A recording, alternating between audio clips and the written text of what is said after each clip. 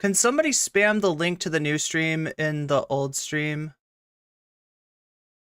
This should not happen. I thought I had fixed this. I thought this was not going to happen again.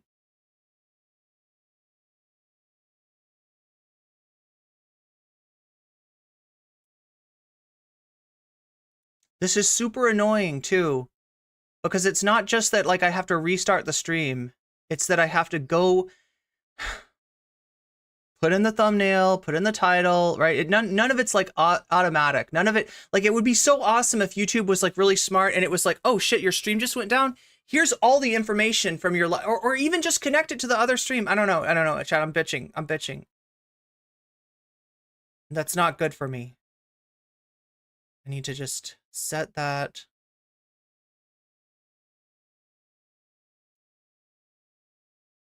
Set that so we're earning money on the stream.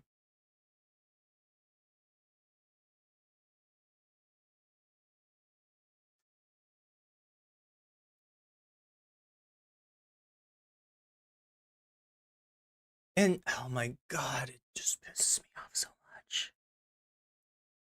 I'm not even kidding, chat. I was just like, I've got so much to do in the background already without this shit happening.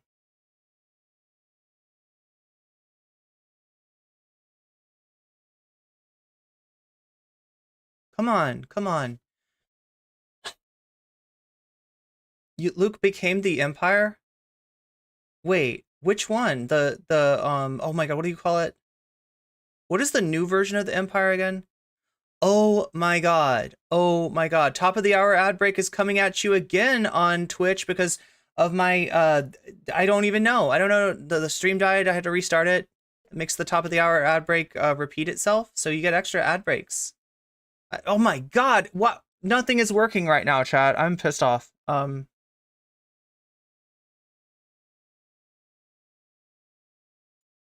are you?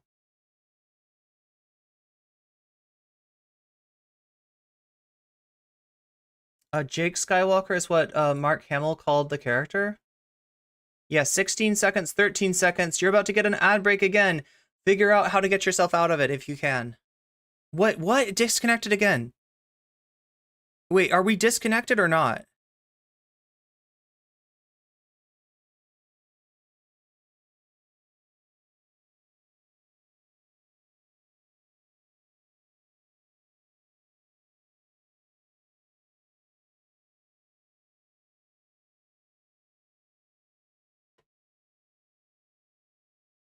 Somebody let me know what's happening.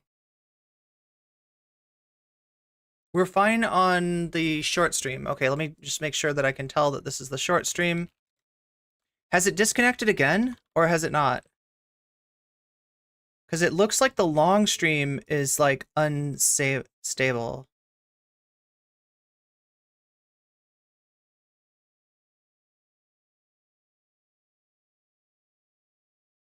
Oh my god.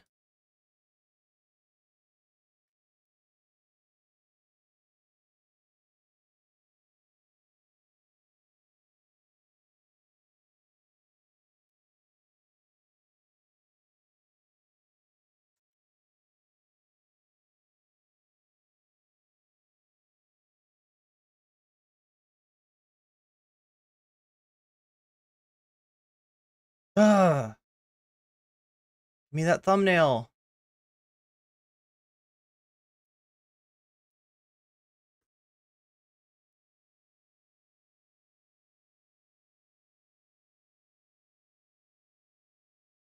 Oh my god, it's doing it again! Sorry, chat, this is just fucked.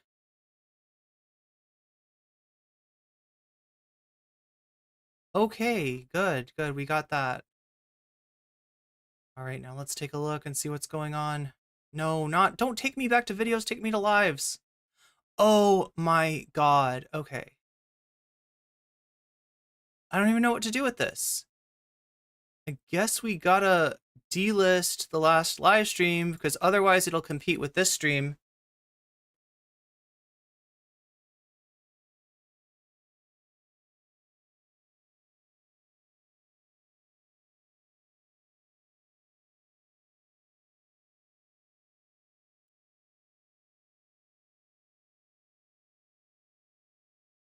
No, not new window. Come on. Fuck you. No.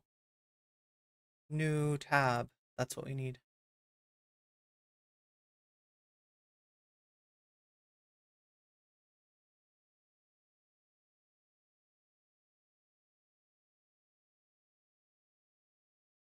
Okay, let me just see, make sure that enable auto start. Okay. So it's auto start is not enabled. Auto stop is okay. So auto stop is what fucks me over, right? If I disconnect auto stop, what was short stopped? I only see this. I'm looking at shorts right now, and it looks like shorts is alive and kicking, but we just had a big dip. I don't know if people are going back and forth between streams or what.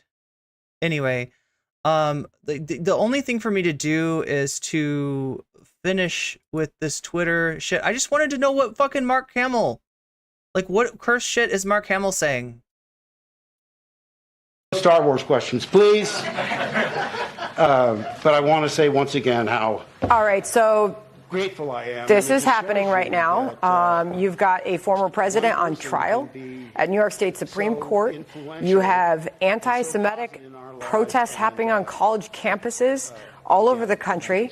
And Mark Hamill's at... It's so weird that the conservative movement can talk about anti-Semitic protests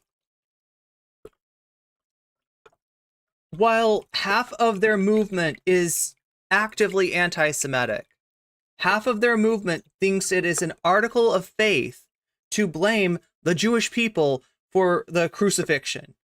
Right? It's wild. It's wild that they can fucking get away with this. Their party is 50% Groyper. Podium at the White House press. And growing. That's the growing contingent. All right, I'm not... There are real anti-Semites. They are really scary. They love, you know, Adolf, and but we're supposed to be worried about some college kids. No, I'm sorry, with bike locks. They've got bike locks. Chat, the college kids have bike locks. What will we do? They've got bike locks. They've got fire extinguishers. It's so dangerous. It's too dangerous to go on college campuses. Huge Star Wars fan, so maybe that's exciting for... I just want to know what did they bring Mark Hamill to talk about? But an interesting move on the part of the White House as there are big news events happening all over the country. John, we'll keep watching this. You know, maybe he's got some advice that Yoda would bring for the president. You know, try not, do. Doesn't Mark Hamill have some, like, really bad takes? Okay, let me see. Let's see what's going on. Here's what I'm going to do, chat. I'm going to call a audible. Oh, my God, not this depressing shit again. I'm going to call an audible, and no, we got to go to Asmongold first, don't we? Oh yeah, Mehdi Hasan was on the Majority Report this morning, right?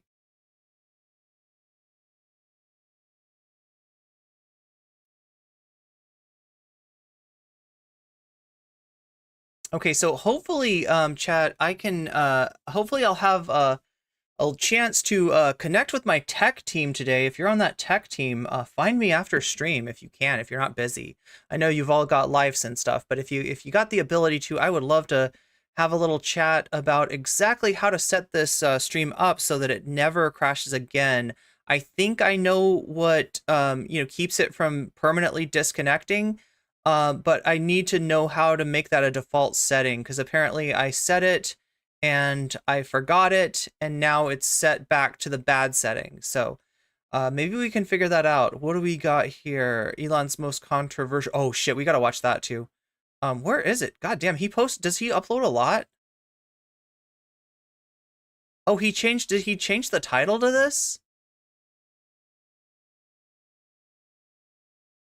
I gotta open my playlist to see which one, because I think he changed the title. And when we watch the Hasan stream, we might actually, oh my God, we might actually figure out why he changed the title. That, oh no, oh no, oh God. For things. So this is interesting too. He's changing the title. Like, look, this is not, wait, that's the video, okay. So he didn't change this title. All right, Here we go. He's like, let's go. Let's go. Get those protesters. This is Asmongold, by the way.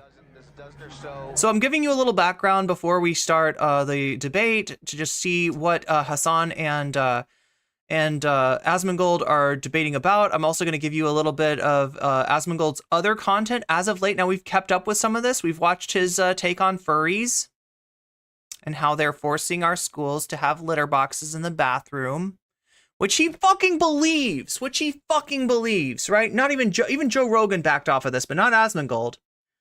We're going to see what he thinks about Elon's unban of Nick Fuentes. We're going to see why Hasan thinks that the biggest danger to him being able to reach out to Asmongold and talk some sense to him, which, you know, he's a lot more patient than I am. Hasan is way more patient than I am. I'm just like fucking done with the dude, right? But Hasan was super gentle to him, right? But he thinks that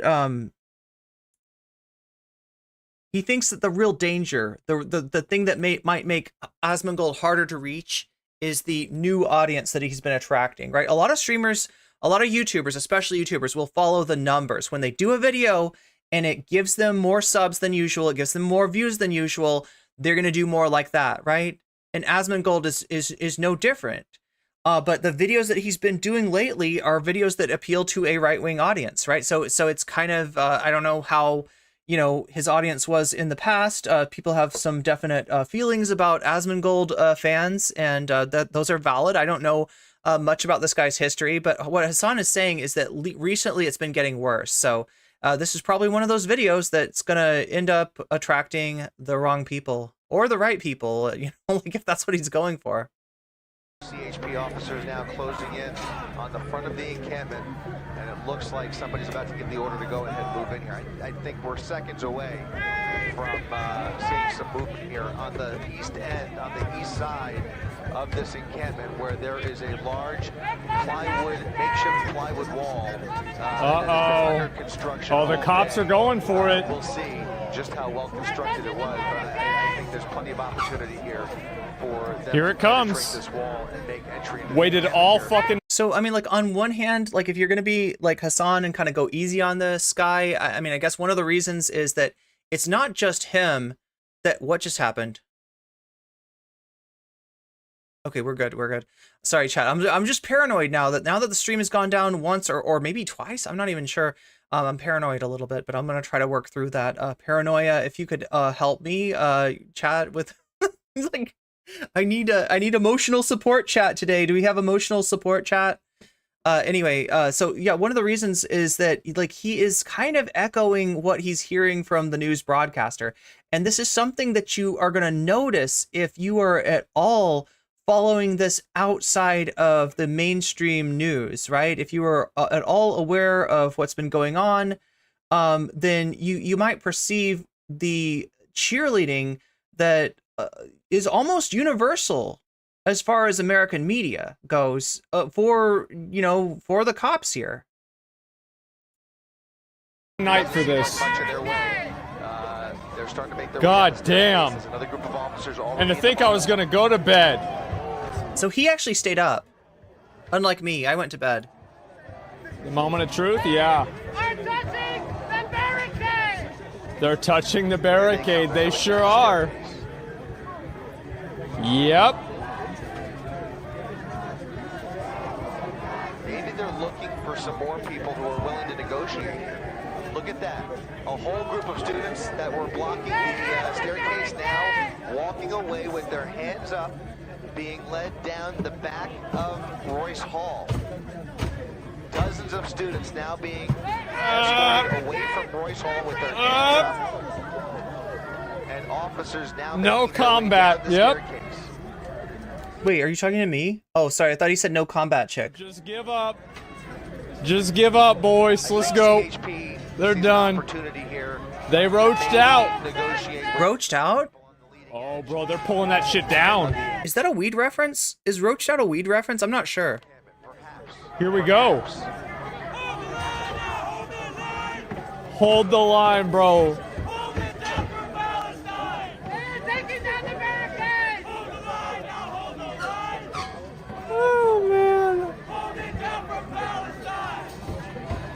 Oh man. Here we go. So, chat, if I were to connect the kind of WoW culture that old school WoW, I guess it is old school World of Warcraft culture, to, I don't know, something like frat culture, would I be wildly off base? I'm starting to get that vibe that this is kind of what we're dealing with, and that when Hasan says that Asmongold can reach people that he'll never reach, that's what he means. Right? We're talking about frat bros. Right. Or am I wrong? Would frat bros be like, this guy's a nerd and bully him? Would frat guys pull up his underwear, his shit stained sorry, his roach eaten underwear, I'm sorry. Would they pull up his underwear over his head and give him an atomic wedgie and then, like, flush his head in the toilet? Would they do that stuff to him? Or would they embrace him and be like, bro, Get out of there. would they give him the bro hug or would they give him the bro wedgie? I want to know. Yeah. Roached out just means scatter like roaches. That makes I think sense. they're using bolt cutters. Yeah, the roaches on mine for a very specific reason. Yes. Yep. Pretty quickly, I think. They have buses coming! I bet they do. Trucks are coming! Top cars are... Like I said, there's a certain element in which the media is covering this like a sporting event, and definitely with the cops being the home team and the protesters being the away team, even though it's kind of the opposite, right? This is actually UCLA's venue here. The cops are the away team and the students are the home team. But people kind of buy into this without really thinking, and like I get the feeling that he's just like content, right? I get the feeling that he's like, I'm gonna consume this, like, right? This is what's on. Oh, what's on? Oh shit, there's a protest. Let's check this out, right? I don't know though. We waited all night for this? We did. We waited all night. It's the payoff. He's excited. CHP officers looking for any opening to get in there and penetrate that corner of the quad. Man. Where it is, again, it's been heavily fortified. This guy's like, hey, can I just get that? Just like real quick. To rip away the barricade Yep. that is holding up some of that wood. They have stockpiled tons of wood over the course of the last 24 hours. And you can see that. Wait, now Shakespeare is saying they had an ex-IDF person, penetrate. I gotta stop with he keeps on saying penetrate, and it's gotten in my head now, chat. Infiltrate the encampment. Now, I did see somebody, Hasan actually, I don't know how it happened, right? I covered the same thing as Hasan. Maybe it's because he covered it the next day and he was covering it through clips, right? But he was able to, see a lot more of the shenanigans, let's say, of the counter protesters, right? Including some dude throwing an axe kick, which Hasan misidentified as a high kick, right? Generally, when we're talking about high kick, we're talking about a round kick or a question mark kick to the head. That's generally what that means, as differentiated from, some of you may know, an axe kick, which is kind of like just, foot in the air and then coming down on the shoulder or head. Right, but yeah, it was actually an axe kick that kicked the guy through. I don't know what Hasan's fight IQ is, but apparently mine's higher. The bulk of the people in this encampment gravitated to the protesters are gonna get penetrated. God, he's so fucking happy watching this. This is a big payoff for him. Yeah, we went to bed. I went to bed right as this. I was like, I know what's happening. I know what the results are going to be. We'll cover it tomorrow. And, I probably shouldn't have stayed up because it just made me tired for the next day. There are now But yeah, Asmongold, maybe he just keeps these hours. Maybe this is his... of CHP Man. officers attempting to penetrate the perimeter Man. of this encampment. Guys, I think it might be over. Oh. Get that shit over here.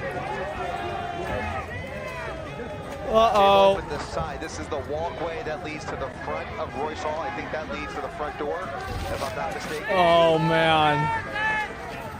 It's a foyer that kind of that leads to the front of the building here. It looks like it may be penetrated.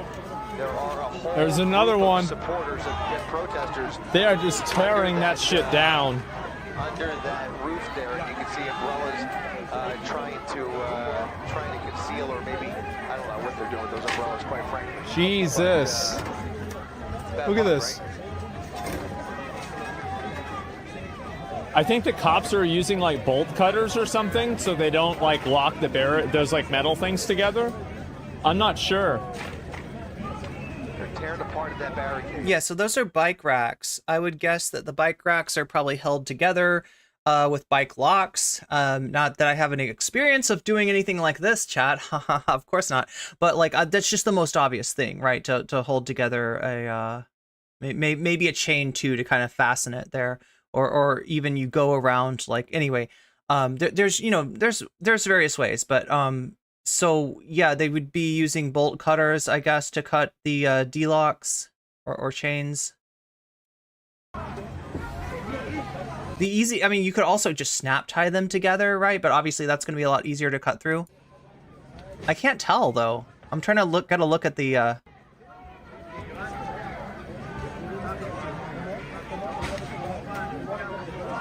Barricade with plywood, that'll work.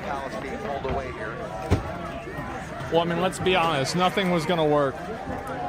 If the police tried to, No, I don't think, like, from the debate that he has with Hasan, I don't really get the feeling that Asmongold was too clued up about what had happened the night before, right? He wasn't aware that this encampment, this plywood, this fortification that's gone on is in response to not the cops, but, well, actually the lack of the cops' presence when the counter-protesters showed up to spray people with bear mace, to shoot fireworks at people, to play annoying, Israeli techno, torture music at them, etc., right? So they built these up to just make it harder for people to do stuff like, spray the encampment with bear mace. And yeah, nothing's gonna work entirely, but they had to do something. But yeah, obviously, I don't think anyone thinks that this is gonna, fully keep the cops out. Like, I don't know. It's so weird that he puts this in a sports contest of you got the student protesters over here. They think that they can keep the cops out with this plywood, but it turns out that our boys are really resourceful and good, and they're strong, and they're gonna tear that up and feed it to them. I don't know.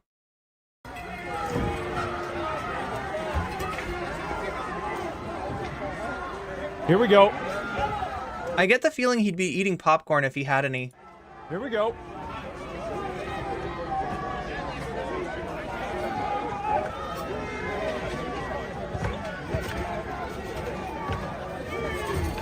Palestine! Yeah. For sure. Yeah. See ya. Oops. There goes another one.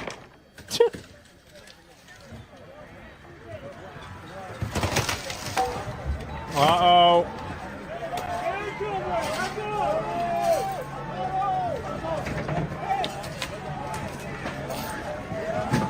Bro, they are just tearing this shit apart. You guys say when?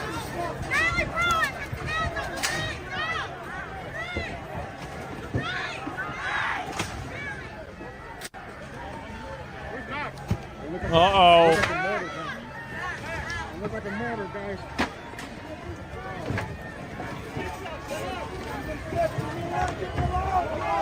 Ah, there it is.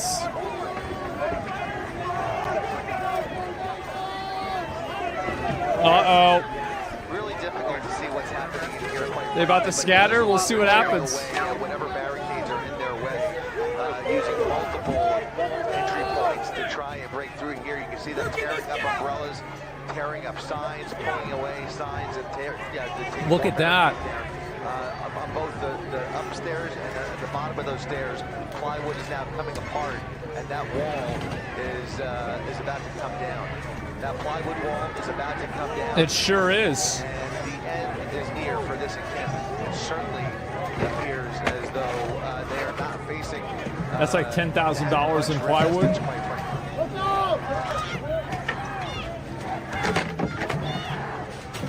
They're working very methodically, but they don't seem to be putting up with much fight.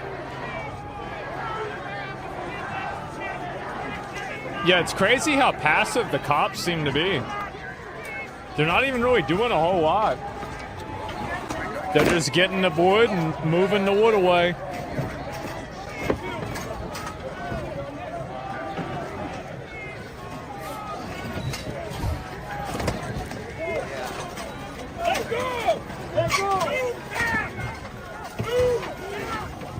Uh-oh, uh-oh.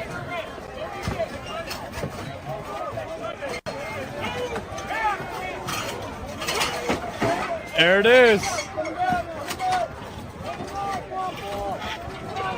Bro, what do they got that? Oh my God.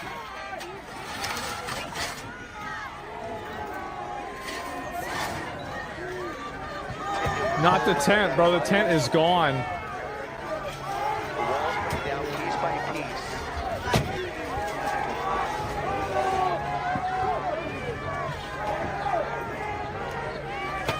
Wow. So yeah, I don't really watch Asmongold ever, if I can help it. But I'm getting the feeling that his style of reaction maybe has more in common with the XQCs or even the Sniper Wolves of the world than the Hasan Pikers or definitely not the no comment chicks, right? There's not a lot of commentary going on. This is content, right? This is content for a stream. I don't think we're gonna get any insights. Oh man. Other than just like the way that he's consuming like Arnold. This is his protein powder. Fucking nuts. John, send it back to you. Okay, Mark. Mark, do you have any idea? Yeah, this is definitely some XQC style react. So we're not going to get a lot out of this, and I will not bore you with this anymore. I just wanted to give you a flavor of the content that Hasan is responding to, and the reason that Hasan wanted to engage with Asmongold. Right, this is it right here.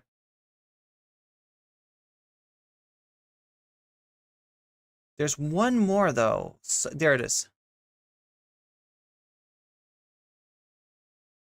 So about, I'm trying to think about how many years ago this was. 5 years ago? I feel it was like 4 or 5 years ago, 2021 says in the tweet. Oh, okay, yeah, I probably should have read that. And anyway, so... Yeah, this is a thread. Oh, Defiant? I don't know if Defiant else.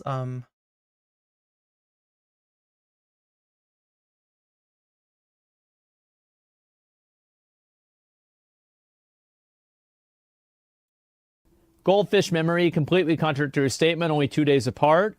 And then some guy says, you work for Jews. And then Elon Musk responds to the accusation that you work for Jews by saying, while I don't condone the actions of one group, I must admit to being openly philo-Semitic. I don't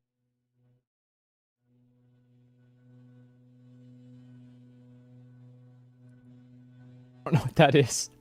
And generally trying to see the good in all people. And then in a response to that, this guy says, bring back Nick Fuentes on Twitter. He's been banned since 2021. What happened to your promise, big guy? Elon Musk goes and says... So this is wild, right? This is wild, right? He responds to somebody saying that he works for, quote unquote, the Jews. Right, he's responding. He's got like, and you know, like to his credit, right? He's not saying I would never, you know, like he's not. But this is not a. This is not a post that the owner of Twitter needs to be responding to. This is not like when somebody says you work for. I don't know why he feels the need to respond to it in the first place. So, I mean, he's full of shit, right? I guess this isn't that surprising considering how many anti-Semitic, openly anti-Semitic tweets he's liked and how he uses his support for Israel as kind of a fig leaf over his approval of anti-Semitism. You know, how he's taking these accounts seriously that are saying anti-Semitic stuff, I guess shouldn't be that much of a surprise. even though he's still trying to kind of deny it, right? But they're like, you banned Nick Fuentes, how dare you? I mean, like, this is it's what they're looking for. He will be reinstated. That's all you got to do is be a Nazi and ask Elon and badger Elon, accuse him of working for the Jews, right? And he will he's putty in your hands. He's putty in your hands. Very well, he will be reinstated provided he does not violate the law, and let him be crushed by the comments and community notes. It's better to have anti-whatever out there in the open to be rebutted than grow simmering in the darkness. And so it's looking like Nick Fuentes is getting unbanned. And so this is what he says here. This will get enormous backlash, but if it's free speech platform, I think it's the right move. I think that what Elon Musk wants to do is that he wants to what do you call it? He wants to bring everybody back on Twitter, so there's no longer an expectation that advertisers will have that content will be removed from Twitter. I think this is so funny. This is so funny. So Asmongold seems to have the idea that Twitter is this gold rush for advertising, right? Everybody, it's a unique thing that Elon owns, and he can set the terms, and people that are advertising are gonna have to deal with that. He doesn't realize that Twitter it's a worse platform than TikTok. TikTok, the reason that you don't get paid on TikTok, and sorry to my TikTok fans out there, but like, right, you don't get paid unless you're streaming on TikTok and people are like sending you gifts and stuff like that, right? That's the only way that you get reasonably like paid on TikTok, is because it's just too hard to insert ads, right? They can insert ads, and they do insert ads in between there. And there was like a creator fund. I don't know if there still is, but like, there's some way that you get some kind of ad revenue, but you just don't really get any, even if you get huge numbers of views, just because the kind of advertising that can go on TikTok isn't necessarily that lucrative. That's why they've opened the TikTok shop. That's why they're looking at other methods. But Twitter is worse. Twitter is worse, right? Ads on Twitter are spam. Ads look like they might as well be PIB. They might as well be PIB bots, right? An ad is a distraction from the thread that you're looking at.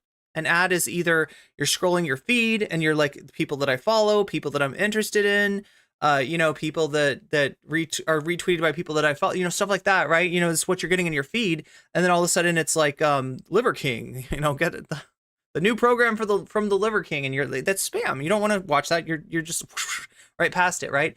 Or you open up a thread and you're reading it, and as you're starting to read the thread of people interacting with each other, you read one thing that doesn't make sense, and you look up and it's like an ad, and you right past that, right? So Twitter doesn't really work. It's not a good place to advertise. It's not a helpful place to advertise. There are a lot of users there, so there is a reason to advertise, and that's it. But beyond that, it's not a lucrative market in the first place. And big deal, there are other places to advertise. Facebook, YouTube, there are Twitch, all of these are objectively better places to advertise. If you're, advertising online. And so the idea that Asmongold has is that, well, if they're expecting too much, they're expecting for you to ban anti-Semites. But if you start like unbanning all the anti-Semites and you're like, no, these are just like people with like points of view. I don't find them to be good points of view. I don't agree with them unless I'm in their comments saying interesting, in which case I do, which, he does, right? You can just, he thinks that he can set the expectations, and that like at first maybe the advertisers will pull out, and then they'll be like, oh shit, he's not going to change it. Elon's not going to budge. We can't bully him around. He said, advertising, go fuck yourself. So I guess we got to go fuck ourselves and get back on that platform and advertise. That's not going to happen. Twitter is a dying platform. Twitter is a shit place to advertise.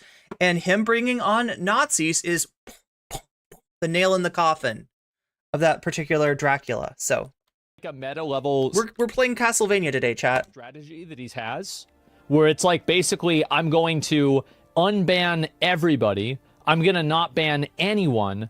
And so I think the goal is to normalize not expecting the platform to take an action to So this is a guy with a big audience that just doesn't know what he's talking about. But just like Trump, if your audience is full of people who also don't know what they're talking about, you can get them to go along. Analyze that, so that way advertisers don't pull out every single time somebody has a bad tweet. I think that's basically what his strategy, what his like, what. Yeah, you're gonna flood the zone. Great minds think alike, Asmongold. That's right. He's gonna flood the zone. Fucking brain power here. Game, right?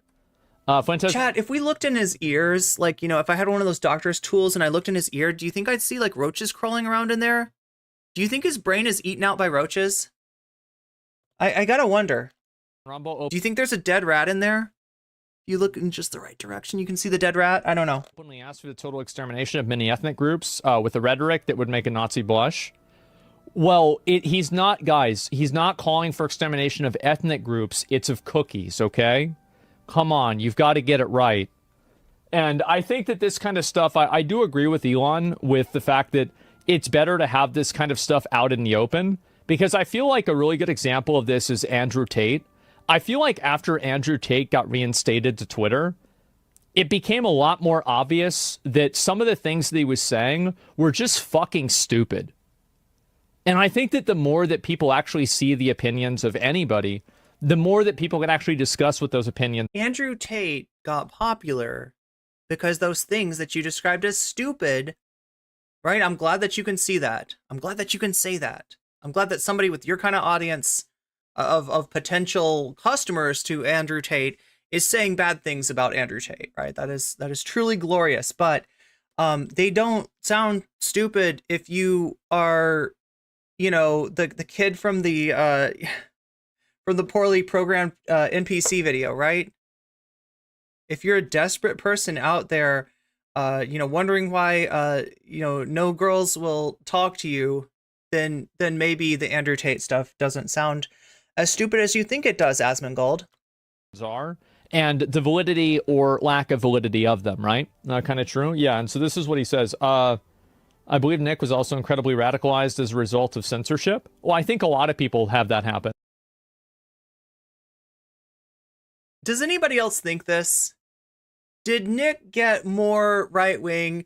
Did Nick become more of a Nazi? Was there anywhere to go? This is the guy that when he says, like, you know, he's just talking about cookies and stuff like that, right?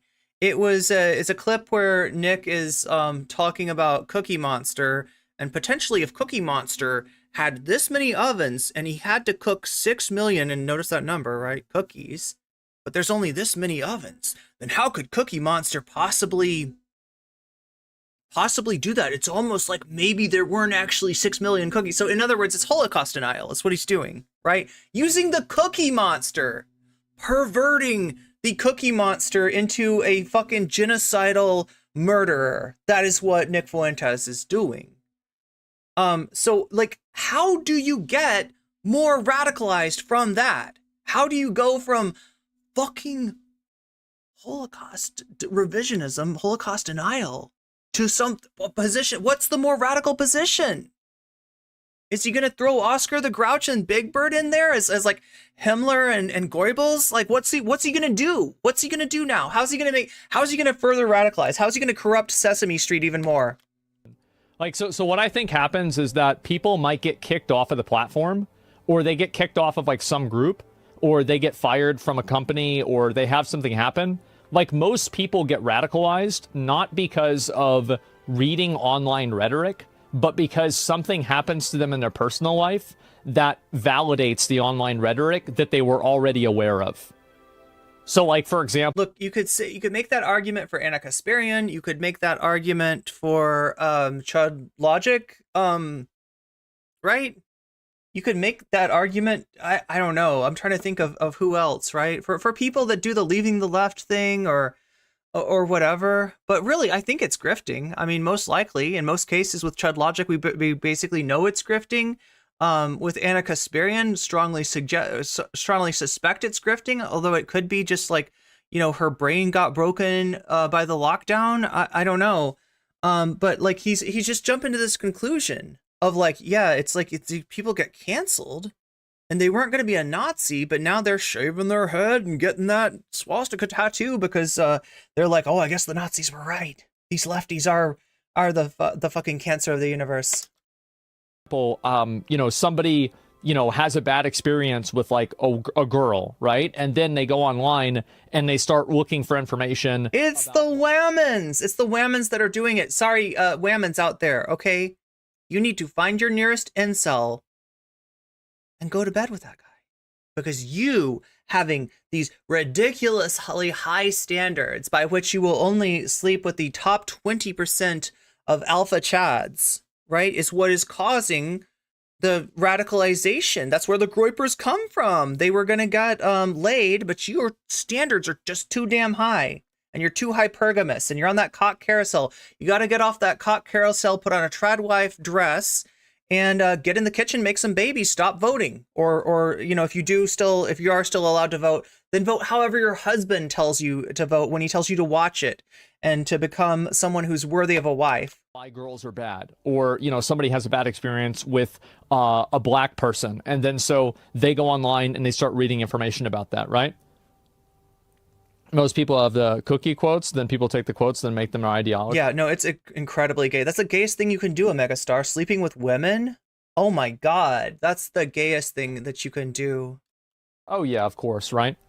J.K. Rowling is a good example of radicalized by backlash. Her earlier tweets are pretty normal, but she got death threats. So I think J.K. Rowling is... We're dipping our toes into the takes of Asmongold. He attended, Charlottesville in 17, and yeah, like, when did he get radicalized? Nick was radicalized by censorship. Spicy take. Yeah, Nick's been a tradcath since he was 17. A great example. Yeah, I think that's definitely a great... Like, you could maybe make the argument that he got radicalized by 4chan, but honestly, I think even without 4chan, he would have been on Stormfront. Example. He probably was on J.K. Stormfront. Rowling was like, she was basically saying like, yeah, trans women are women, but they're not the same as like biological women, and people went absolutely... Is that what J.K. Rowling said? People went ballistic. Spectacular Snyderman. I like Asmongold, but he's an example of gamers having uninformed political takes. Yeah, okay, look, I'm trying not to be mean with this guy, right? Because I'm trying to take, for some reason, Hasan thinks he's savable, and we'll see. We'll watch the debate and see what we think. See if we agree that with Hasan that this guy is savable, and that he can reach people that Hasan will never reach. All right, so maybe there's some wisdom in that. But my instinct is to bully this guy. And maybe I'm wrong. Maybe I'm a horrible person for wanting to bully this guy. But I see him play Valheim, and chat, he's worse than me. I suck at video games. How is this guy the fucking the one true king of the gamers? I don't understand. Spectacular Snyderman says Asmon is savable, but he is a normie with a capital N. Nice. With a hard N. Let's watch a little bit more, and then we'll just go to the absolutely fucking apeshit on her for that. Like, I mean, I'm talking like, because before then, see, a lot of people might not remember this, but J.K. Rowling was like a super omega feminist, and like J.K. Rowling, super omega feminist confirmed. Like, people would complain about this. Oh, look, do you not understand what a TERF is? Trans exclusionary radical feminist. Now, with some of those people, like Posey Parker, if you even ask them, they will be I am not a feminist, right? Some of those people are like right wingers, masquerading, just kind of like hello fellow feminists and shit like that, right? But the movement, the idea, the origins of that were feminists. Some of them even like lesbian separatists who did not want to have anything to do with trans women in particular, who took trans men transitioning as somebody stealing their lesbians, right? That's the origin. I don't necessarily expect him to understand, but he is popping off about shit that he's ignorant of. So that does kind of go to Spectacular Snyderman's argument that maybe this guy is on some level savable. It's gonna amaze me if Hasan really does change his mind, but we'll stay open-minded. A lot on the internet back in the early days. And so as soon as this happened, a lot of people were like, well, that's what you... Wait, right? Did I say the wrong one? Oh my god, Parker Posey. Wait, which one is like, No, wait, it's Posey Parker, right? Am I saying the right name? Chat, I do get them mixed up. And that's not fair to... Posey Parker's the evil one, right? Parker Posey's okay.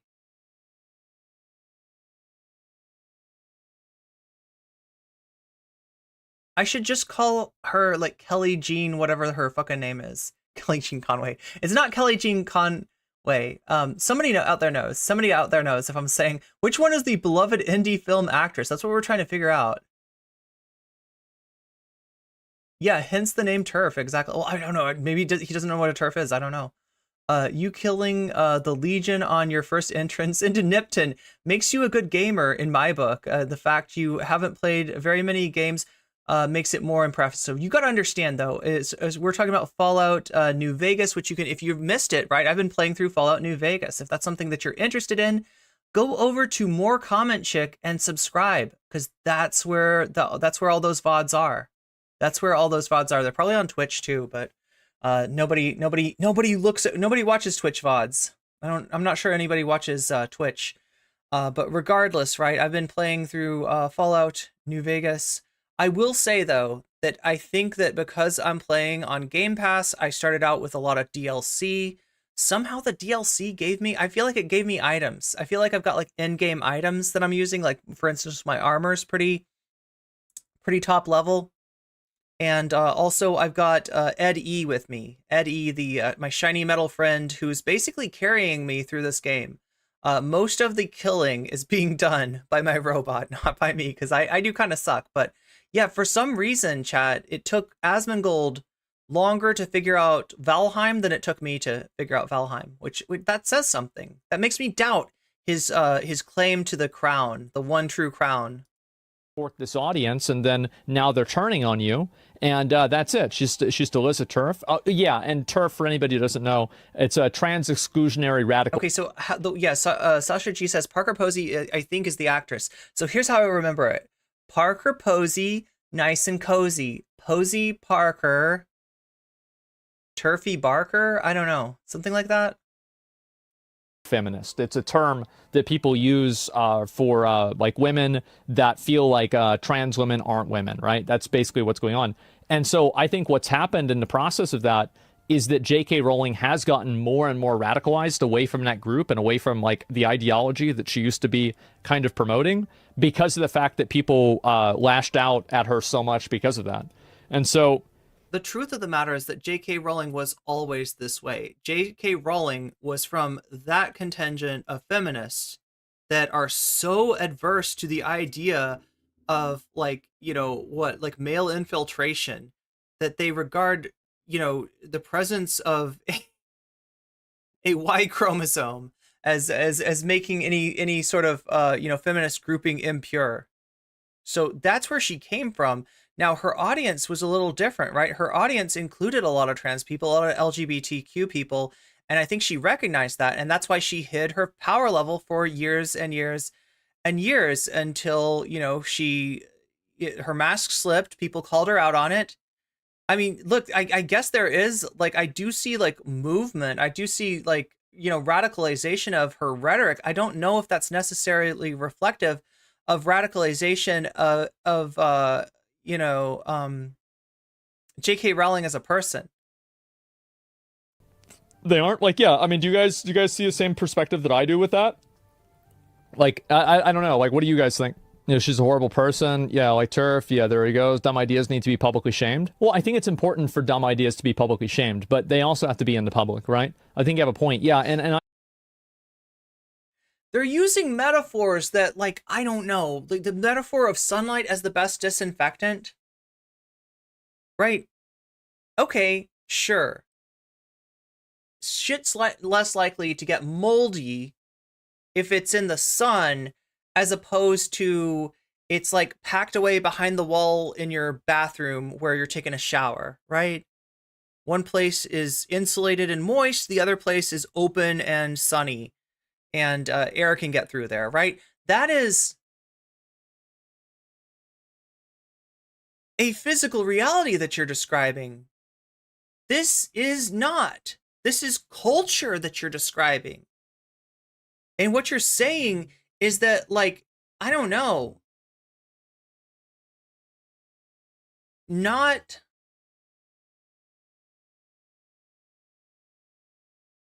that there's a benefit of being like overly generous to like Nazis and racists and being like, okay, well, that is your point of view. Now I disagree with that point of view, and here's my argument, and like, let's bring this out into the marketplace of ideas. I'm not sure if that exactly works.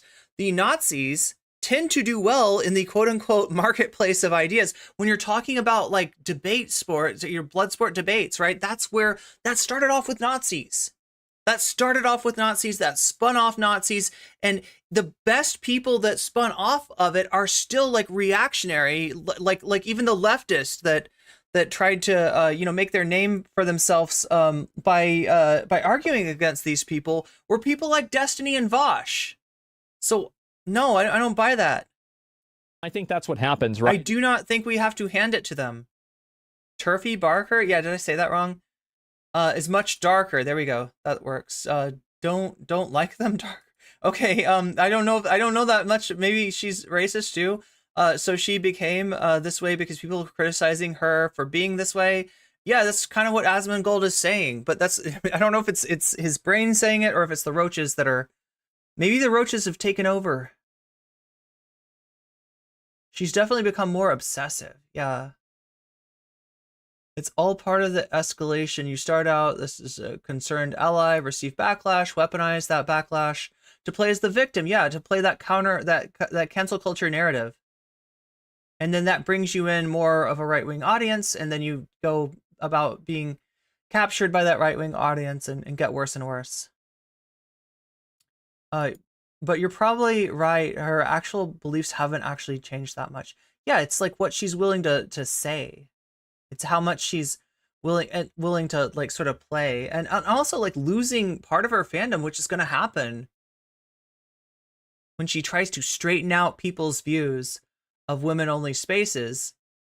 Is my she's got less to lose, I guess, and maybe more to gain by having more TERFs read her stuff.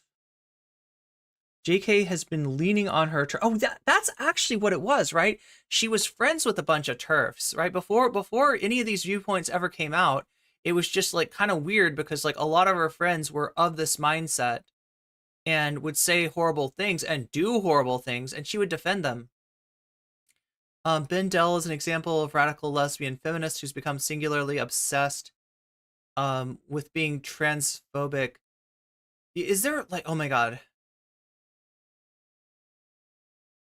JK literally tried to deny trans people were among the first victim of the... Yeah, recently she's been doing Holocaust revisionism, essentially. First victims of the Nazis because history is just whatever she imagines it as. That's right.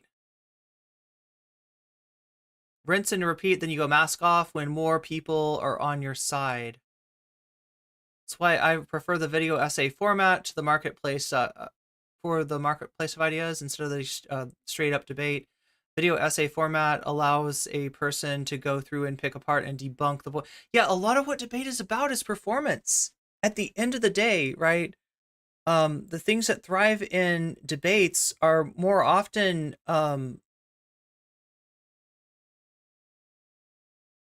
like proud ignorance.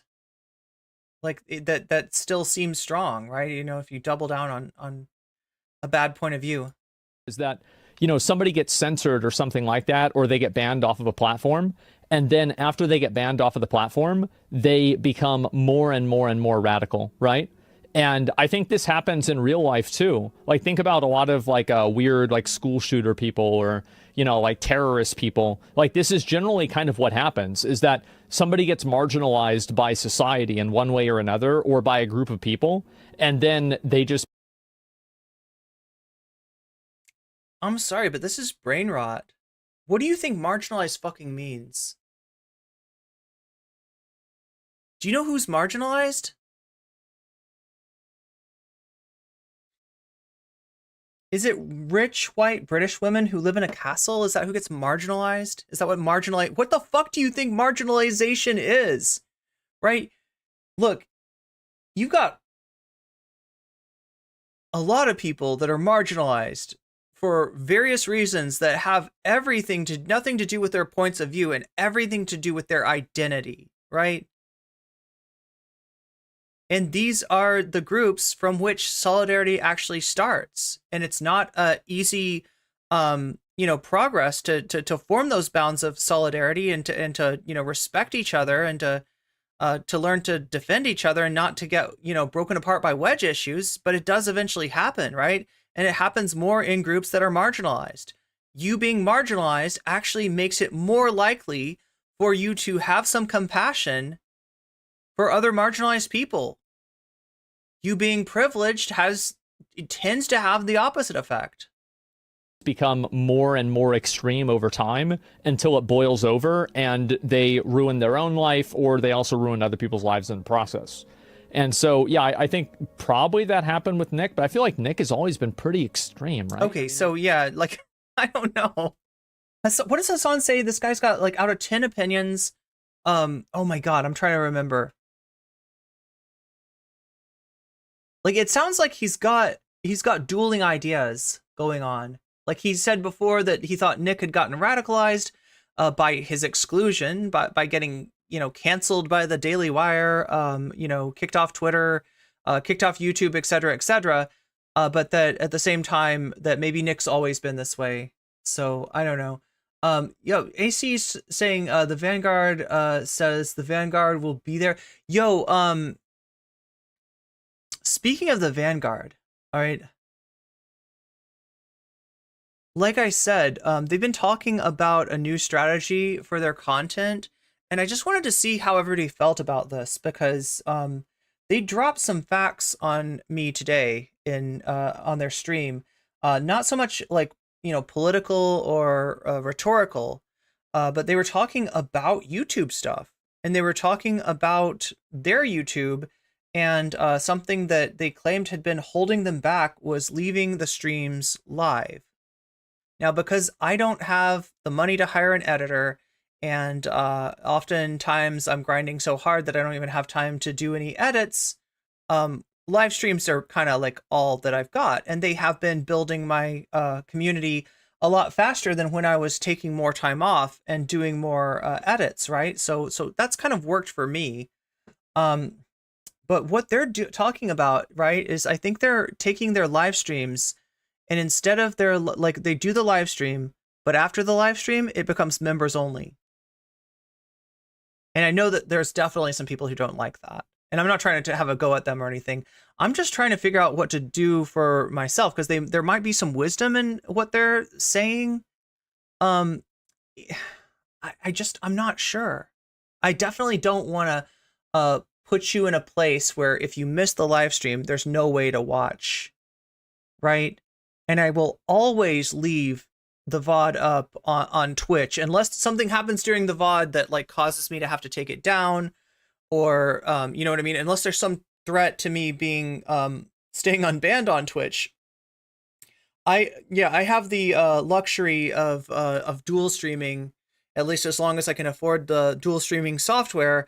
And as such, there'll be like other repositories for the VODs. So I don't ever want to and that's not what my understanding is. That's not what the Vanguard's like. They're not like trying to gatekeep the VOD. They're not trying to squeeze more memberships out of people by making the VODs members only. But what they are trying to do is give their edited content a chance to actually get some numbers. And I saw one of their videos yesterday, just a random video. I think it was about like Jink and Cornel West debating Pierce or something like that.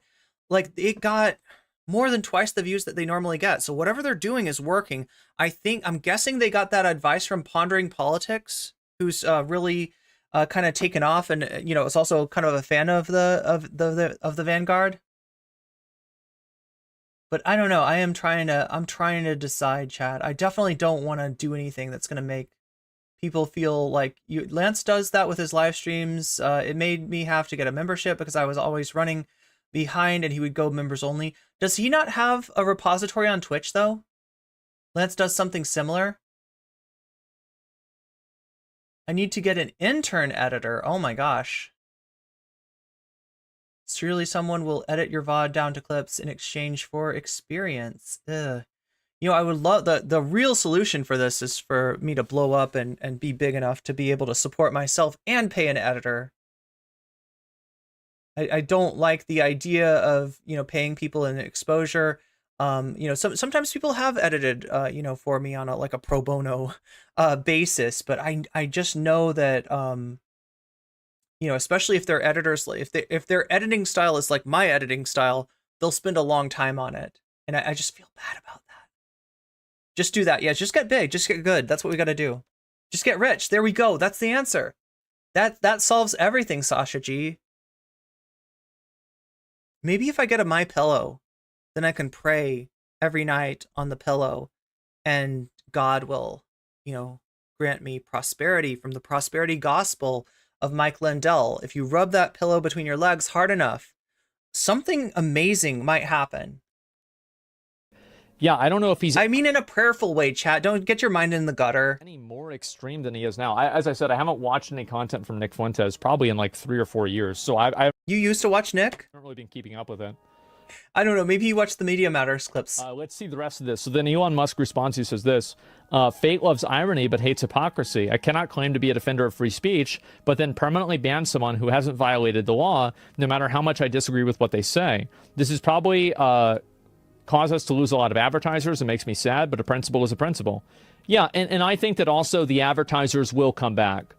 Because the advertisers don't really care about this problem. They don't really care about Nick. They don't care about Elon. They only care about selling their bullshit. And so as soon as they feel like they won't get bad, bad publicity for it, they'll immediately go back and do it. They care about engagement. Yeah, they want to sell their bullshit.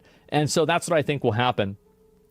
So a lot of people are actually pretty positive about this. And I think also like there is like a certain level of like the shareholders don't want bad publicity. Well, yeah, I mean, the shareholders don't want bad publicity, but what does bad publicity really do most of the time? Nothing. It doesn't do anything. I think that a lot of people like, and this is kind of a problem, is that the internet has... This was a poster. This was a Nazi poster. That is, in fact, Hitler, and he's got tape on his mouth, right? And they're like, right, this is like the argument that like somehow, wow, somebody subscribed for Hitler. No, just kidding. No, I'm sure it was before I put Hitler on the screen that that the gift sub happened. Good luck to whoever gets that gift sub. I don't know. I hope I didn't curse it, but by putting Hitler up there. But I mean, like, this is the same kind of argument, right? As saying that, you know, suppressing somebody like Hitler's ability to get a platform is actually helping him in some way. And I think history has, I think there's a lot of people that wish that they had Rediverboat. Yeah, is that what that means? Oh my God, chat. This is why I shouldn't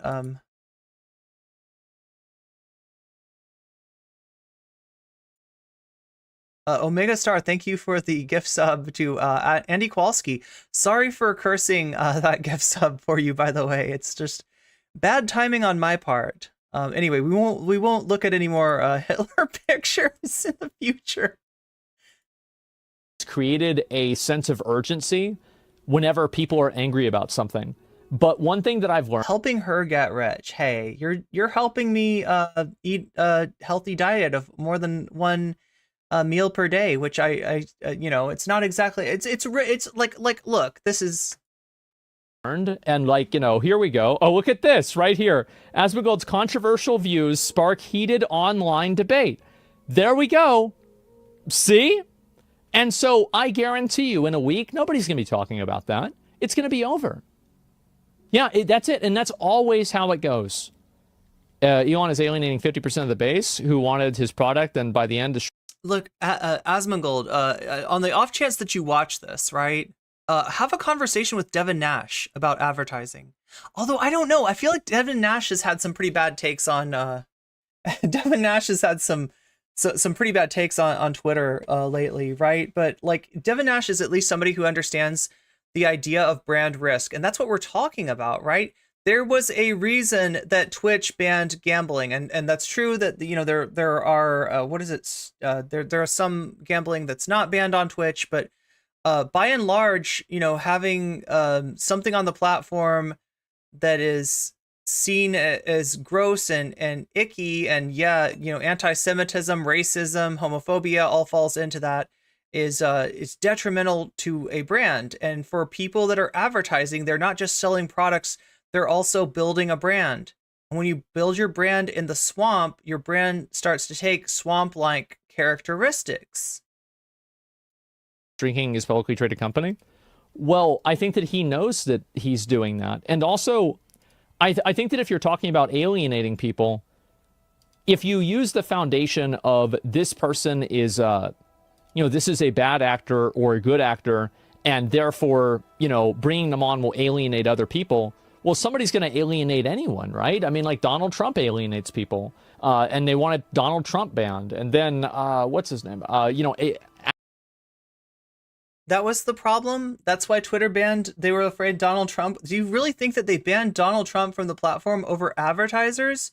Or do you think that they didn't want their platform being used to end fucking democracy, being used as a clarion call for people to prevent the peaceful transfer of power from the previous president who lost to the new president who won? Alex Jones alienates people.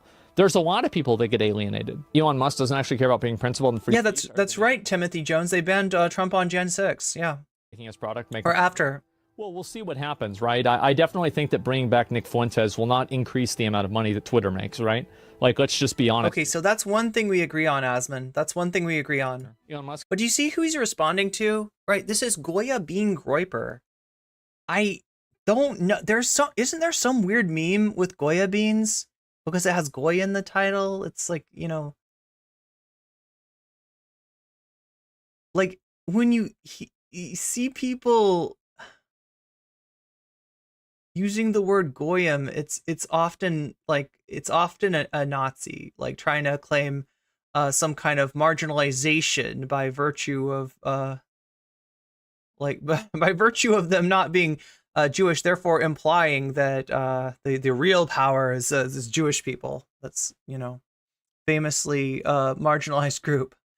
Goya is a openly it's about the beans. There's a company that makes beans that are called Goya beans, and I think it's become a right-wing meme or something. I don't know.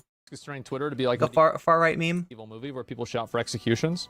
Well, he's also making it to where he's bringing back every single person, and everybody can say whatever they want. And I think that really, like, I remember this happened a couple of weeks ago. Wait, the bean company is pro-Trump? Because it was Hitler's birthday? Man, there's a lot of people that like Hitler now. You don't say. Have you guys noticed that?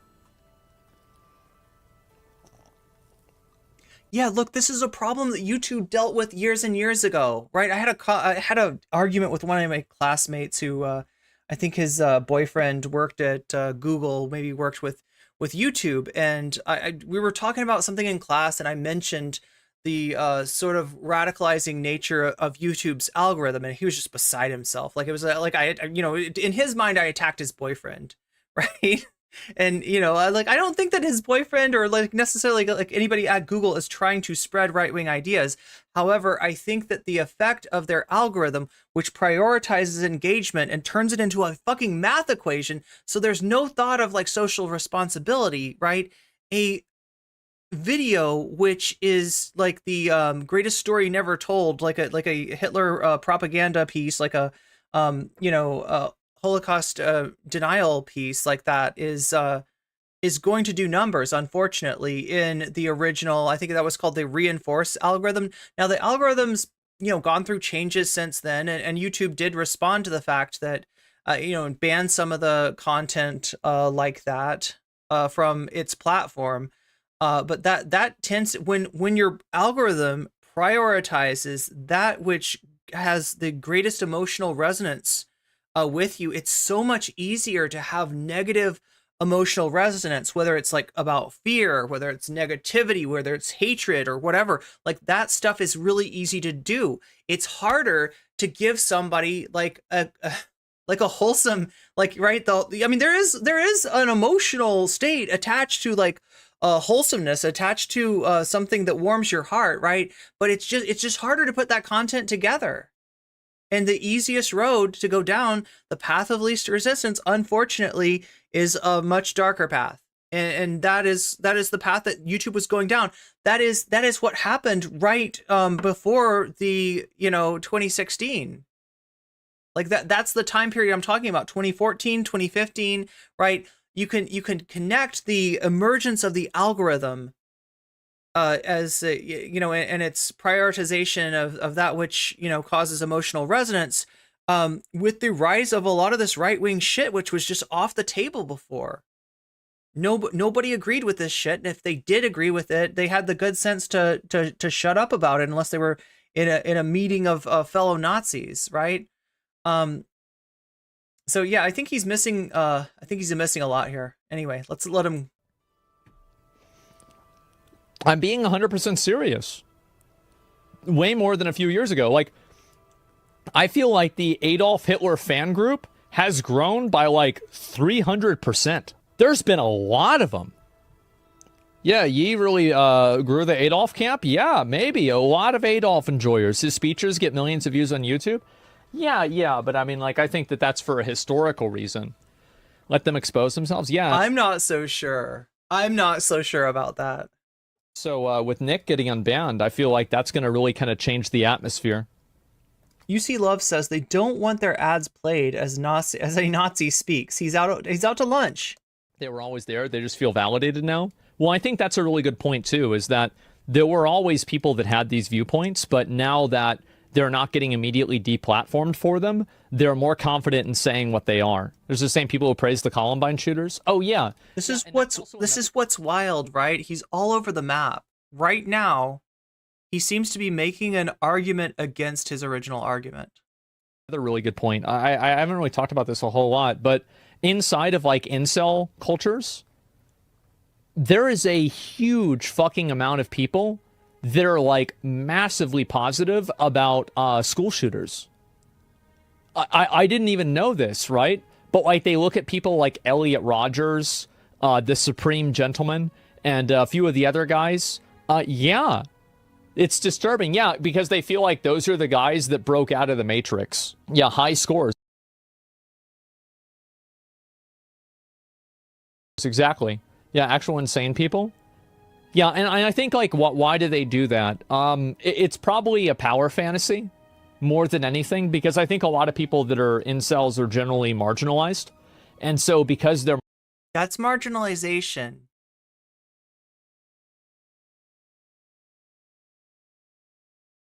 Marginalized, they just, again, they get more... And are you buying into incel logic, right? These are the guys that think that they have a face that no one could love. Their jawline is wrong, their brow ridge is wrong, their bone structure is fucked up, and there's no hope for them.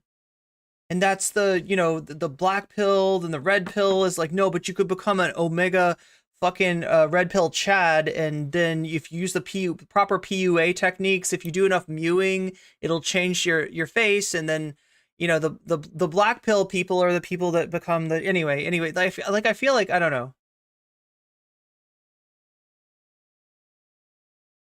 Well, here's what it is, right? Everybody feels insecure. Like, not everybody, but like a lot of people. It's very common to feel insecure. It's very common to feel alienated. It's very common to not understand how social situations work, particularly if your, mind groks social situations. I mean, this is something that I can relate to, right? In terms of being neurodivergent. The difference is that in the modern age, there are gathering places for these people to get together. And instead of saying, like, this is part of a process that you've got to go through, you gotta walk before you can, right? This is something that you can overcome. it is this easy answer of, yeah, you're fucked, man. We're all fucked. We're all fucked over here. These women, they only want 20%, the top 20% of the chads, and we're not chads. We're incels, and so we're pretty much doomed. And it's really unfair that the women are doing this to us. Therefore, the black pill community, they want to strike back at women. The red pill community, they want to use women as much as they think that they themselves are being used. Like, they got a lot of different answers. The MGTOWs, they want to see if they can live without women, or I don't know what the fuck that is, right? But this is more extreme. And then before you know it, they start celebrating school shooters. That viewpoint is becoming a lot more common now. And it actually makes me wonder a lot about what's going to happen in 15 years. Because a lot of these people, yeah, sure, some of them are going to God, I didn't realize this was going to go in such a dark place. Stop doing that. But I mean, if things keep going down this road, all of those people are now going to be able to vote, right? Anybody who's tweeting now is going to be in 15 years able to vote unless they're a felon. I think the way they get introduced to it is actually very simple. Well, yeah, you see, love, you say touch grass, and that's part of it, that's part of it. Like, being outside of the confines of four walls, probably helps. But also forcing yourself out of your comfort zone, which I think that's the essence of what, online incel culture has caused a very maladaptive comfort zone to form. You can talk to fellow incels all day and they will help reinforce, just like Contra's video about incels, they will help reinforce the idea that your bone structure is all fucked up and that's definitely your problem and there's definitely no solution. Or if there is a solution, it's either embracing hardcore misogyny or being antisocial or, vindictive or something like that, right? As opposed to, just putting yourself in a social situation which might not be super comfortable at first, which might, cause you to have to face rejection. But dealing with it anyway. I don't believe the women are the problem. Able to harness anger in a way that liberals just can't. Yeah, liberals can't. That's true. The true grievance is something that you cannot harness from a place of liberalism, right? The true grievance that all of us feel, the earnest, dispossession of our labor, is something that you need to go beyond liberalism in order to properly speak to. And if you want to speak to it accurately, it's going to involve some material and historical analysis. What ends up happening is that it's a person who's already marginalized by society, and then somebody... He's sponsored by GamerSupps, chat. How do I get sponsored by GamerSupps? I don't know if that's a good thing, though. What do you think, chat? Any opinions on GamerSupps? What should I get sponsored by? We need to make this sustainable somehow. And I feel like we're pretty close to it. I feel like the growth that I've experienced over this last 6 months is kind of unprecedented. I feel like we're definitely in a sort of a snowball moment, but I'm also in a bottleneck moment where shit is legitimately tough, and I'm legitimately scared about things like just keeping the lights on just keeping the internet bill paid. But I do feel I do feel like I'm pretty close to being able to get to a sustainable point. And again, thank you to everybody who supports me in whatever way that you do, whether it's through super chats, whether it's through super stickers, whether it's on Twitch, whether it's paying it forward with gifting memberships or gifting subs, gifting the gift of weasels, whether it's through supporting me on Patreon, more directly in a way that an evil company doesn't get a cut out of it, like through CashApp or PayPal, or whether it's just hitting that like button. I appreciate all of the support, and I am grateful to even be considering being able to do this for real. It is quite amazing. I've enjoyed some GamerSupps before. It's not that bad. I feel like I would like it, but yeah, I shouldn't assume that just because it's like my thing, it's necessarily. The only thing that I kind of don't like about maybe GamerSupps is like, look, if I'm gonna drink an energy drink, I want it to be bubbly.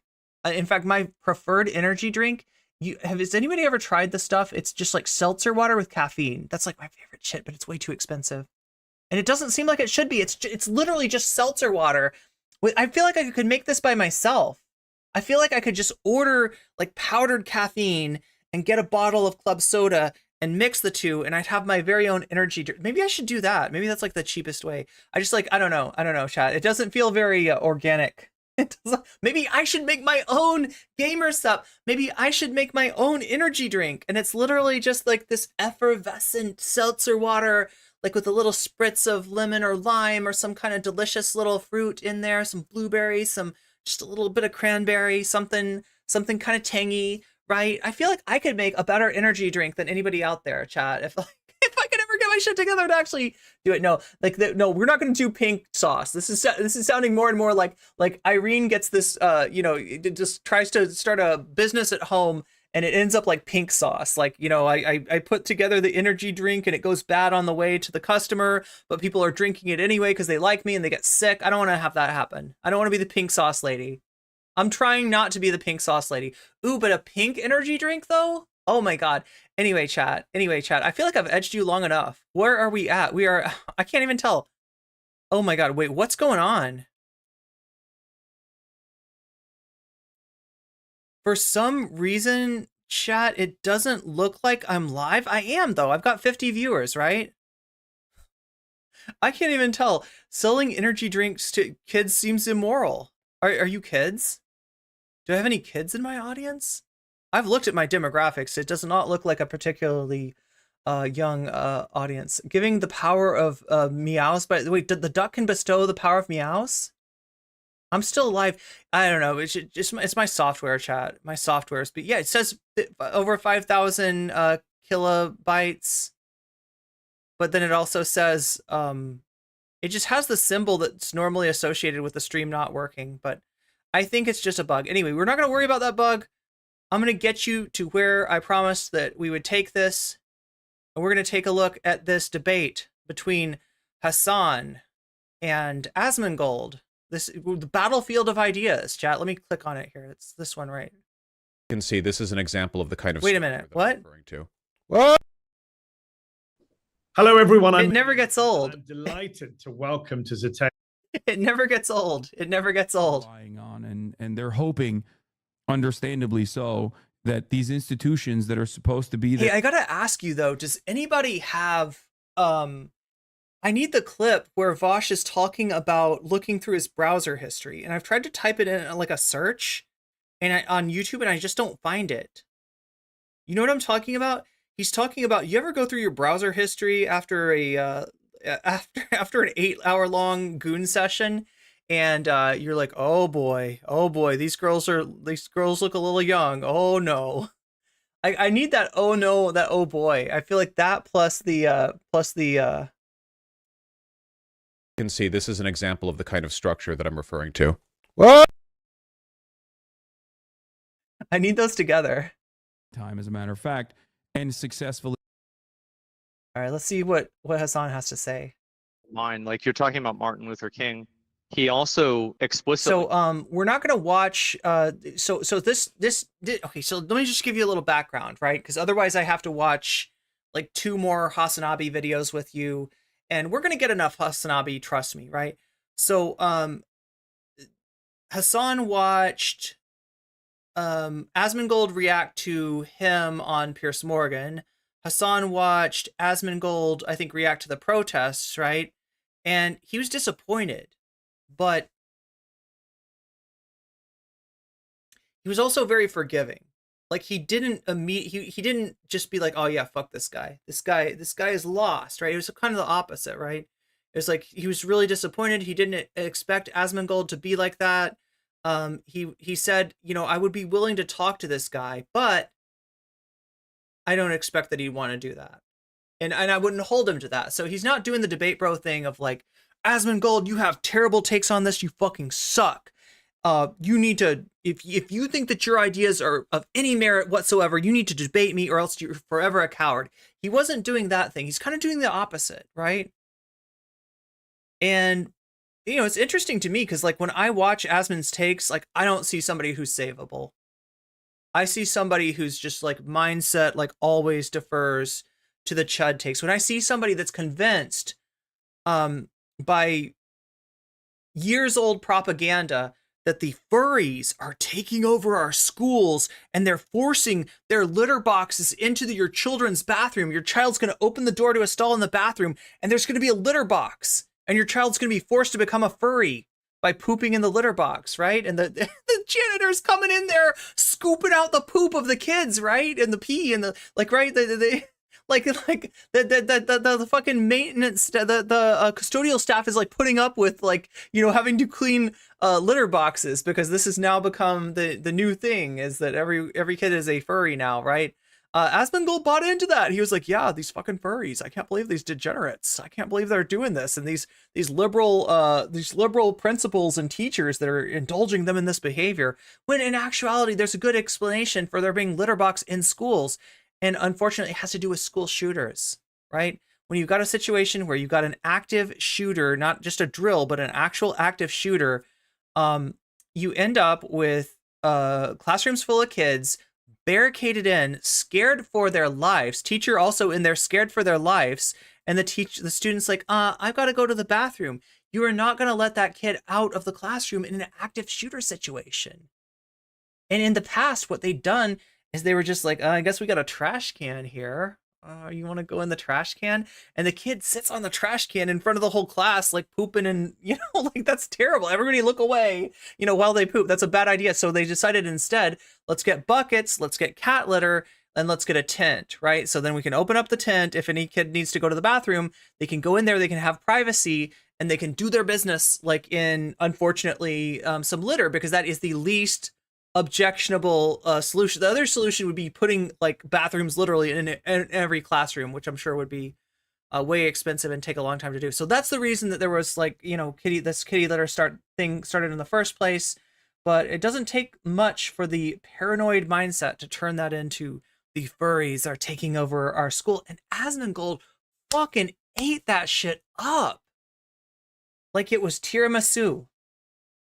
He was against blocking transportation, and so there were lines even that he had. Wait, Martin Luther King also participated in the Montgomery bus boycott.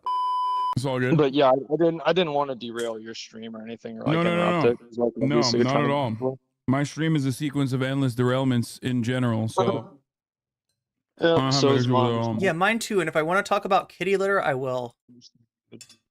Yeah, I mean, like, so I see what you're saying, kind of with like the guy entering the encampment, but I think that it's kind of problematic if people just get into a university and build like an area and tell people they can't go inside that area.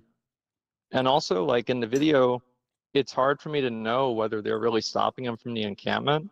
Because, like, I mean, and you know, you can look at it from my perspective, because you look at that video and it doesn't seem like there's an encampment behind those people. Yeah, they framed it in a way specifically so that it would invoke that response from Okay, now Hasan is making me hungry. people that are unfamiliar. So you think that like basically they filmed it from a direction? And he's got an energy drink. Oh, no, it's not that I think, I know. I was there. Oh no, when did you go there? I went there 3 days ago, I think. And he was there Yeah. actually even that day as well. He's been there every single day. So he's one of these broccoli-haired Zoomers that runs around and is like trying to use American foreign policy and active conflict to basically make TikTok clout for himself. He's also worked with groups like Stand Can With somebody explain to me where the broccoli hair meme came from? What is up with the broccoli hair? Us, which is Maybe I'm too much of a boomer to understand where the broccoli hair. group that directly gets funding from the Israeli government. So like he has worked with the Israeli government to do propaganda already, but I'm sure this is a great career opportunity for him. That's why he's been on Fox News. There's videos of him like trying to debate and agitate teachers that are near the encampment. Even Sky News called him a counter protester and an agitator. Like he's like a no. Hasan is pro rehabilitation and likes to give chances. Yeah, but there are some people that you're just not really gonna reach, and you're better off dunking on. But it's like him making this assessment that, like, it's just surprising given what I've seen Asmongold do, that he puts him in the former, not the latter. Figure. This is not a random guy. That's also the reason why he is, at least for UCLA campus, he's the only video of like anyone even claiming that students are blocking people from going to Oh my god, chat. I just fucked up the short stream. The encampment in an effort to Oh my god. into the encampment to start fights. When I was there, a bunch of Zionist counter-protesters. I am so silly. And the students were incredibly well organized, and they just set up a human chain to, like, they don't even like physically apprehend or remove people. They basically just body block them as though they are there, you know, having a picnic. Oh yeah, no, I saw that, and I think it was like, I think 2 nights ago, not last night whenever all this stuff got removed, but the night before. I mean, it was pretty obvious that like the Israeli or like Zionist or anti-Palestinian ones were the aggressors, and I think that that's a bad thing. I mean, I don't think that the guy is in the wrong though for being a counter-protester or even for being an agitator. Really, it depends on how you define the word, because I mean, that's his freedom of speech, and I feel like that's what's fair, in the same way that it's fair for those other people to go and protest for Palestine. Yeah, but the difference is, first of all, bear mace or mace in general. Wait, broccoli hair is for the chads of TikTok? Is illegal to bring to protest, and he's like flashing it. There's another video of the students, literally, he walks up to them when they're gearing up for the cops to show up. Yeah. And oh my god, Chad. Okay, so like, look, I feel like I've done a lot more calls to action than normally, but I got to do one more. If you haven't liked the stream already, hit that like button. Like I said, there's a million different ways you can support me. Some of those are monetary, and that really helps me get through this sort of bottleneck that I'm in, making the stream sustainable. This summer is going to be really tough, but if we can get through this summer, it's clear sailing from there. We're good from there. You know, if I get a sponsorship going, I think we're good, right? We're very close to being sustainable, and I appreciate all of you that have helped me get there. But what I really want to ask you for now is to just get really serious about the thumb gang, because I did something so silly, okay? So you know how I was streaming and then the stream went down, right? That creates a VOD, a very short VOD, right?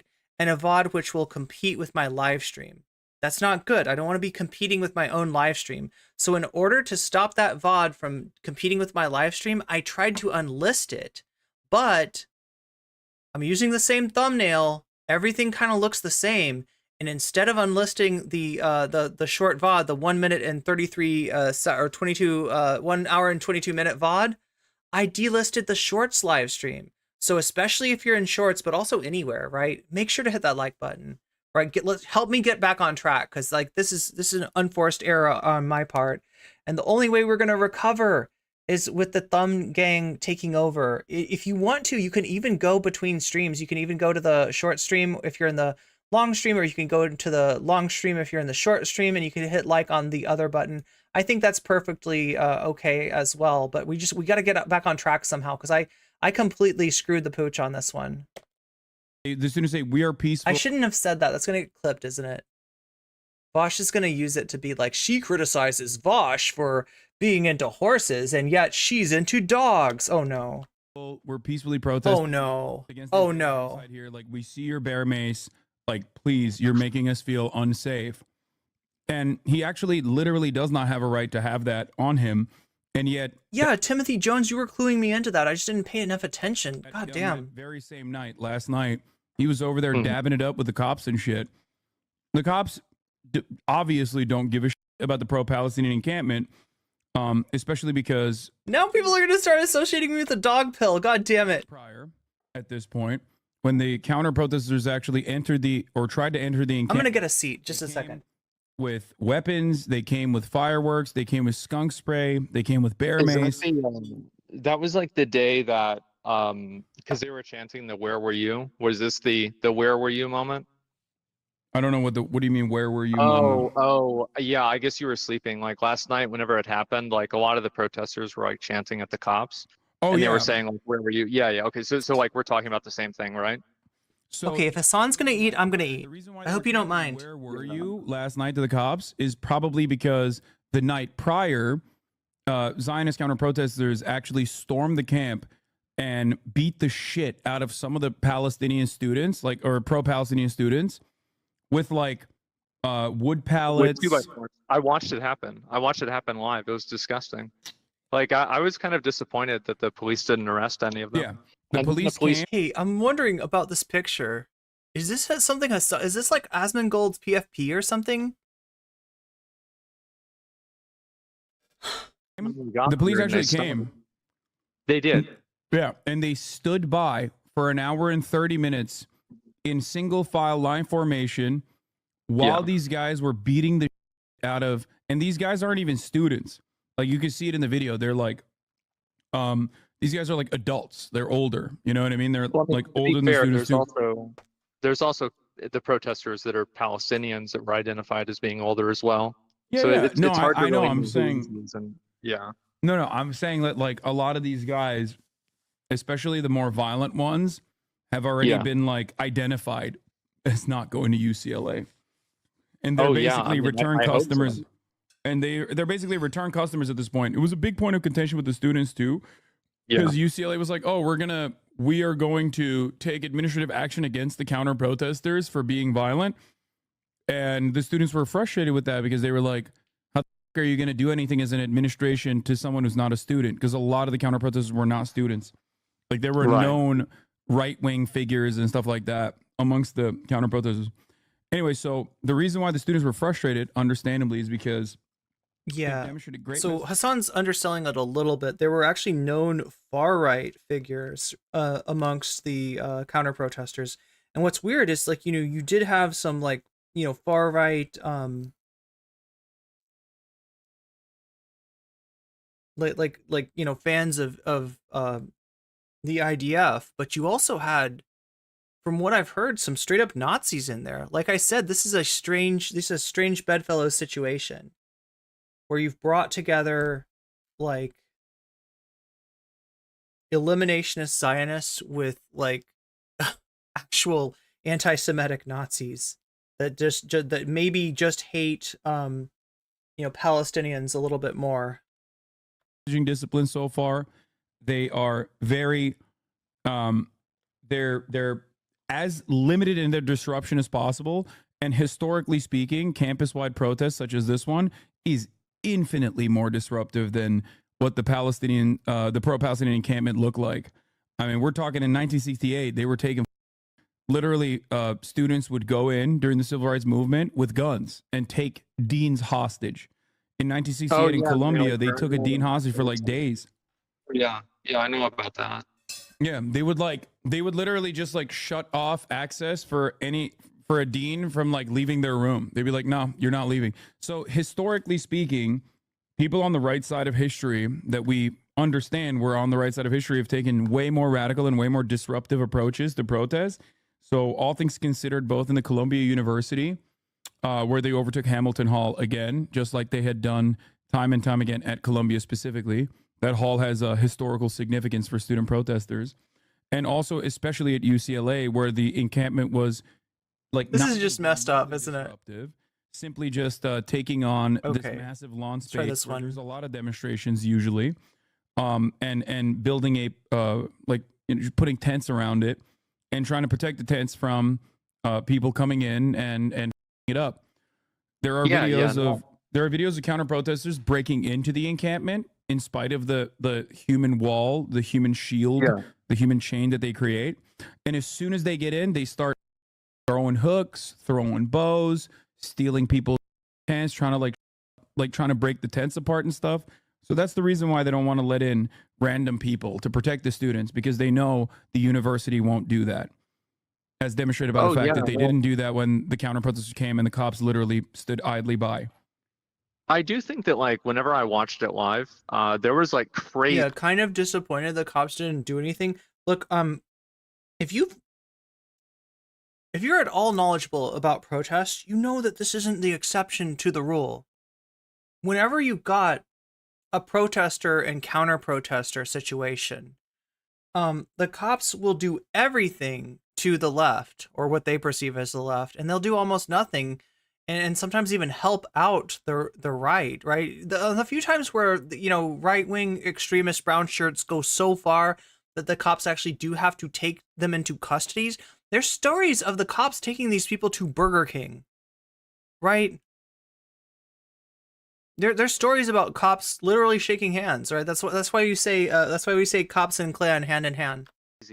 Violence, and then once the cops showed up, even whenever they were in that line, the violence went down by like 95%. But I think that you're totally right that the counter protesters were like the agitators. They 100% were, and they were being violent. And to me, it was disappointing that I think the police didn't arrest more of them, because it was pretty obvious that the pro-Palestinian ones were the ones that were the victims in that situation. Yeah, but they ended up arresting only the Palestinian, like the pro-Palestinian side. And the night prior, they didn't actually engage with the counter protesters. Until until they were setting off fireworks and launching them directly in the encampment. So the question is, why are they picking a side? Because they've arrested hundreds of students, both at Columbia University, both in CCNY. What's up? You mean, why are the police picking a side? The police are picking a side, and it's not the side that is the violent side in this situation. It's the side that's peacefully demonstrating. In my opinion, a direct violation of First Amendment rights. I don't even. And look, when I explain this, in regards to protests, situations with groups like the Proud Boys and the 3%ers showing up, right? I always explain it like this, right? Imagine your average cop and them looking at a crowd of people, looking at two crowds of people. On one side, they see a group of young men that are clean cut and just kind of look like their son, look like their cousin, look like their nephew, etc., etc. And on the other side, they see, maybe somebody who does look like they're a family member, but a family member that's like a black sheep of the family. Somebody with like piercings, somebody with stretched out earlobes, somebody with tattoos. Right? It's kind of like that. It's kind of like, who do the cops look at and relate to? And oftentimes it ends up being the far right, the violent far right agitators, right? And even if they are, they're the ones that are breaking the law, the cops will still sort of grok these dudes as like the good guys, especially if it's a BLM, especially because those protests specifically were about the way that police work in the United States, and a lot of cops felt attacked. I remember a video of a cop going through the drive-thru of Burger King and then crying when she got her food from the window because she wasn't sure if the food might be poisoned. She felt like everybody hated cops, and this is they felt very called out by that, understandably, I guess, but yeah, it puts them even more on the side of the right-wing agitators. Personally believe that protesters are supposed to, protests are going to be disruptive. Some of those protest movements you might not agree with, or the taxes you might not agree with. But ultimately, the way I look at it is they were the perfect victims in this situation, even though I don't expect them to be perfect victims. And yet, even after all of that, they were still met with violent free speech suppression from the state. I don't know if it's really free speech suppression, right? Because they're not really getting arrested for protesting. They're getting arrested for putting a bunch of tents on the campus whenever the campus tells them to leave. Yeah, I mean, the police nobody ever gets arrested for protesting. That's just that's not a thing. Everybody always, when states like in Russia or in China or whatever, when people are like getting arrested for protesting, the state of course makes up like another reason for it. There as well, they'll be like, "Oh, trespassing." You know what I mean? Obstructing. But do you think that's unreasonable? Do I think that arresting someone for protesting peacefully is unreasonable? Yes. Well, do I think that? I mean, I think a better question is that if you own a property, like, should you have the autonomy to decide who's on that property? Well, In this circumstance, yeah, she wasn't wrong. If she says she wasn't wrong about everybody hating the cops, but BK workers aren't going to put. Yeah, you don't understand like what kind of like if you work fast food, you live a precarious lifestyle. You need that job, and you are very, very expendable. If there's even a thought that you might have, you know, this whole fucking like canard about like, yeah, fast food workers are gonna put something in your food if they don't like you. Oh my god, that's taking a huge risk with very little upside. it's literally public property because it's UCLA. UCLA is a public school too, so that ultimately changes the dynamic a lot. It depends on what the property is, though. There's like private property, like someone's house, right? I don't think that people should come to your house and protest it at your house. Like that's is very different, like disrupting your life, and violating your privacy and safety, versus protesting in the middle of a public space at the school that you pay tuition to, is perfectly valid in my opinion. Well, everybody else pays tuition too. I think it's kind of unfair if, for example, some people that pay tuition are locking other people out that are also paying tuition from the same. So, like, did he address this? I feel like he talked about it. Like, we're back to that, and I showed you the clip, that confrontation that was played off as being, this is a UCLA student. See, he shows you his ID, right? Never mind that it's an ID from several years ago, and he's not a current student on UCLA campus. And there's a group of protesters that are standing in his way, and you don't see the encampment. And so this is what got posted to Asmongold's, subreddit. Maybe he's gonna go into greater detail here, but that I don't know. I thought Hasan kind of debunked that, and it's annoying that the debate is looping back to like, yeah, well, protesters not letting you go to class, just because you're Jewish, right? And that's the optics that guy was trying to that guy was trying to manifest, right? It's Ellie Sives is who we're talking about.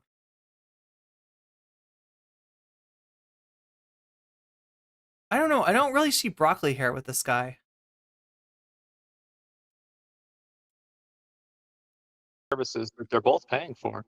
So that's it. You bring up a good point, right? Like you're saying, this person also pays tuition. He should be able to go to any space he wants to, any place he wants to on campus, which is correct. I mean, like, I'm sure there's a few exceptions, but yeah, generally. Yeah. So obviously there are many exceptions, not just a few. Like, UCLA campus is very famous. They shut off certain parts of the campus for filming and stuff like that all the time. The difference here is that this is a broad, open public space that these students were already occupying. And the reason why they're not letting, like, they weren't disrupting class. They weren't stopping people from going to class. The university, as a matter of fact, is the reason why the other buildings that were in the surrounding area were shut down. I talked to the students when I was there, and they stated they wanted to go to the library, for example. It's across the green area is across the way from the library. They shut down the library during midterms so that these guys' lives would be harder, so that they would have a harder time studying. They shut down the Wi-Fi so that students that are on the encampment would not be able to use it. Trying to make this protest as hard for them as possible, which is normal. I don't think that that's a good thing to do personally. I think it probably goes against the values that UCLA espouses, specifically ironic because like a lot of these campuses literally have like super woke terminology in their studies. Like USC literally doesn't have genocide studies. They call it resistance to genocide studies.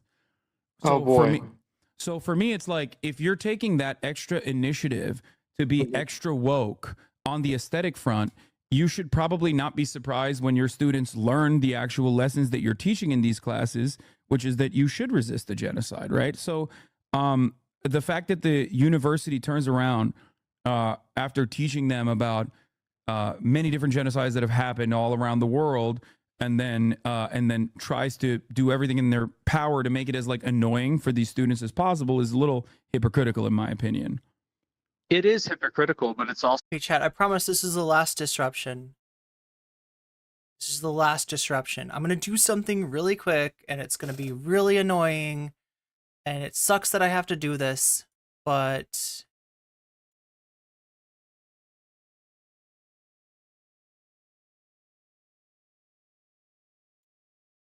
I'm going to kill the short stream, and I'm going to start a new one. Because the short stream is not recovering. So if you're on the short stream, you can either come into the long stream, or you can wait for a few seconds, and this one's going to die, a new one's going to be born, and you can go into that one. But it's just like YouTube is not bringing new people into the shorts, and that sucks. So we gotta fix that somehow. All right, I'm gonna hit the goodbye button.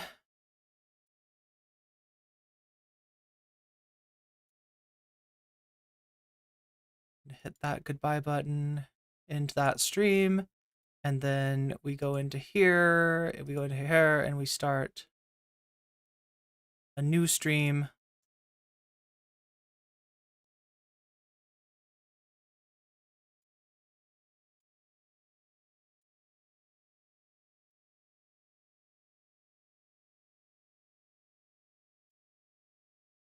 No, it's unlisted again. Fuck me. Fuck me. I wish I could, like... I don't know if that fucks everything up. I don't know if starting a stream off and unlisted is like stream Sudoku.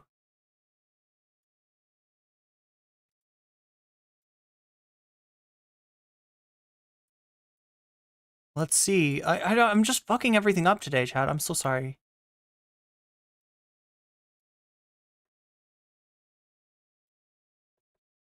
Also something that's driven by the protesters' actions, and the protesters are doing that, and the result of them doing that is the university shutting down those places, and also the university, and you can correct me if I'm wrong about this, because I'm not really sure exactly. This is just what I've heard. I thought that about 2 days ago, the UCLA said that the protest was unlawful, but before then they were basically kind of like not addressing it or not calling in the police to do anything. Is that right? No, they actually did call the police, but they called the campus police specifically to protect the encampment. I was actually kind of surprised at the university's actions at that time, because they knew that there were a lot of counter protesters that, in comparison to Columbia, for example, which had literally called the police against the encampment in Columbia University. Yeah, I saw that. The UCLA campus actually had sent police to line up around with their backs to the encampment. Now, that's not just symbolism. That actually means something, right? When you send cops, like cops. I mean, if the university is allowing it, then really that's the end result. I mean, they're the ones that make that decision. It seems confusing to me that, you know, based off of the logic that like they're trying to shut down the or the library or the Wi-Fi, but they're also like having police come in and protect them. It seems very confusing. Like, what are their goals here? What are they trying to do? Well, ultimately, their goal is to get the students to shut up and go away and stop bothering the administration to make these moves about divestment. I don't know if you're familiar with the goals of the student protests were, and every campus is different, but like specifically the UCLA one I can speak to is the divest. Yeah, it's the divest from UCLA. The UC system across the board is a massive endowment, and that endowment basically works like a mutual fund, you know, and they're investing in a lot of corporations, and the students want to have financial transparency in what corporations the university endowments are going to, like what corporations they're investing in, which is perfectly valid, perfectly reasonable demands to make. As a matter of fact, a lot of companies have done this. A lot of people have done this successfully, demanding that people divest from oil and gas companies for like environmental activism. You know what I mean? Oh yeah, it's been going on a lot. And just for the record, like I totally support them protesting against that. Even if I agree or disagree with it, it's their right to protest against that. The only concern that I have is whenever it shuts down other students' ability to learn or get an education, or Paco, you better think about that. Yeah. Whenever you talk about the actual like intent of the protesters, I totally support them. Absolutely. Or even the counter protesters, because that's freedom of speech. I think that, you know, if you don't have that, I mean, you don't have anything. Yeah, as long as they're not, long as they're not trying to like directly agitate, disrupt, and like harm the students, because there's also no spamming in chat. Separate dynamic here. You hate doxing, right? Especially if you don't even know how to do the alphabet. Paco, that's like the worst alphabet I've ever seen. It's A, B, C, D, E, F, G, etc., etc., etc. I don't know where you got that alphabet from. That is definitely not the alphabet. Like I assume, of course. Look, if you want to sing the alphabet song, say it all in one message and get it right, okay? You don't want to confuse people and have them, get their Dewey Decimal System all mixed up. We all do. So, would it shock you if I were to tell you that there are active organizations that collaborate sometimes with the Israeli government? Oh my God. That are tasked with doxing students deliberately and even putting... I'm just having all kinds of trouble getting this short stream back up. I don't know what's going on. And driving those trucks around. Try this again. Billboards basically saying like this student, their name, and be like, this is an anti-Semite. Oh yeah, I mean, I would instantly believe that. I mean, absolutely, and I'm sure that there are people on the other side to do the same thing. It's just there aren't any official organizations in the same way that Canary Mission, in the same way that like the organization I'm referencing is called Canary. Let's try this again. There's a couple other official organizations as well. Some of them are American organizations. They literally directly will be like, oh, are you at a pro-Palestinian protest? You're a anti-Semite. And then they plaster their faces. They literally try to stop. Well, you got that like a week ago, right? Or 2 weeks ago? Yeah, stopantisemitism.org called me an anti-Semite of the week. Yeah, but I mean, what's up? Well, it's ridiculous. It's absolutely ridiculous. And this is kind of the problem that I have, and I think that really, to me, it's pretty obvious that being against Israel doesn't mean that you hate Jews, right? Of course, and there are plenty of Jews who are against Israel as well, especially at those protests. Well, there's even some that are protesting in Israel, as far as I know. Yeah. So, yeah, no, I understand that, and I think that's problematic too. I don't agree with that either. It's, in my opinion, I think it's intimidation, but it's also like a misrepresentation. So yeah, I think that's bad in the same way that anybody else. I also don't think that people who are pushing back against these people, like the actual protesters that are making the encampments and everything like that, I don't think that they're fascists. Like I have people calling me a fascist, for example, which I think is really kind of overboard. And I think also, I think some of those guys are fascists, for the record. I do. And I bet some of the people that are against Israel are anti-Semites. Absolutely. Yeah, but ultimately, no. I don't disagree with you. I think there's like definitely anti-Semitism in the pro-Palestinian movement as well. But the broader, you have to look at the broadest defense of the movement, right? Like, what does the movement signify? What their overarching goals are? The reason why are we having buffering issues? Somebody getting buffering? I have an easier time calling those who defend Israel fascist is because Zionism is predicated on the idea that Israel has to be a Jewish supremacist ethno-state. That wait, is Asmon saying that it's bad that all Jewish students are pro-Israel? I mean, that not all Jewish students. Did I miss? I'm sorry, chat. I was trying to get the stream. I'm just dealing with all kinds of technical difficulties that I don't normally deal with. Let's roll it back a little bit. I want to see if he said that too. I disagree with you. I think there's like definitely anti-Semitism in the pro-Palestinian movement as well. But the broader, you have to look at the broadest defense of the movement, right? Like, what does the movement signify? What their overarching goals are? The reason why I have an easier time calling those who defend Israel fascist is because Zionism is predicated on the idea that Israel has to be a Jewish supremacist ethno-state that literally has a... Again, chat, Hasan mentioned that some of the counter-protesters were literal fascists. Like, after Asmongold were like, well, people were calling them fascists, and I don't think that's fair. Now, they're like, look, there's different usages of the word. Colloquially, it kind of means a Nazi. It kind of implies anti-Semitism. But broadly speaking, fascism can arise in different places, in different situations, and it's not necessarily like the different exclusionary components can be emphasized, in other words, right? But as far as the people in the counter protest, there were both, people that are, so gung-ho about Israel and the IDF that you could call them, in the apartheid, system, that implies that you could call them, pretty accurately fascist, and people that are fascists in the traditional sense. In other words, like, Nazis that, that hate Jewish people and, and Muslims, but maybe hate Muslims a little bit more, right? And I don't want to speak out of turn, right? Because I've gotten information on, like, we're starting to get some information on who those people were that showed up the night before the protest was, before the encampments were taken down, and it does seem like some of them were actual fucking Nazis, like legit. Sorry, I shouldn't say it like that. Like, right. Yeah, we're like legitimately, like, anti-Semitic. They were getting, in other words, that side was getting support from, but I don't want to, until more of this is firmed up, I don't want to say too much about that, because, it's a fluid situation. It's a breaking news situation.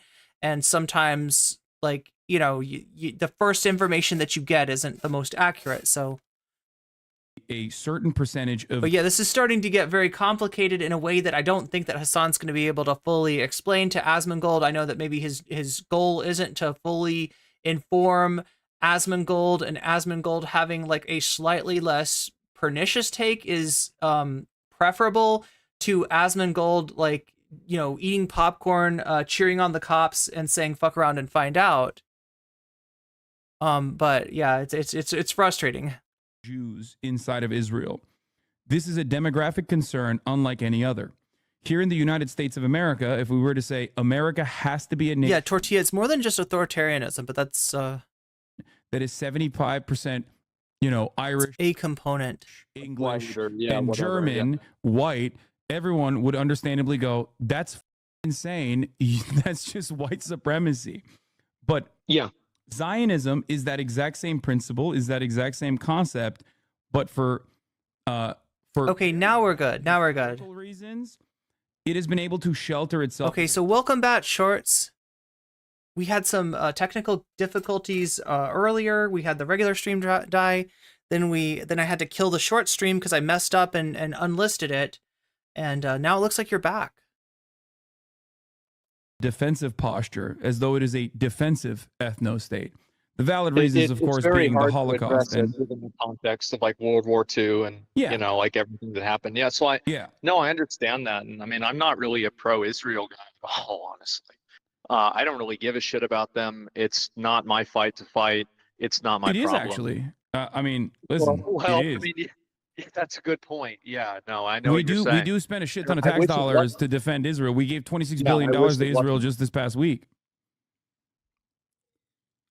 I mean, yeah, I think it's a waste of money. It's absolutely a waste of money. I wouldn't want to support that, especially not whenever they're doing things and like bombing these people over in Gaza and shit. Like, of course not. Yeah, why would I want to support that? Yeah, no, absolutely.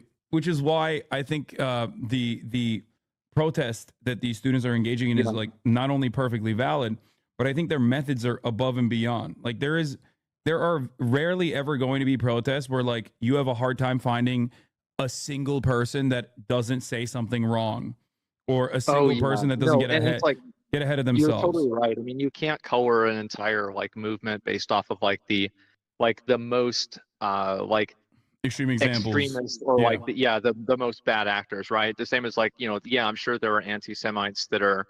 Grant Garcia says Asmongold has the brain of a middle schooler. Yeah, and that's like kind of the difficult. Okay, I don't know. Maybe that's going too far. Maybe okay, but I see where you're coming from, and I don't entirely disagree. Yeah, this is Hasan's challenge, right? He's convinced that Asmongold can be reached, Asmongold can be talked to, that like nothing that he said before is like a super firm point of view, and that a lot of what he's saying out of the absence of knowledge, right? and that, you know, Hasan being well informed about this situation and actually having, you know, a lot of Hasanabi heads on the ground in the protests, being able to give like real-time information about what's actually going on there, you know, might be just the thing to kind of change his mind. Or and so far so good, right? Because the biggest thing I'm surprised about is like how a lot of Asmongold's bad takes here aren't super firm. They're just kind of things that he thinks. He knows that if he says them to the audience will like that. It'll make for good content.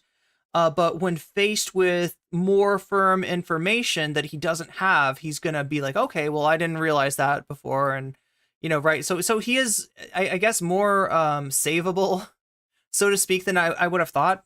But yeah, in general, he's a WoW streamer. He's a he's a gamer.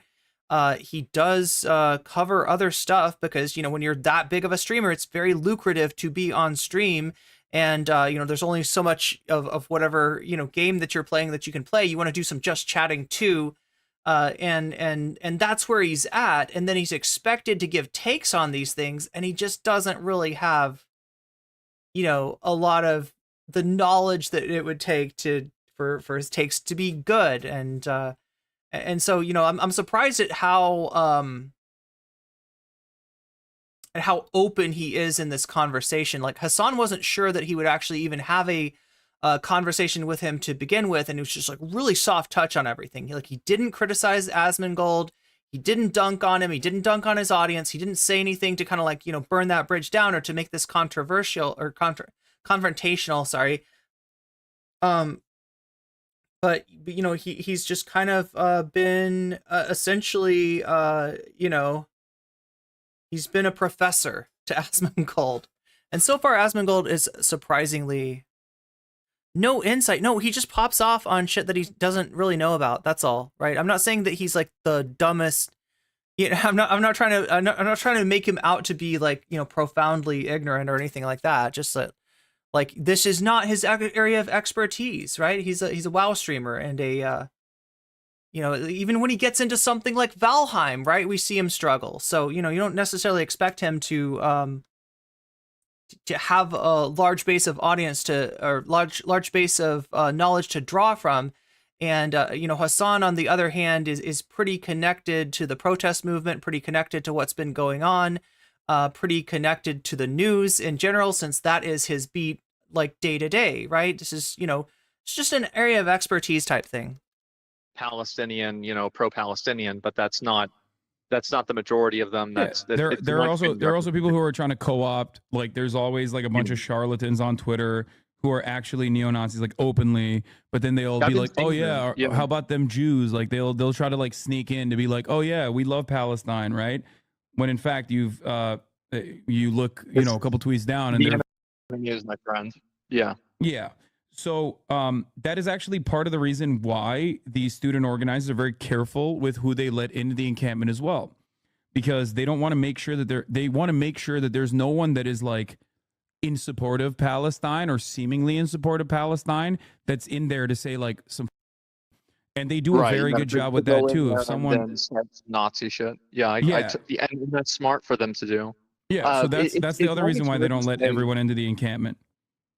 Yeah, I mean, I can kind of understand that, but I think that it's also really determined based off of the university. Like, the truth is that the university should have the final say on whether the encampment like that should exist or not.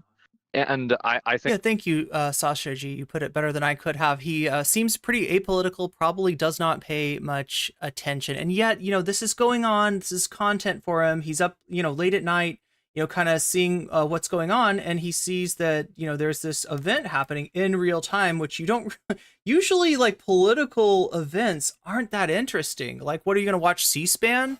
Like, they're voting right now. The House is voting on an appropriations bill, you know, HR 127. Like, right? It's not very exciting, as opposed to, we're here on the scene at UCLA where the police, the California Highway Patrol, and you know, other law enforcement entities have been you know, have been bringing in more and more officers, and it looks like they're about ready to go in and try to take down the encampments, right? That You know, that's content in a way that C-SPAN is not content, right? I think that really, if the university is okay with it, then of course the encampment should exist because they're the ones that determine what the rules are there. But I think if the university, I mean, you can see that even when we're talking about a public university, right? UCLA, part of the UC system, public university paid for by your, tax dollars. If you live in California, he's still thinking of this as in, well, the people that like own the university, right? That's who should decide. It's their land, it's their ground, right? He's got this mentality of like it's kind of ownership. Like, well, whose house is it? Isn't it the, And it's like the real answer, if you want to talk about it in those terms, is like the student's house.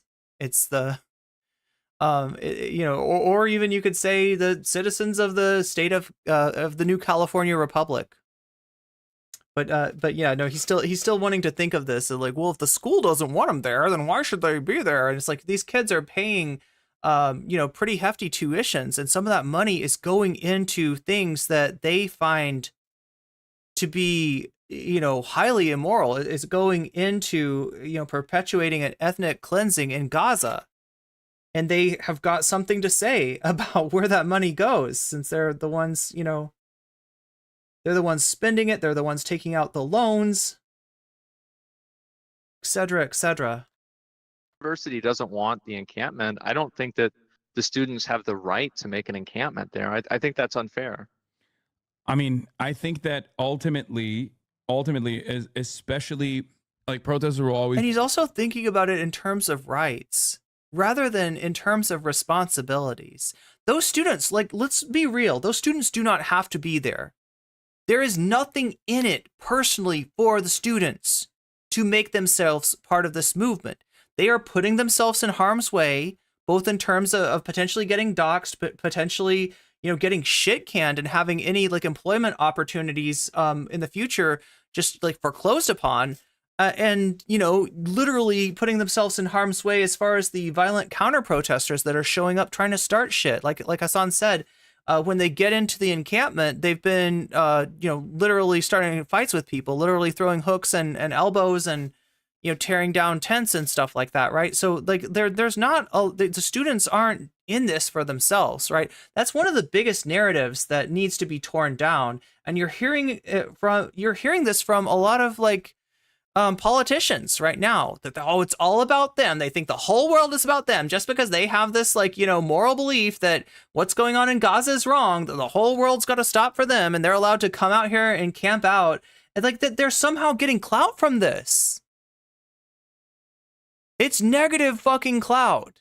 If you're getting clout, which is like a reputation, that's what we're talking about when we say clout, right? It is a negative reputation with organizations that are trying to put a price on protesting, that are trying to quash the movement, that are trying to shut people up to make sure that the one inflection point that's gotten traction, that's gotten attention, which is, the protest at college campus is now shut down. It's now not a way that's not a pursuable path, right?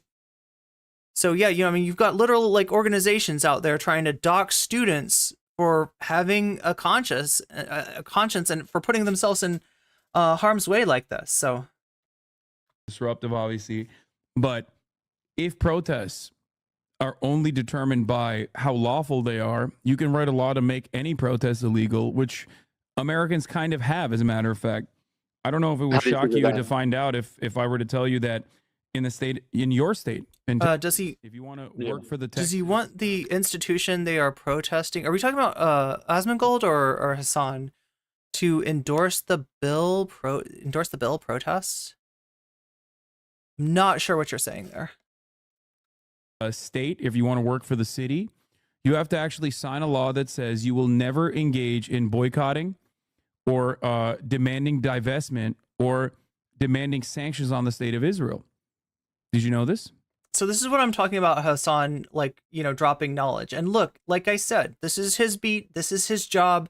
This is what he covers as a streamer. Asmongold has other areas of expertise. If we were talking about, I don't know, I'm trying to think, if we're talking about a video game that Asmongold plays and Hasan does not play, obviously Asmongold would be the one, dropping knowledge of you've got to level this up to get to that, and then unlock this, and right, your tech tree, like, right, Asmongold, like, right. So I'm not trying to make this about like, the big brain Chad Hassan is is teaching the ignorant incel Asmongold how to not be so cringe, right? It's just in terms of area of expertise, and I think this is why Hassan was so gentle in the way that he talked about Asmongold, right? I watched the same stuff that Hassan watched, and I had a very different reaction. I was, because I don't know this guy. I don't know what his history is. I don't know what he's been like. He's not, this is somebody ostensibly Hassan like knows a little bit, right? My assessment was just like, okay, cool. Asmongold's a chud. That's another gamer that I whose political opinions I won't be listening to, right? But Hassan seems to be onto something in thinking that Asmongold's political opinions aren't quite as firm as they seem to be, and what he's missing is not actually empathy or ethics or whatever, but it might just be information. And like, so far, I'm a little surprised in how right he was about that. That's a direct violation of First Amendment rights. A direct violation. Well, how did that even happen? AIPAC wrote the legislation. This was legislation that actually two Jewish prominent members of Congress were very much against, as a matter of fact. Bernie Sanders and Dianne Feinstein have openly criticized this for obvious First Amendment violation boundaries. Yeah, I've never heard of that before. Yeah, like I heard there's like some anti-Semitism bill that was happening today. I haven't read about it yet, but yeah. I didn't know there was something that was going on that was already on the books, man. That's crazy. Yeah. Well, would it shock you to... So yeah, a lot of people don't know this. A lot of people don't know this, that you are not allowed to, in a lot of states, it's not just Texas either, right? You are not allowed to endorse the techniques that have worked previously to bring down the apartheid government of South Africa. This is a similar but not exactly the same situation with Israel now, and they are trying to go to tactics that have worked before in similar situations. And will it work? Will it not work? Only time will tell. But I'll tell you one thing for sure: sitting on your ass and crying as the news comes in, as the true number of casualties becomes apparent, will not work. Doing nothing is assuring yourself of failure. That there's actually 35 other states, many of them red states, as a matter of fact, that claim that they care about First Amendment and no restriction on free speech. Ironic, because Texas Governor Greg Abbott actually said that, in Texas college campuses, even outsiders can come to campus and demonstrate to the best of their ability. It was 2021, I think. 2019. Yeah. So this is a funny thing, right? There's been a campus free speech movement previously, specifically about allowing right-wing speakers who don't really have the interest of a large contingent of the student body to come to campus, despite to come to campus and essentially try to provoke shit. And it's kind of like, if you want to get an insight on this, right, watch my video on Innuendo Studios, The Cost of Doing Business. It's a video that came out a few years after all this whole campus free speech movement on the right came out. But they're essentially, what they were arguing was that, these are often, public campuses paid for by taxpayer money. There are probably, there's a campus Republican group on every campus. There's at least some students that want to hear what Matt Walsh has to say, that want to hear what Milo Yiannopoulos has to say, that want to hear what, whatever chud they're bringing onto campus. And so therefore, the student or the administration canceling these speaking engagements based on an outpouring of concern from student groups, rightly concerned that that a lot of what they're coming on campus to try to do is going to end up putting students in danger, right? The right has been advocating for like an unlimited you know, sort of free speech on campus, you know, even if it causes a problem, even if it creates a dangerous situation, even if it makes things unstable. And now that the shoe is on the other foot, and it's actually about free speech on campus from the students, from the people paying the tuition, not just the state tax, right? But paying the tuition to go there, and who do not like what their money is being used for, who don't like the fact that the school's money goes into these like endowments, these hedge fund like financial apparati. I don't know what the plural of that is, but that are sometimes, you know, involved in things that support the Israeli military, right? So that's what they're trying to do. Ask for the biggest, you know, the most common and universal demand that the protesters are making is a demand of divestment, right? Which is, you know, part of the strategy that took down the apartheid government of South Africa. So it's an inflection point. It's not, you know, a sure win. It's not a surefire, you know, way to do anything. We have gotten, actually, I told you yesterday that Brown had agreed to some of the protesters' demand. Now we've got I think there's like 3 more campuses that have done essentially the same thing. And in those cases, the students have like peacefully left, right? So they negotiated with their administration, you know, and the students made a deal, and you know, they ended the occupation, right? That's the goal. And you can see there that it's not this, you know, narcissistic project of hey, look at me, I have an opinion. They have goals, and when those goals are met, they're complying with the agreements made with the administration. He wrote a little bit later or earlier, yeah. Yeah, he signed legislation into law, which he has personally violated himself by using the government. Words like fora instead of forum. What is the right? Is it apparati? Is it apparati? So free speech. Are you talking about the recent one? Yeah. So yeah. No matter what happens, like the idea that like every single protest has to go through like a permits process is obviously, I think, a little bit ridiculous, because like it is there, that permit process is there to like genuinely make the state restrict certain kinds of speech and only allow other kinds of speech to exist, which in my opinion is in direct violation of the First Amendment in the way that we understand it. I can see why people make laws all the time. Go ahead. Oh yeah, of course they do. And yeah, I see what you're saying. Absolutely. And I think that there's probably a middle ground with that, where it's like if people are protesting and, you know, there's a the actual Latin plural is apparatus, same as the singular. Oh, it's like moose. It's like moose, right? Moose, if you get one moose, it's a moose. And if you get 2 or more mooses, it's actually not mooses, it's still moose. It's like deer. There's not deers. There's deer. It's always deer. There could be 1 deer, there could be 1,000,000 deer, but it's always deer. I got it. It's okay. It's probably not a really big deal. But I still do think that the university, or especially other like private businesses, should have every right to tell people not to be there, because it's also their private property. Like, I think somebody's right to protest is really important, but I think it's also important that somebody has a right to have autonomy over their own property, especially whenever if something happens to somebody there, they could get sued for it too. So, and I think that that's really kind of what the problem with like. All right, I'm going to try something special. Let me know if there's any frame drops. You and I probably align with a lot of the different like opinions that we have in terms of like Israel or Zionism or anything like that. I just don't really think that these methods are effective.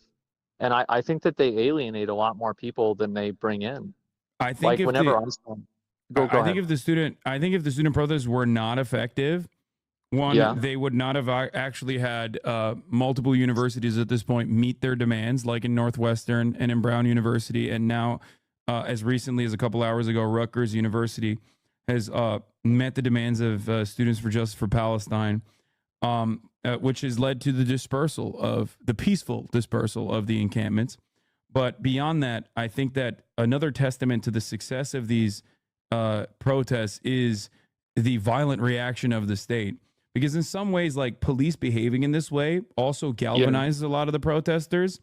As a matter of fact, like, this entire conversation started originally quietly at Vanderbilt University, where a couple of fans of mine, as a matter of fact, got suspended from school for doing an encampment. Then students at Columbia University saw that and said, that's bull. We should divest as well. And then their encampment began after that. And then they got suppressed by the police, and then their encampment grew. And now this is in almost every single state, with the exception of, I think, 10. Oh no! At this point, and also happening globally, as a matter of fact.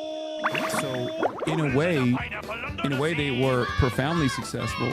So successful that you know a lot more about this than I do. So I'm kind of curious. So you're talking about like how Brown University and a lot of these other universities, the students have had their demands met.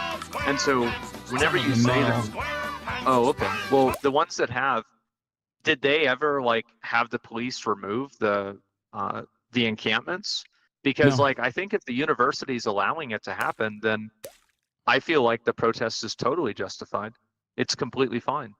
No, there was police presence on all the campuses as well, and the police actually said that they would be interested in violently dispersing the encampments even at Rutgers University, but the administration looked at the demands and found them to be reasonable. See, the thing is, there's two ways to always deal with conflict management, no matter what. You either escalate, you either use the violent arm of the state to violently apprehend students, break apart the encampments, use pepper spray, tear gas, and rubber bullets that, cops literally shot some of the members of my community in the face with last night. And I mean, to be fair, whenever I watched, because I watched the Let's see if I can make this work. I didn't really see a lot of the police officers shooting people that weren't shooting fire extinguishers at them. Like, I'm sorry, but I think if you shoot if you are spraying a fire extinguisher at a police officer, I think they have every right to shoot you with a rubber bullet. You shouldn't be doing that. It's disgusting. Well, I don't know if it would shock you to find out, but rubber bullets are not supposed to be directed directly at protesters. It's supposed to be a less than lethal apprehension method or riot control method. And when they actually do shoot someone in the face, they can kill them. To the people, like, you're not supposed to. They're supposed to. Yeah, against fire extinguishers. What they're supposed to do is shoot it on the ground. These guys were directly aiming it at the faces of students. And also, it wasn't just students that were holding fire extinguishers. It was pretty much anyone and everyone. It was it was basically a kill zone. You can kill people with rubber bullets, by the way. That's why they call it less than lethal. Yeah, no, you definitely can, but I'm not going to tell the police officers they're wrong for defending themselves against somebody who's blowing a fire extinguisher at them. I think that's ridiculous. I think that they should have every right to defend themselves against that. Like, do you think the students have a right to defend themselves? They weren't being attacked. Wait, they weren't being shot. No, the cops were, at that point, the cops were apprehending them. They were arresting them on site. Yeah, because they were. Okay, so it looks like we might have an argument here. Yes, because they were breaking the law, and the university wanted them off the campus. Yeah, and they have every right to ask them to leave. All right, so let me see if I can give you something to look at while we're watching this long. Let me ask you this way: do you think it's do you find it to be a just and proportionate response to unarmed students, and many of them, almost all of them, were unarmed, and the ones that had, I guess, fire extinguishers is few.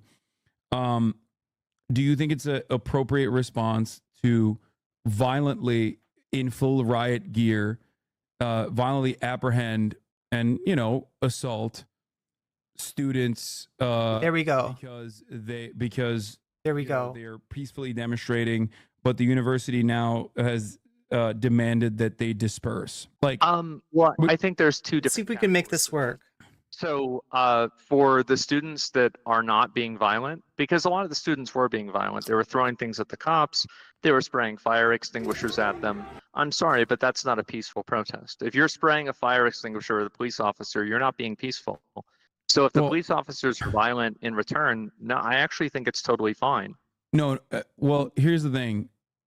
That's the reason why this is really important, right? Like the reason why, like, I'm glad I went to the encampment. I'm glad that like all this was filmed.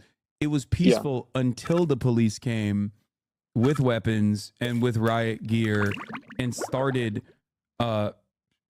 apprehending with physical force the students.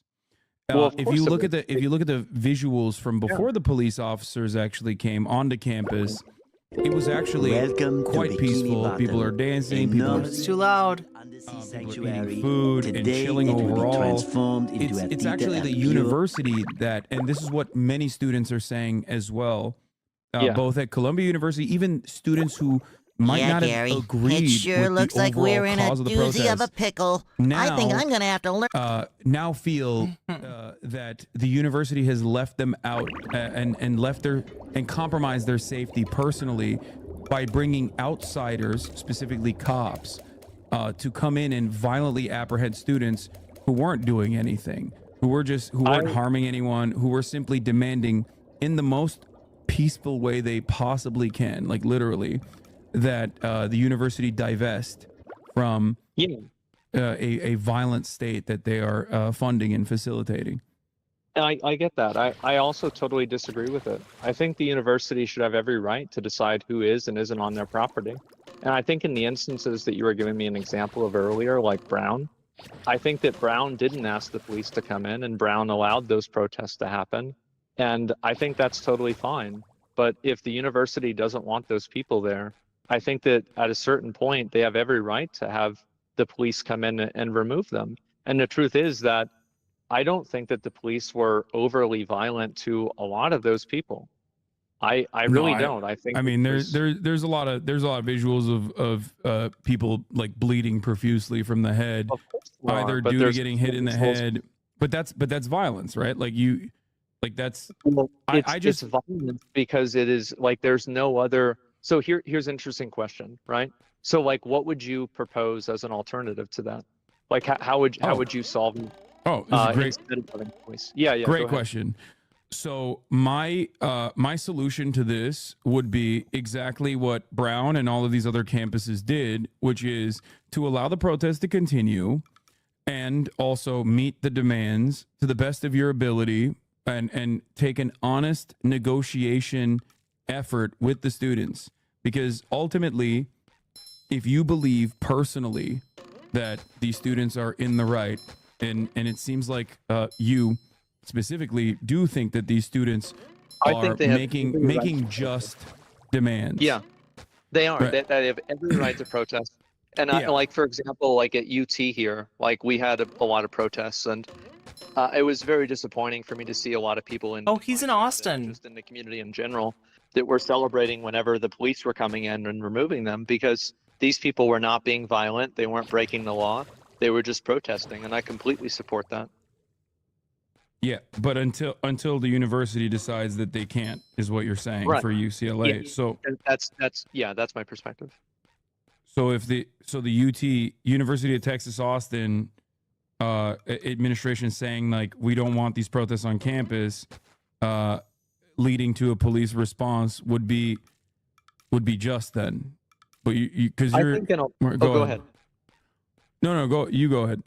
Yeah. So I think that it really kind of depends on the situation. In general, I think the answer to that is probably yes. But I'm sure that there are probably some circumstances, especially with people that are just there and not taking up space and are just talking and not really like obstructing anyone, not setting up encampments, and they're just there. Yeah, I would think that's really kind of up for them to remove them for that reason. But in the context of what happened at UCLA, I don't think that it was up, because it had been going on for multiple days, and like it doesn't, like, I mean, let's be real. So it's kind of funny that he's picking out UCLA as being like, he's he lives in Austin. That's where the UT campus was. You may have seen this, although I don't think I covered it, just because Twitch limits the kind of violence that I can show you. But yeah, people were getting beat up on the UT campus, and pretty hard to deny the sort of violence of that situation, the over action. This is also where Destiny showed up in the video that we watched yesterday, right? So it's the same campus, and so he's saying that with UT, with the his hometown campus, he doesn't really see that those protesters were doing anything wrong.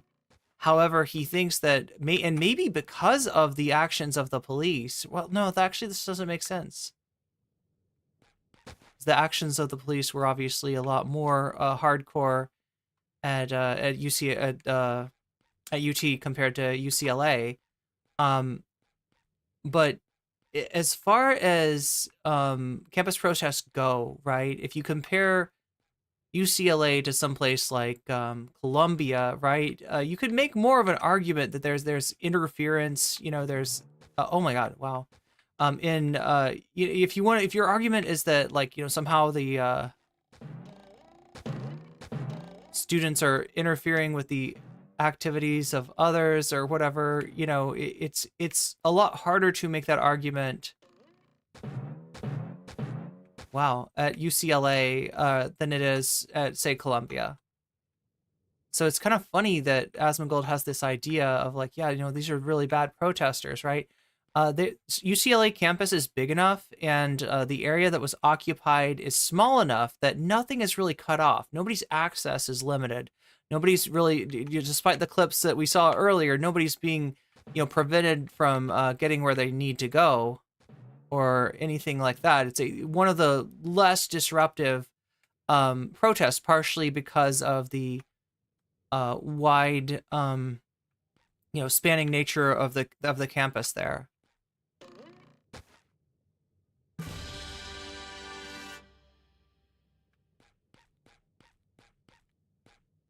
But yeah, he seems to have an idea, and I don't know where exactly it comes from. Maybe from those clips that he saw, right? Because remember, he got taken in by that clip made by somebody who wasn't actually a student on campus, claiming to be a student on campus, that was essentially shot in such a way as to make it look like, that there was...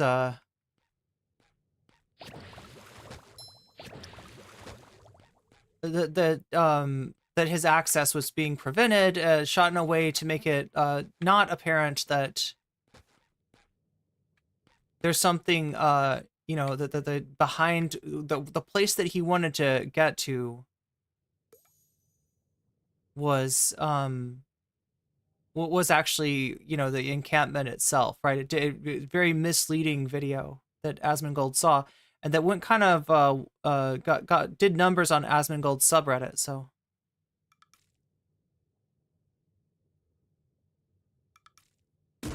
ouch. Who really give about the the pavement and everything, but they are. Is this a Sega game? I'm not sure what it was originally. This is Battle for Bikini Bottom. They're graffitiing everything, and they're destroying a lot of things. Like I see windows getting knocked out in multiple different places. I don't think there were any windows knocked out of UCLA. You might be confusing that with Columbia, and the only windows that were knocked out. Right. That's what I was saying in multiple places. Yeah. Oh yeah. Okay, so Columbia University, they broke into Hamilton Hall to take it over, which is, again, I will defend that as well. I have defended that. I think that's perfectly valid. Because I don't it's know. Trespassing. It's trespassing, right? Yeah, well, it's not just trespassing. It's like breaking, like you're breaking the windows to trespass, right? It's one thing like, oh, we just walked in. So material damage to facilities. Yeah, material damage to facilities is like is an injustice, is what you're saying here in this situation. Which I think, you might have that opinion. Yeah, it absolutely is. Yeah, it absolutely is. Okay, so then don't you think that the university's reaction by sending thousands, using millions of dollars of taxpayer dollars, and sending in thousands of cops to break every door inside of Hamilton Hall and most of the windows outside of Hamilton Hall, caused an infinite more amount of material damage than just simply meeting the students halfway at the bargaining table? I completely agree with it. And the reason why is because it's their property to damage, and they have every right to do that. And the law has to be upheld to a degree. But doesn't that mean that like the university kind of doesn't give a shit about the material harm in that circumstance? So in other words, Asmongold's talking about the material harm of the students breaking into the one of the buildings and occupying it at Columbia. This is a building with a history. This is a building that has actually been occupied in protests going back to '68, and you know they did, you know, a window was broken to get access to it, but the damage that the cops did in evicting the students was just like orders of magnitude greater. So if Asmongold's concern is, you know, a private institution having its window broken, right? Well, you know, I mean, there was more window, there would have been less windows broken by negotiating with the students rather than using the heavy hand of the law to try to evict them from that space. That makes sense.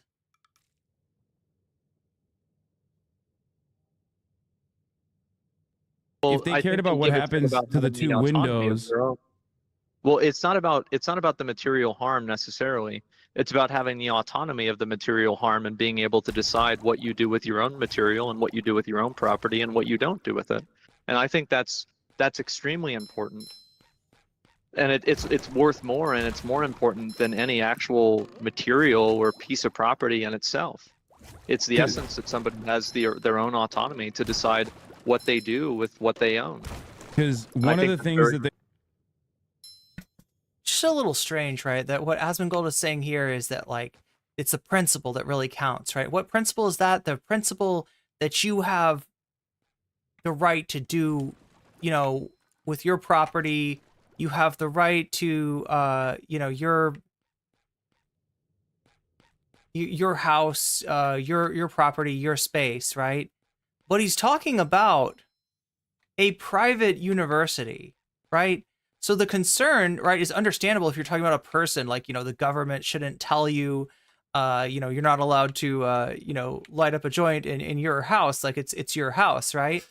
But you know, we're talking about something a little different than a person, right? So the appeal to, like, you know, the principle that Columbia University, that the Board of Regents at Columbia University should have the right to dispose of their property as they see fit, because that is the, you know, that is what liberty and freedom are all about. It's just, it's silly. It's fucking silly. They also did at Columbia. And it's especially silly when the thing that's being ignored is the tens of thousands of people losing their life in Gaza. Claim that, falsely claimed that like these students were actually harming and being anti-Semitic and like scaring Jewish students, even though ironically Jewish students were overrepresented in those arrested in the first sweep. So once again, it's the university that is claiming that police action must be met, like police action must occur upon these students because they have made up a fake reason, a bullshit reason really, that these students are somehow scaring the student population and threatening them when no such evidence existed for that, only to cause far greater harm to the student population because then they violently assaulted and arrested hundreds of students. So it's like it's a bit of a I'm cutting my nose to spite my face situation, don't you think? But it's their face to cut, and it's their face to cut. It's their face to cut, Chad. Don't forget that. Well, it really is, because it's their right, it's their business, and or not business, I guess you could say. But I mean, it is a business. Universities are a business for sure. Yeah, no, I think that in some cases you're probably right, and I think also like a lot of the people that were being violently arrested, I think it takes two to tango in a lot of cases, and I think a lot of these people are being violently arrested, but they're also not complying with what the police are wanting. They're actively breaking the law. And I don't think that's something like how do you like? So you bring up a really good point. Like, well, like let me like yeah. How do you deal with a person that is actively resisting you and won't obey the law, because I feel like you have to restrain them somehow, don't you? So you actually bring up a really good point that I love this conversation. This is not a gotcha at all. Have you ever been arrested? No, I have not. Okay, so I have. I've been pulled over. I've been like detained, but I've never been arrested. Yeah, so I have. And this is not. I promise you, it's not a gotcha at all. The reason why I'm bringing this up is because, so resisting arrest is what is known as like a tack-on charge. Because cops oftentimes, I'm sure you've seen like body camera footage. Well, they'll be like, "Oh, stop resisting," while they literally have like their knee on the neck of a suspect already. Oh yeah, you know what I mean? That's on the ground, and Yeah. it's technically a bullshit charge. And here's why: because getting handcuffed physically, like physical restriction, physical apprehension, is actually done in such a way that your body cannot contort in that way. So your body naturally reacts when your arms are behind your back and you're being placed in handcuffs. So it's actually one of those laws that is basically designed because it's the physical natural response to you being apprehended. So many times, in many instances, like, it's basically there so that it gives cops just cause to say, well, we're using force because you're forcibly resisting. When in fact, many people who are being arrested in a lot of circumstances are not physically, like, directly violently trying to resist in the way that you and I would understand it, like, you know, punching a cop or you know what I mean, like, or like not complying. But in many circumstances, there actually are simply trying to comply. In many body camera footage, we see that too, where they're like, I'm not resisting, and they just keep saying stop resisting. It's because your body is physically moving in that way naturally. It's designed in a way to just add on to the charges. Asmongold is the guy who thinks a cop is justified to shoot someone who is trying to get away to stop the frisk. Yeah, I mean, it's like, yeah, literally. Justify after the fact, once you have decided to apprehend someone physically. And you're saying this is what's happening whenever you get handcuffed? Yeah, 100%. And another charge that they're using in UCLA. Of resisting, though, right? Because, like, you know, I think that there are a lot of instances where somebody is resisting arrest, and it's not because of a body contortion reason. They're running away from police or trying to push them away. I mean, you can't have that. I mean, I'll grant you the handcuff thing, sure. I mean, I think that there are a lot of cases where, like, cops are unnecessarily violent and they escalate the situation in a way that they shouldn't, and I think that's bad. Absolutely. I'll give you another perspective that is also even crazier than that. Are you ready for this? It's gonna blow your mind. In Germany, it is technically not illegal to try to escape prison. Did you know this? No, I didn't know that. Because under the German understanding of human law, they believe that obviously all men want freedom. So it is a perfectly natural and perfectly valid response to being apprehended and being put in prison. So technically, when you do try to escape prison in Germany, if you do actually escape prison in Germany, the only charges they will add on is if you are escaping with the state's clothes. Like if you're wearing prisoner garb, they will say effectively stealing. Yeah, like in America, if you obviously try to escape prison, like that's a charge in and of itself. In Germany, they don't even have that.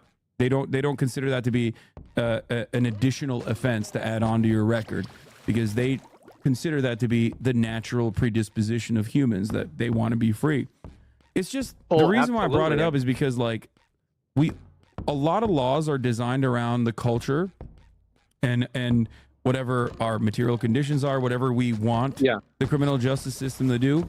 And that is precisely the reason why the application of, like, things such as trespassing or things such as like lawful dispersal are oftentimes simply charges that we've created so the state can suppress free speech without, you know, saying we are doing this because we don't like what you're saying.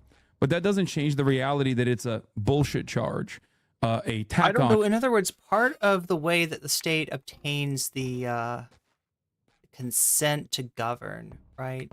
People looking at the state as a legitimate authority is with the idea that of things like freedom of speech, right? There's certain amenities. This is how Hasan usually says it. There's certain amenities that are granted to you dependent on your society, right? In a more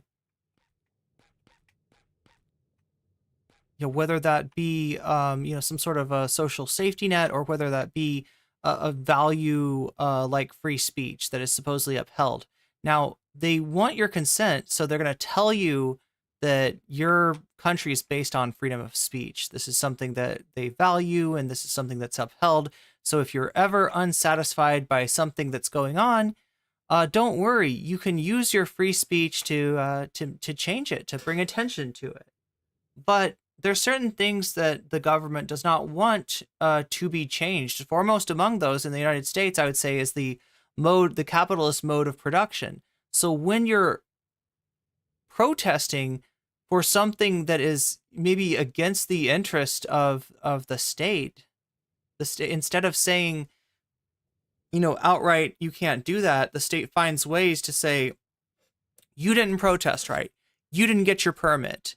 You didn't abide by whatever, rules of proper protest you were supposed to do. So therefore we get to take you away. So a lot of times, instead of it being like, the protesters were just shitheads, right? And so they weren't like, it's actually that, the state has laws in place to where if they ever really want to shut something down, declare a curfew. That's what they did in, that's like leading up to the formation of the CHOP and the CHAZ in Seattle, right? And a lot of cities during the BLM uprisings, right? They, they declared a curfew, and then anybody that's out after the curfew is they're not protesting correctly. So we're not taking them away because we don't believe in their right to protest. We're taking them away because they violated the curfew. Got it. Finally. Anyway. Yeah, where are your protesting papers exactly? Charge or a charge that they're. What's going on? What is this? Oh, I've got limited time, right? Suppress free speech. This sucks. I don't agree with that. I don't, because like there are a lot of instances where they're trying to arrest somebody and the person is actively trying to fight them and stop them from arresting them. Like, how can you have a world where that's acceptable? Like, wouldn't that massively endanger the lives of every single police officer? It depends on which country we're talking about, I guess. But well, like in the US, right? I mean, like, yeah, I mean, whatever Germany does is what they're gonna do. But it's like, I can't see a world where being able to resist arrest is like not going to lead to massive risks of violence against police officers. It's the application of the law. I think that there should be probably a higher standard for things such as this, because obviously, like, as long as it's not violent, as long as it's not like genuinely causing harm to others, I think that a trespass law in this situation, especially because it is public land, trespass in this circumstance is, in my opinion, not meeting the standard of violent state apprehension. If it was something else, if these students were like beating the randomly out of like students that are walking around, then, well, you have a specific charge for that, right? Yeah. I think that trespass is just a bullshit one to use in this circumstance, especially after the vice chancellor, hours prior to the sweep, actually went and sat down with the students. And in Are you that talking about in UCLA? Yeah. And the vice chancellor made it seem as though they were doing this to protect the students. They were claiming that, they wanted police presence there to protect the students. And the students kept asking him whether there would be a sweep at all, because police presence in this is what we saw mean safety for the students or security for the day before yesterday. The exact opposite. What he's talking about. And he basically said, oh, no, there won't be a sweep, or maybe there will be a sweep, but you'll be able to leave before the sweep, giving them only one option, which is leave or get beaten up. I don't think that I don't think that's valid to do. I think it kind of is in a lot of circumstances. And the reason why is because the alternative to that is that you are effectively holding the university hostage. And I don't think that's fair. But they're not. Wait, well, what do you they mean kind by of that? are. Whenever they're saying we won't leave until you do what we want, and then you can't make them leave, they are effectively holding the space hostage, are they not? I mean, the spaces they're occupying is marginal. They could even hold an actual space hostage, I guess, like if they were to go inside of a building and, God damn it. set up barricades and whatnot. And at which point, what I care about is what their goals are, right? Because all matter of protest is inevitably going to be disruptive. This one wasn't. That's why I think it's like truly unconscionable, the reaction from the university. And that's why there's a lot of students who are very pissed off right now at UCLA. So in French, the word for protest is, I believe, manifestation, or it sounds kind of like manifestation. And at its very essence, you know, that's what a protest is. Now, when I say that's what a protest is, I mean that, like, that is a, you know, specifically, like, I guess, low force intervention, you could look at it as. It's a protest that doesn't really interfere with much. And in general, like, protests that don't interfere with much also don't tend to get a lot done because there's no leverage there. Like, if you just want to bring attention to something, then, you know, maybe...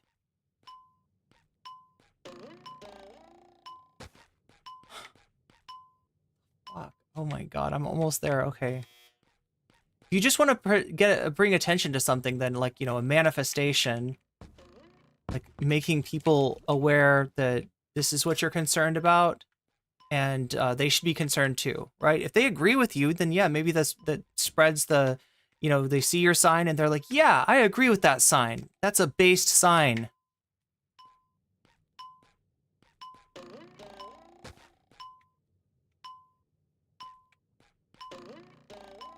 Oh, yes. I think we're good.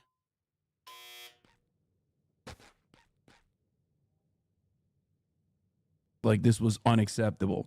But so Hassan's basically emphasizing that as far as protests go, this is a very low force intervention. It's basically a manifestation. It's a bunch of people gathered in a place. Why are they gathered there? Right? That's you know, essentially what the protest is doing, as opposed to blocking something off or preventing someone from doing something that might be more you know, that might interfere in some way, but also something that's got, you know, some leverage to it. So, you know, for Asmongold to make this complaint about this particular protest, it kind of undermines the idea that he is in favor generally of the principle of protest, which he claims not to be. So.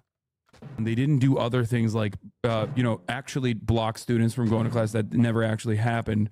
Or even like block students or block faculty. As a matter of fact, faculty and teachers under UAW 4811, the local UAW for the grad student union and the teachers union there, specifically were participating in the protest against the police presence, thinking that, like, at least if the teachers are there, the cops will be less likely to beat the shit out of the people, and that still didn't stop them. That's why you see images of like deans, of like that lady. Yeah, you see images everywhere of like there was a lady who is the head of Jewish studies at one of the universities that literally was physically assaulted by the police. She was a Jewish woman. She's a professor. She's the head of the Jewish cultural studies at the school, and cops are beating the shit out of her for saying that, like, Israel is doing a genocide. I don't think that any of these, I guess, like, the thing that annoys me the most about this stuff and the way that it's covered in mainstream media is the hypocrisy of it all. Beyond the obvious issues, beyond my own personal perspective on the matter, beyond the fact that I think it's truly unconscionable that our tax dollars are going to fund and facilitate ruthless baby slaughter overseas instead of, you know, helping Americans, helping people here. Helping homeless people here. I agree with you on that perspective. Beyond that fact, the idea that these guys are somehow doing this to combat anti-Semitism is truly ridiculous. especially when in many instances, the people that they're beating up are Jewish students and also Jewish members of faculty, in some instances, literal Holocaust survivors that go and participate at these protests. So it's all bullshit. Like the reasoning that the media gives is bullshit. The justifications that universities give is ultimately bullshit. They just don't want this kind of protest to occur. They just don't want it at all. They want everyone to shut the fuck up and say that you love Israel unconditionally and that you should make no demands from the university whatsoever. And well, I think that the university isn't, you know, at liberty to be held accountable by. All right, here we go, chat. Get together and hold them accountable. Even I'm gonna figure out. I'm gonna try this first level once, and then I'll pause and talk to shorts and regular chat. Like all of these things are bad, but just because oh my something God. is bad, that doesn't necessarily greenlight any behavior you take in order to hold somebody accountable for it. So, like, while yeah, I think that it's absolutely fair for the students to want to, you know, protest to make the, you know, the university divest or, you know, not be involved with those things. Absolutely, that's fair. But whenever you do it in a way that the university doesn't want you to, I think that yes, they have every right to have you removed because that's the way the law works. And I think that's what I would say if it was a Walmart doing this or a Starbucks or a person at their house or anything. Because again, a person should have autonomy and the right to decide what they do with their own space. And also, it's not like the protesters are speaking for every student. There are a lot of students that probably are, you know, like kind of neutral about the topic or might even disagree with it. Would it shock you to find out? And I know that this is like not something that mainstream media covers at all. But for example, students hold votes, like student government body will hold votes for divestment. In Colombia, 90% of the student body voted in favor of divestment. 90% in Columbia University. So it's actually not about democracy. It's the exact opposite. It is not meeting the demands of the students or the interests of the students whatsoever. As I'm sure many students, much like yourself, would probably agree that it is kind of ridiculous that we're, you know, participating. Our tuition dollars are going to like baby murder machine, right? And for the record, historically, the reason why I brought up like 1968 and many other instances, because in 1985 specifically, Columbia University students and students across the board, across the United States of America, originally did the BDS movement and did the exact same things, if not more violent at that time, as a matter of fact, and successfully were able to get their universities to concede to the reasonable demands that they were making, which was to divest from apartheid South Africa. That's the history that these students are relying on, and they're hoping, understandably so, that these institutions that are supposed to be there to educate them will be human and will be reasonable. I get that. Well, they're trying to get the institutions to come to the table. And my point of view is that I don't think the institutions should be made to come to the table. I think that you should have every right to try to get them to do it. But the idea that you're going to hold spaces hostage or destroy property or do really anything that violates their rights or violates their autonomy of their own property and what they have control over, that's what I disagree with. But I don't have a problem with people being angry about it. And also, like, anybody can, like, people don't have to go to that school. They're choosing to go to that school. And so here we go with the libertarian brain rot of the marketplace, the logic, the morality of the marketplace.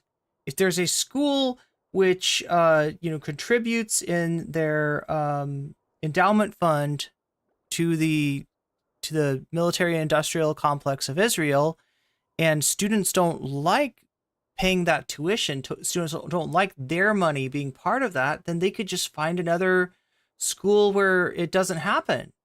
And if there is none, well, then one will open up, because all these students are out here and we don't want to pay for, we don't want to pay for baby murder. So the anti-baby murder school will open up and the marketplace will take care of itself. That is logic from a ideology that almost looks at capitalism in a quasi-religious way, right? That sees it as the great, equalizer, the great, oh my god, oh my god. Yeah, complain but silently. I'm not doing very good about the calls to action or the warning people about the top of the hour ad break, am I? And the student votes are not like a university is not a democratic republic. It's not a democracy. So the student votes matter, and I think that Well, I think it should be. Like, if you were to ask them, they would say that they are a place for learning where they do care about their students' interests and stuff, and they wouldn't. Like, if you were to ask them, they would disagree with that statement, I think. Well, I think that it depends on whether that statement is convenient for them. Yeah, but the no, truth is they're hypocritical, for sure. Oh, absolutely. But it's still their right to be hypocritical. And I'm not, and I think this is like kind of two different conversations, and you know, we could be talking a bit past each other, but I think that really they should have the final say in whether they do this or not do it. But I do agree with you in essence that what they're doing is hypocritical, and I also think that it's bad. I think that they're wrong.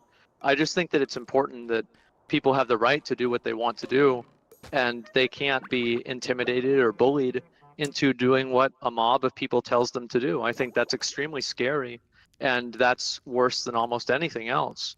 Wait, really? You would It's really funny what he just said, right? As a democracy enjoyer, he seems to stand against the whole concept.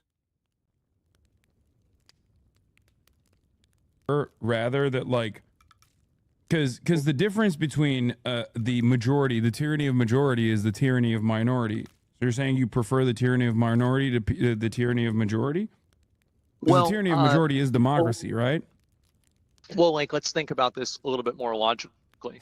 So I see what you're saying. Let me help you out with your logic, Hasan. That's an interesting point, but I don't think it really applies here. Because, for example, if a lot of people are around like some sort of, I don't know, grocery store, and there's more people that want to get the food out of the grocery store than the people that, you know, work at the grocery store, then you would have a majority of people that you could logically say, based off of democracy, should be able to do that. But the truth is that it's not tyranny of the majority or the minority. It's tyranny of the people who have the rights and the ownership of what they have those rights and ownership to, and their autonomy to decide what they want to do with that. So it's neither. The fuck? By your example. The fuck did you just say? In this circumstance, it's like outsiders. Yeah. Like the example that you're using would actually be best explained with strikes, right? Because the analog here is actually grocery store workers who participate and work at the grocery store, like clerks and whatnot, who are a part of, let's say, some kind of collective bargaining, some kind of union. Yeah, something. Decide that they are generating a shit ton of profits for the Walmart family, the Waltons, right? And they're saying, I think we want. I know. What's up? Oh, I worked at Sam's Club for a week, and in orientation, they even had things on the wall saying how bad unions were. Crap. Oh, yeah. I know. Yeah. Yeah. I love Sam's Club. Costco's probably better. Costco's a little bit better for their workers, but you know, I was in awe of Sam's Club when I first came to America. I thought this is the greatest thing America's ever invented. Sam's Club has better pizza, man. It's really good. But yeah. But the thing is, in that circumstance, right, the majority of workers at Sam's Club would potentially stop, or Walmart would potentially stop people from going into Walmart, which has historically been done, for not just Walmart, but like, you know, it's been done time and time again. And these examples of protest are disruptive at the time and possibly even very annoying for those who just want to get their fucking food and get the fuck out, and they don't want to think about it. But ultimately, movements like this have created a lot of the rules and a lot of the freedoms that we now take for granted, including things like the weekend, including the abolition of child labor, even though it's coming back to America, to many different states right now. In Roblox. Workplace. In Roblox. Protections, things of that nature. Yeah, and Minecraft. The reason why I am on board with these students is not because they're like, you know, doing unimaginably peaceful protests, like much better in a much better way than I would ever be able to do it. You're using an argument of basically the ends justify the means, right? Yeah. Oh no. Yeah, you are. Are we in Tim Pool land? But only because like the ultimate goal is one that I agree with and I think is just, and I think you think is just as well. And that's what I think is scary though, right? Because once you create a foundation where that type of thinking is justified, then who's to stop people? It'll turn you into Thanos. Want to do something bad for thinking and applying the same type of. And then Steven Crowder won't want to debate you when you're Thanos. I think you're right. But that already right? exists. Like, that is how most people approach matters. Bad. Oh my it's also very bad. Oh right? my god. And what I'm saying is that I think there's a situation where in applications of the law, all of it is bad or none of it is bad. You can't have a thing where you kind of means test each individual person and each individual cause as to whether or means test justifiably okay. Does he know what a means test is? I think that's very unfair, and I think also yeah. What you're saying is actually not correct. That's not a means test, bro. That's precisely the reason why the prosecutor's office in Texas, in Austin specifically, refused to prosecute all of the individuals that were apprehended by the Texas state troopers. Oh, yeah, I read about at that the protest. So like leniency is exactly how the criminal justice system applies the means testing, I guess. And the reason for why they did that is because these guys were lawfully protesting and exercising their First Amendment rights. They weren't doing anything wrong. Number one, like the people here at UT were doing nothing wrong. They should have never been apprehended. Yeah, there's no reason. But the same fate will befall the UCLA students as well. And the reason for why they will inevitably not get any serious criminal charges or any charges whatsoever is because ultimately what they are doing is peaceful demonstration. The major purpose here of sending the police there is not actually to this is what is like on principle alone anti-American, in my opinion, if we are to believe the First Amendment is real and true and enshrined and protected by the Constitution, which is probably one of my favorite things about America, considering that I came from Turkey, and a lot of the shit that I say about the American government, or even the Turkish government as a matter of fact, would lead me in serious criminal punishment in Turkey, my nation of origin. Yeah, So, I totally agree with you there. So that's why when I see stuff like this, when I see the state acting in this way, when I see the state like designing new bills that say like criticism of Israel is inherently anti-Semitic and should be illegal. That's the one from today. Yeah, when I see stuff like that, I am genuinely much more fearful about the future. It's awful. It's much more fearful about the future than like students actually protesting against their school in the most peaceful ways possible. To be fair, I totally agree with you there. But I think maybe the difference is that I view these, like, in this circumstance, those two examples are both on the spectrum of not good or bad things. But you're absolutely right that the Israel thing, where you can't criticize Israel or say that people are working for Israel, it's fucking ridiculous. Like, okay, wait, whoa. Whoa, you can't criticize Israel or say that people are working for Israel? What is Asmongold talking about? Right, see, this makes me worried, right? We watched him talk about Nick Fuentes, and look, I didn't take any sort of, I didn't make any assumptions. I was a little shocked at how kind of cavalier he was about Nick Fuentes being brought back on Twitter, but whatever, that's like his opinion, man. But now, wait, like, you can't have anybody saying that people work for Israel. Who fucking works for Israel?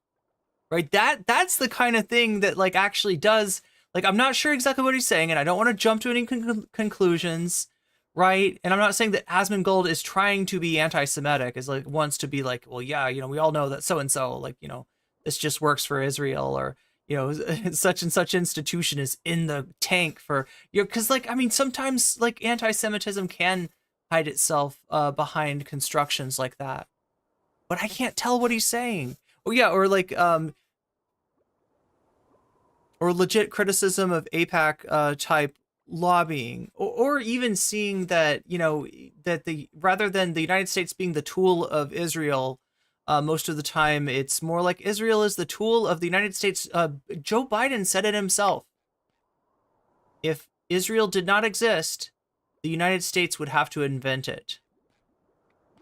So yeah, it plays a role, a vital role in the U.S.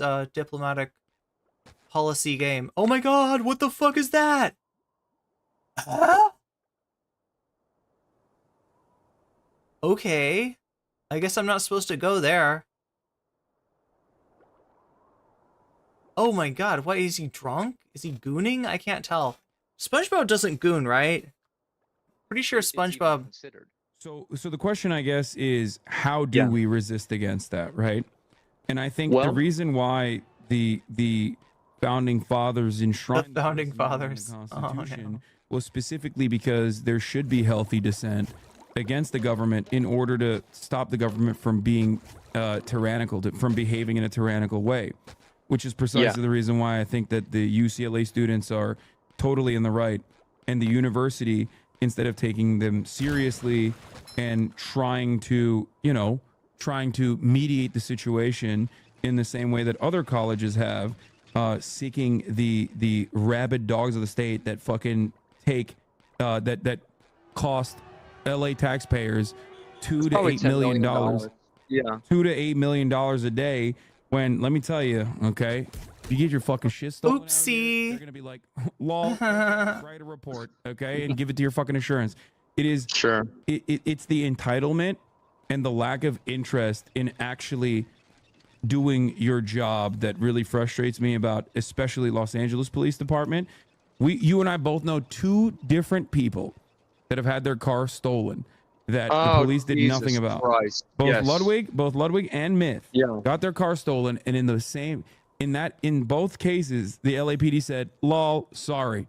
But then they have the capacity to fucking send thousands of Los Angeles Sheriff Department dudes rocking like tactical gear, riot gear, to beat the shit out of like otherwise peaceful protesters that are 18 years old. These are like queer anthropology students that are sitting in a fucking protest. They're a bunch of hippies, and they're getting brutally taken down by like 45-year-old dickheads from not even from here, from like one of these like edge cities that they all live in together, and coming to brutalize them. I think this is unjustifiable. I think that is a gross misuse of funds, and as a taxpayer who pays European level taxes, if not more, I wish that, I demand more from I demand more of a return from the taxes that I pay for. And I think it's, my honest American right to do so, just like it's the right for these students to protest. Well, I think, you're absolutely right. Squidward's about to lose his freedom of speech. It doesn't mean you can go somewhere and just post up there and expect for people to just have to be okay with it. Like, no. I agree with you that the cops are probably, like, there are a lot of cases where the cops are incompetent, but like the dichotomy that you're creating between like, the police officers arresting the protesters and not getting the people who stole Myth or Ludwig's car, like, in my opinion, I think they should do both, because if you don't have law and you don't have rule of law and you can't apply the law, then everything is chaos and everybody is making up their own rules constantly. Well, I think the police were behaving in an unlawful way by going into a otherwise peaceful encampment and beating people and apprehending them. That's what I'm saying. I think it's a violation of the First Amendment to do so. I think that it's, well, like, you don't view it as like, for example, like if somebody went onto your property, and I understand this is a public university, so it's different, but I do believe that going on to somebody's property and refusing to leave is violent. It is fundamentally violent. Like, you're not allowing somebody to access or to use part of their property that they own. Yeah, but like this being different is important, though, because there's a difference in personal property, like your house or whatever, versus public property of a school that you are actually paying tuition to utilize the grounds on. Like, it's entirely different. That's why there's public spaces to begin with, so that people can protest in places like that, in parks and whatnot. So I guess the question. Oh my God. Okay. I mean, like, Hasan's not going to be talking about the commons, the concept of the commons I doubt that he's going to talk to Asmongold about that. He's not really the argument that he's trying to make here, but you know, like something should be said, right? To the fact that in the old days, there was a lot of quote unquote commons. There were a lot of property. There was a lot of property that was just common. It's not mine. It's not yours. It's just the woods. And if you want to go out there and hunt, you want to go out there and gather berries, that's your deal. That's your deal. Now, eventually, you know, people laid, you know, claim to this stuff, and like more and more, until we get to the point where now we don't really have like something as simple as like a third space, right? When you say a third space, oh my god, what do we?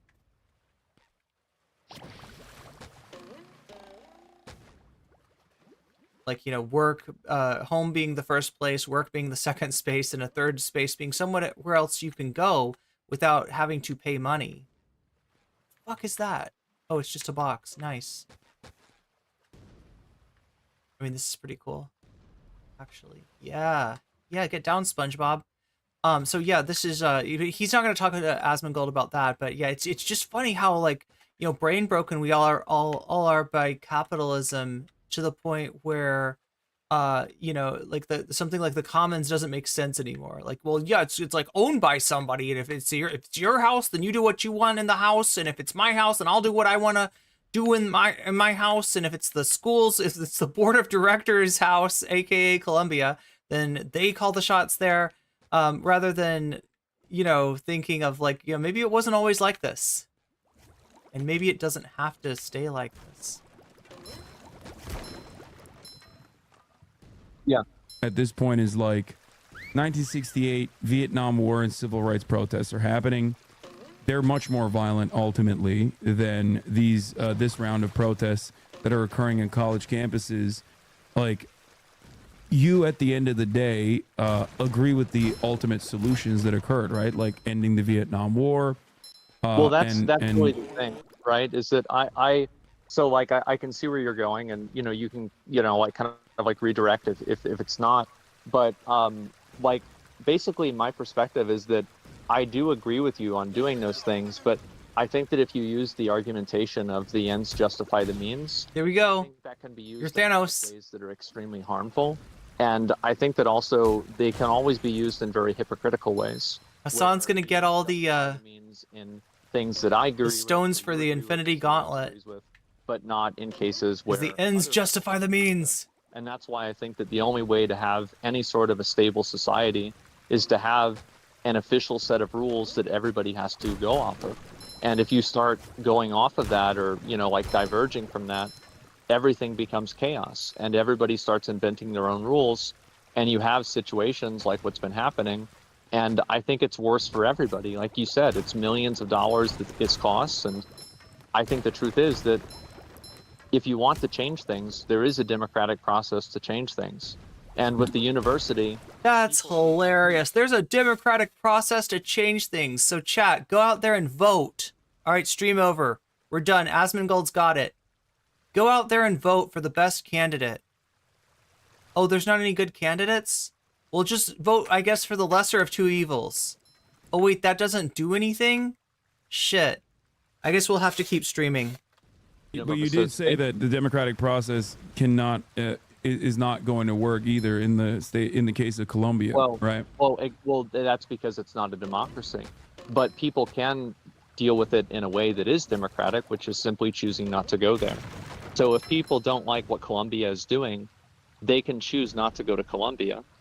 So I don't really see the problem here. Why does Colombia have to, you know, agree with these people or bow down to them? If these people don't... And it's so funny too, like in the world that we live in, wouldn't it be awesome if it didn't matter what college you went to? You could go to Columbia, or you could go to, you know, like a 2-year school, and the same pathways are open to you either way. We know that's not true.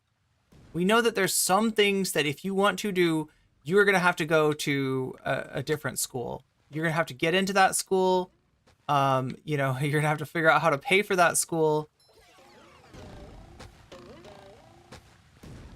or else those avenues are just not open to you at all. So yeah, it's not quite like that, Asmongold.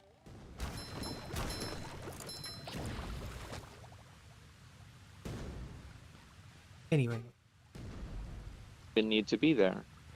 So that's a great question. And the best answer perhaps comes from James Baldwin, American writer and civil rights activist, who once famously said, and I don't want to paraphrase this, so I'm going to give you the actual quote here. Said, "I love America more than any other country in the world, and exactly for this reason, I insist on the right to criticize her perpetually." This is the exact same answer that I give to people as well whenever they tell me, "Why don't you fucking leave America if you're such a goddamn hater of America?" Now, the reason why I have the financial freedom. This is effectively the same quote as like the, I don't agree with what you're saying, but I'll defend to the death your right to say it. What? So I agree with you. Wait, what? I don't think all types of criticism are the same. Wait, what? Does this even make sense? Why does a video game publisher need to listen to you complain about the lack of cleavage? Yeah. Wait, was he complaining about Stellar Blade? He was, wasn't he? Was he one of the ones?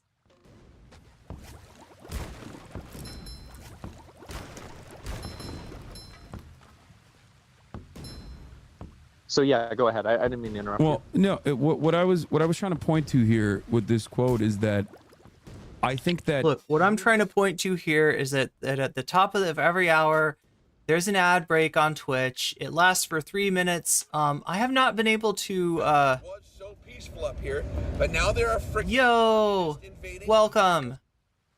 I have not been able to. I've forgotten to mention that quite a few times now, right? But if you've got Prime, then that's great because there's a way to get out of the ad break for free. You use your Prime to get a Twitch Prime. You integrate it into Twitch, and then you get a free sub. With that sub, you get Weasels. With that sub, you get out of the ad break.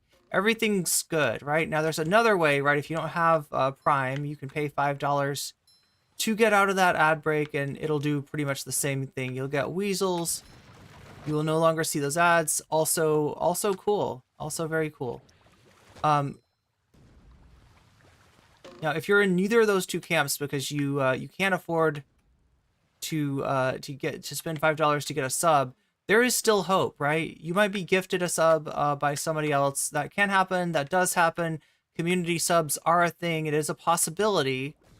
And people sometimes are, extremely generous to each other and to me. And but like, if you want to get that, your best bet is just be active in chat. Be active in the chat.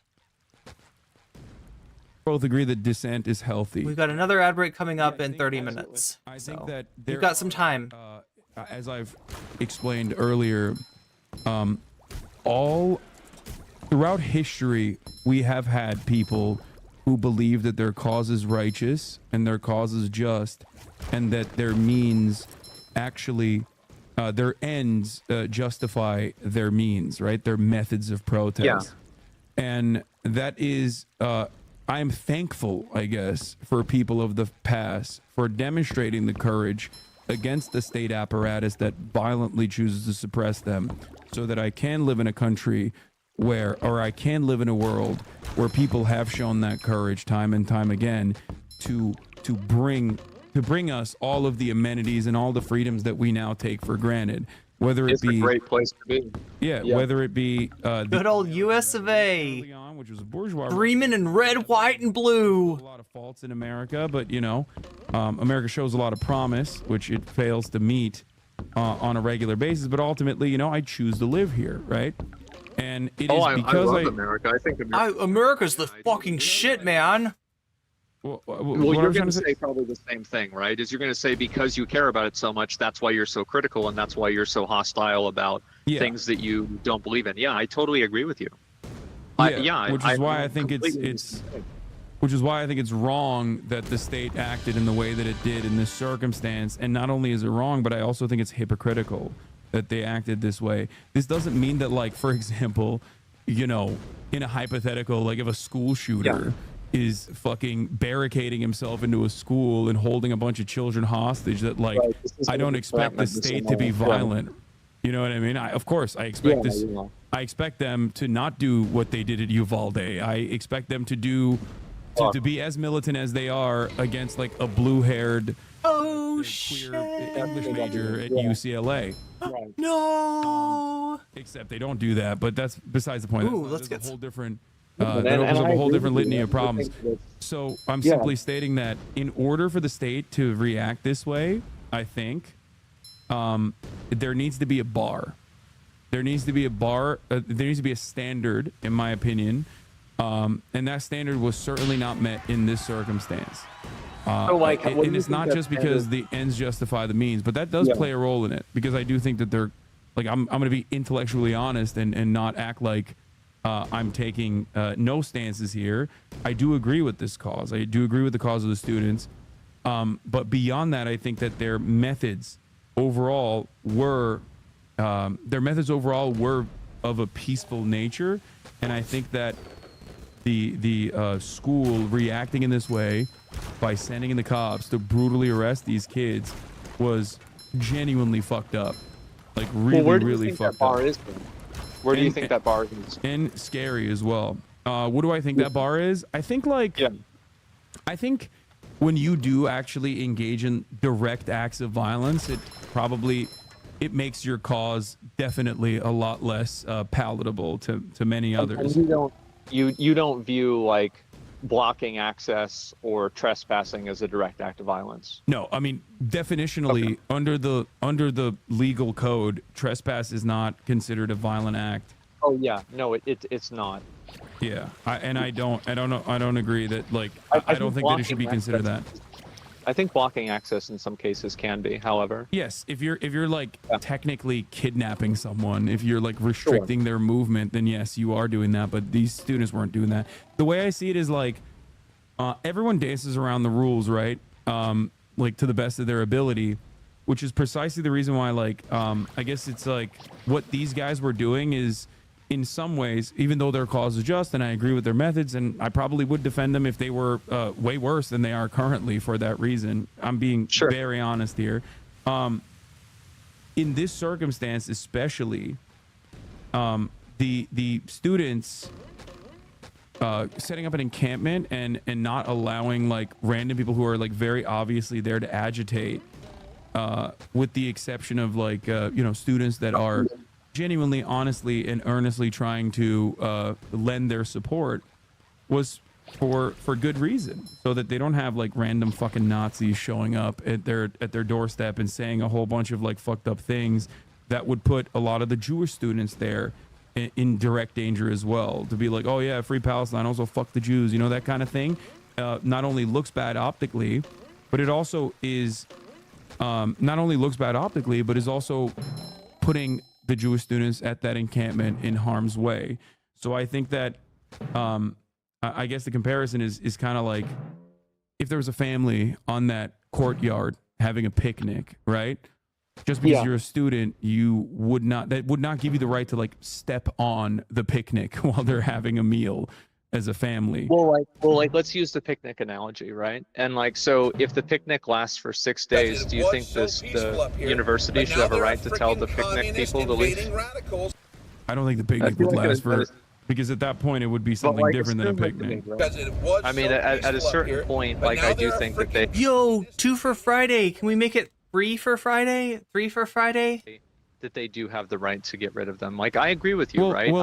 That's 2 in a row. I don't think the university... I think there's a limit. I don't know. Yeah, no, you're absolutely right. The difference is... Wait, it should be 5 for Friday, right? Such as that in times past and many other college campuses. And more often than not, they just kind of wait it out and have people leave. Or they're like, all right, what the fuck is going on?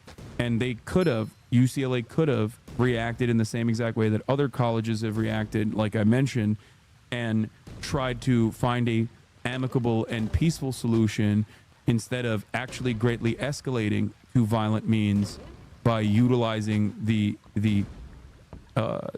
police force and greatly putting students in danger of physical violence. That's my main anger here. I get that. I think the students put themselves in danger. They were told by the cops to leave, and they didn't do it. It's not their property. They weren't allowed to be out there. They were told to leave. They didn't leave. They are putting themselves in that position by their actions.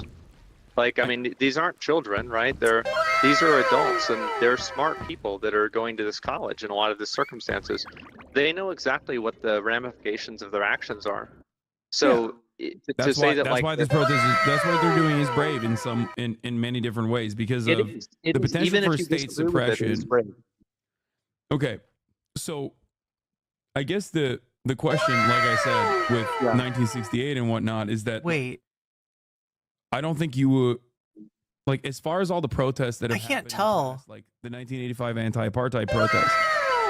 Yeah, similar counters were similar counter perspectives were brought up in this circumstance in each of these individual cases. I've also maintained that, or I have also shown, I think, with enough historical precedence that like the government doesn't simply offer people nice things. I can't tell if those are real. People have to demand those nice things. Well, you have to vote for them, really. Yeah, you have to vote for them. Vote harder. But sometimes you're not voting hard enough. Because sometimes the state will refuse what you voted for democratically and will say, no, we're not going to do it. 7 out of 10, 8 out of 10, 10 out of 10. Like what is to be done? Like what are people supposed to do? Because there is this idea. I think it's a crazy bad timeline when Moist Critical has an audience. Wait, what did Moist say? I don't know if those are ghost. Are the ghost memberships back? I thought we were done with the ghost memberships. I think those might have been ghost memberships. We don't want to have ghosts join us. That's scary. We don't want to have real people supporting the stream. And you too can support the stream by giving the gift of weasels. That's right. You can pass forward, pay the weasel forward, right? If you've got a weasel, you can weasel up yourself by becoming a member. You can support the channel through super chats, through super stickers, through any number of means, which you can find out about down in the description. And it's all any way you choose to support the stream. Just understand that I appreciate you a lot, and it's only by your support that I'm able to provide you this excellent gameplay and analysis. Which I feel like I'm gonna see if I can get through this level, and then I'll go back. So I'll like I don't know if this is like the kind of game I can sort of talk while I play it. It's not like super complicated, but it's a new game to me. So why should we try to hold people with power accountable? Oh my God! Do you know what the other option is? Do you know what the other option is? It's just being a subject. We could go back to feudalism. Is that what you'd like? Do we have one in chat if you support feudalism? Yeah, I'm like confused now. I'm legitimately confused. Were those ghost memberships? That's the thing. The police don't apply justice equally. It's not equal in a very specific way. You know, Asmongold cares about Twitter as a public square where everything goes, but an actual public square, yeah, like the idea of the comments. Well, I mean, Hassan's not even going to try to get into that with him. Asmongold's editor called him allegedly. Wait, what? Wait, Asmongold's editor, did Fuentes? You say Fuentes was mildly right wing? Wait, so wait, Asmongold's editor called him. Oh, yeah. So Rat King Parl is talking about the original title for that video, which had white supremacist in quotation marks. And I don't know if that was in order to fence ride or if that was like sympathy for Nick or what, right?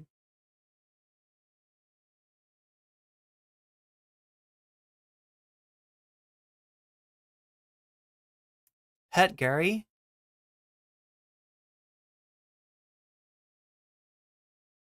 Yeah, I think those were ghost Those were ghost memberships, which is spooky because we haven't had any of those in a really long time.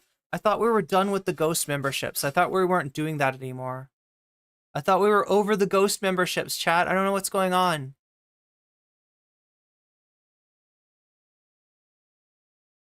I don't know how these work, but yeah, it seems to be a bug in my streaming software. If I had to guess.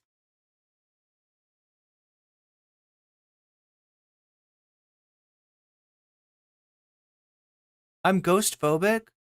Only when it comes to weasels. You don't want to mess with we like the problem is that weasel ghosts are kind of evil. I don't know. I'm not comfortable with it. Not entirely, that is to say. Oh wait, maybe I'm just like I can't tell. Oh, there we go. That's what happened. Oh my god. Okay. Yeah, actually, you know what? It wasn't it wasn't a ghost membership, it was a real membership. Courtesy of Chelsea Ross, who just gifted 5 nocommentchick memberships, Gen X, fake name bunch of numbers, Raven S, Oubliette, Alex Womack, Peter Martin. You just got weaseled. And you have Chelsea Ross to thank for it. Grey Knight 7777. You just got weaseled, and you have Temporal Insanity to thank for that. Yeah, those were real. I don't know why my software just wasn't like, or not. It's not even the software. It's like actually YouTube. I think YouTube was on a delay or something. I don't know. I don't know, but yeah, thank you so much for the support. It means a lot to me, both in terms of being able to, you know, being able to make ends meet enough to keep the stream going, and in terms of just morale, right? It means a lot to have people support me. And remember, even if all you got is your thumb, which is a situation I can relate to, sometimes you got to take care of yourself first, but you can still hit that like button, and that also helps me out greatly. I thought those were ghost weasels. Okay, so the ghost weasels maybe are gone for real. Yeah, I just had to, I don't know, it took a minute to update or something. I don't know. So yeah, we're right here in the middle of this great debate, great minds, you know, coming together, the battlefield of ideas. Gird your loins for the blood sports spectacular. Although this isn't really blood sports today. You know, we got Hasan nominally debating Asmongold, who, you know, maybe wasn't saying a lot from a place of knowledge, was just kind of going off vibes. And Hasan, I mean, this is something that Hasan's been following. This is something Hasan's been connected to. And instead of doing what I did and saying, I don't know, Asmongold seems like a right-wing weirdo, Hasan was like, wait a minute. Maybe I can fix this.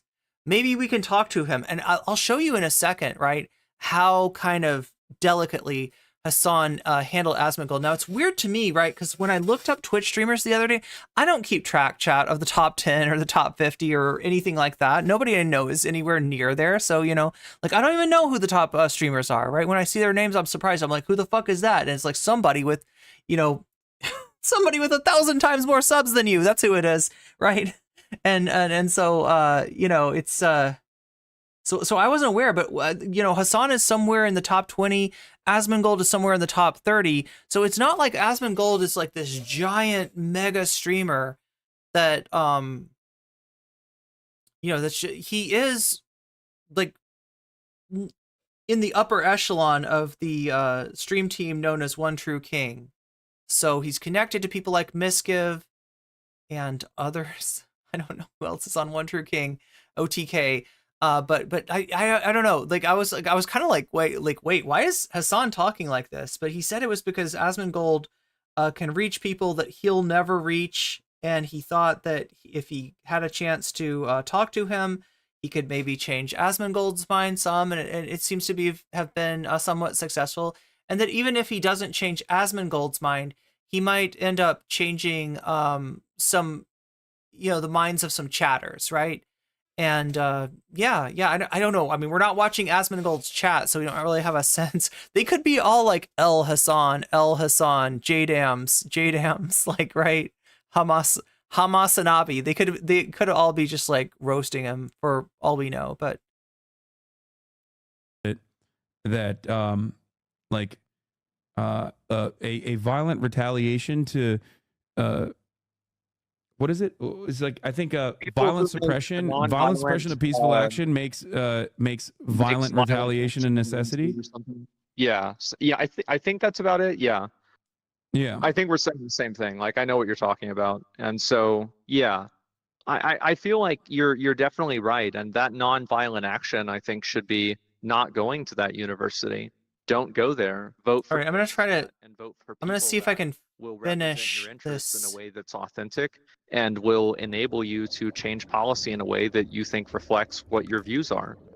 Okay. I totally agree with that, and that's finish this level at least. happen much more, because I think that a lot of people in the U.S. and I hear this sentiment a lot, and I find it to be very.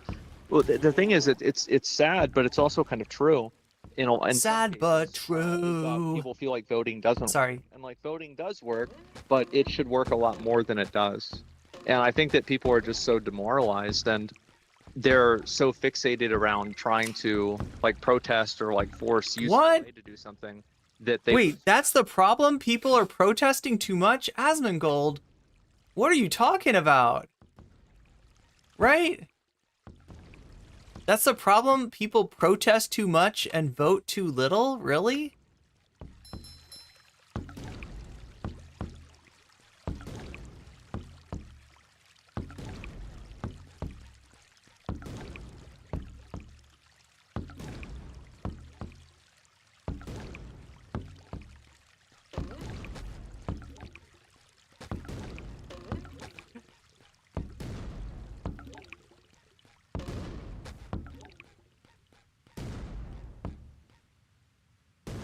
Of what they really, the power that people that really have is voting. We can hold people accountable. You can push for third parties. You can do that if there's enough people that believe in it. And I wish that energy and that. I don't think it's that easy. I think the American electoral system is. Yeah, look, we're gate kept by the major two parties. Now, look, do I believe that it's absolutely static? That, you know, forever it's going to be Republicans and Democrats? No, not necessarily, right? We have had other parties. We have had, you know, even, I mean, this is really looking back quite a ways, right? But there has been other like viable third parties. But at the present moment, the two major parties have a stranglehold. And because the, you know, particularly of the system that we have, right, where voting for a third party ends up hurting, like, right, you know, if you have like one party that you really would love to see get in power, and you vote for them and they end up being the third party, you've essentially given up your ability to maybe vote against the party that you hate the most, right? And that's what kind of keeps people locked in this endless cycle where the vote doesn't seem to count for much.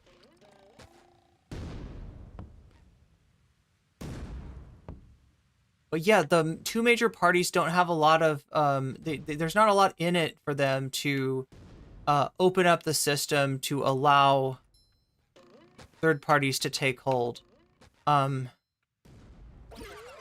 What's really annoying about the American system is that you got, if you look at the Republican Party, for instance, right?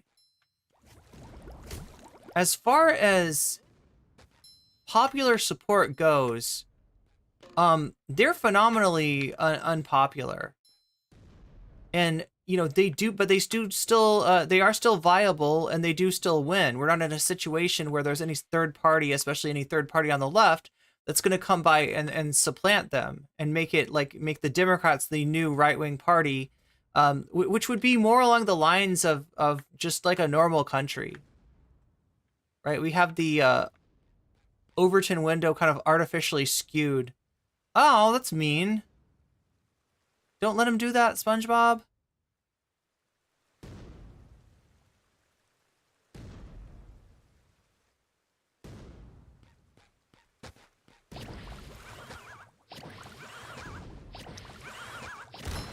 But because of some of the anti-majoritarian policies put in place by the founding fathers, things like the Electoral College,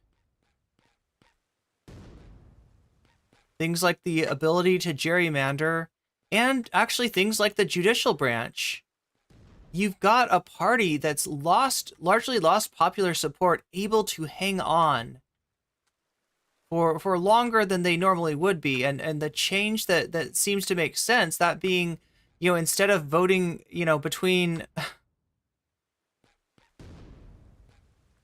a fascist war machine and a slightly less fascist war machine, we get to vote between a fascist war machine and something that's neither fascist nor a war machine, right? Yeah, oh my god, that guy hurts. Yo, he's got some reach. Oh, that's Ham! That's Ham! He's going ham on me. God is Ham. I saved you, brave citizen. Can I talk to you? No. Can I jump on you? No.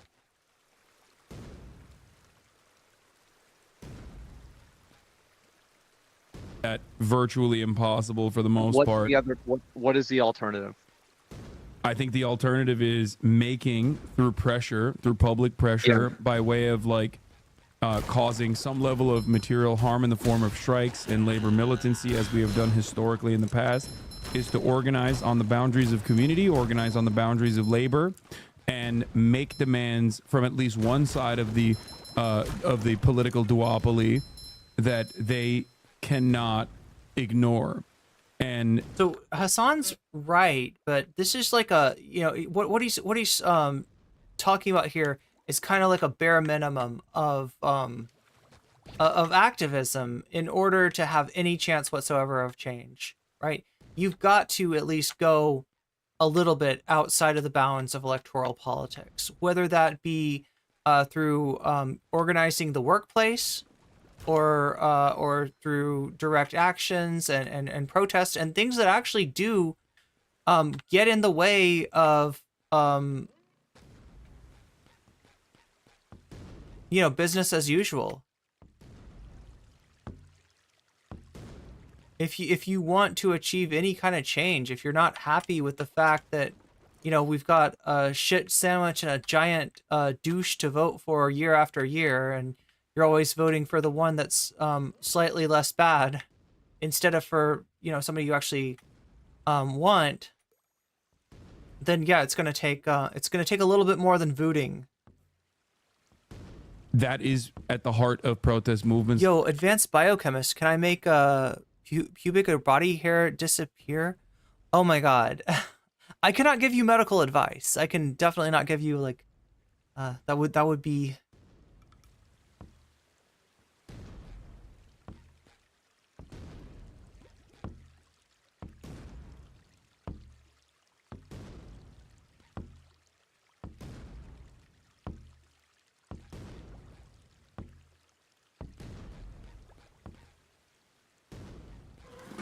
Yo, okay, wait, what the fuck? What do I have to roll myself up like a ball?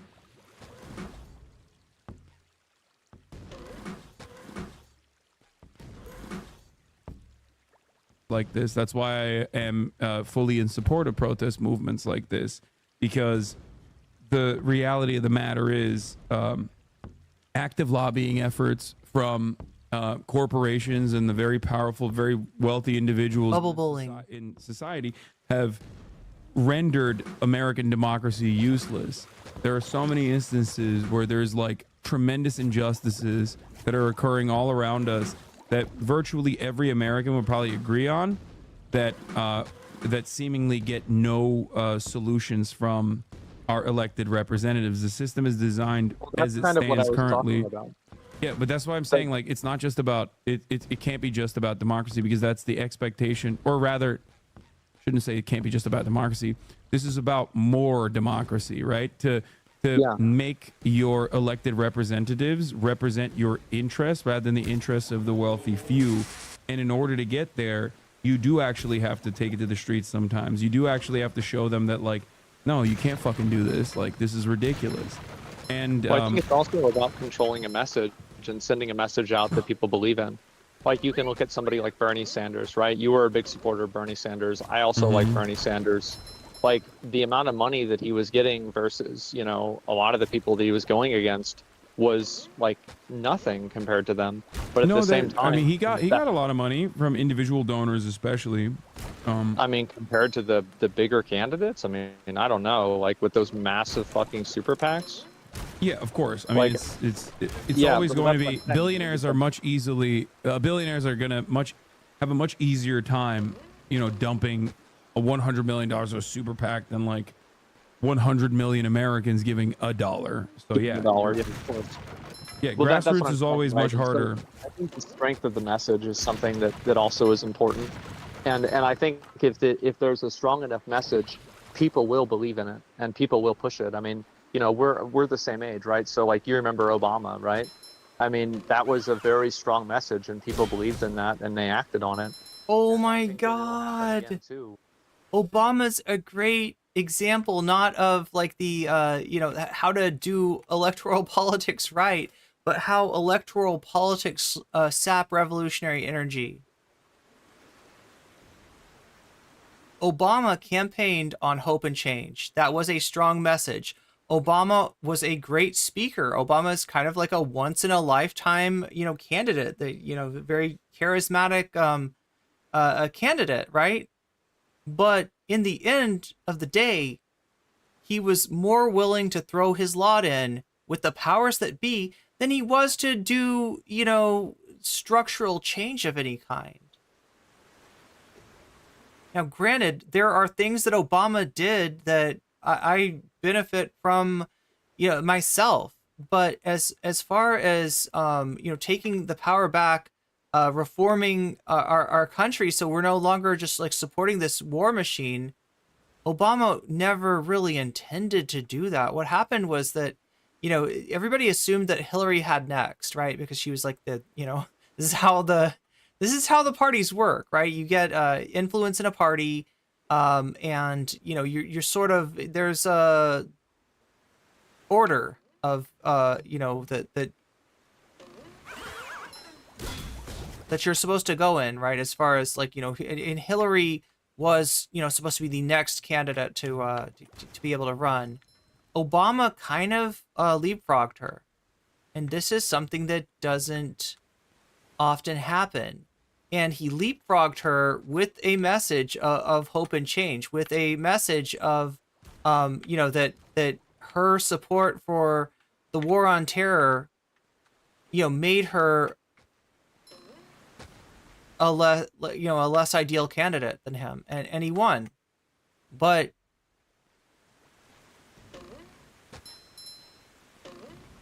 in order to secure her support and to minimize the kind of harm that's done by the Hill bots that are going to say, you know, I mean, there was definitely like, oh my God, a Hillary, or there was like a Hillary or bust kind of movement, right? There was a movement. In fact, there's more Hillary supporters that refused to vote for Obama than there were Bernie supporters who ended up, like, and I'm talking about as percentage, Bernie supporters who refused to vote for Hillary. But in order to you know, secure the, you know, scant amount of support that he did get, oh my God, from Hillary, Obama, you know, essentially made nice with the establishment. And he told them that he wasn't here to rock the boat. And indeed he wasn't. And he didn't. And any meaning beyond just like, you know, a slogan that anybody read into like his hope and change campaign was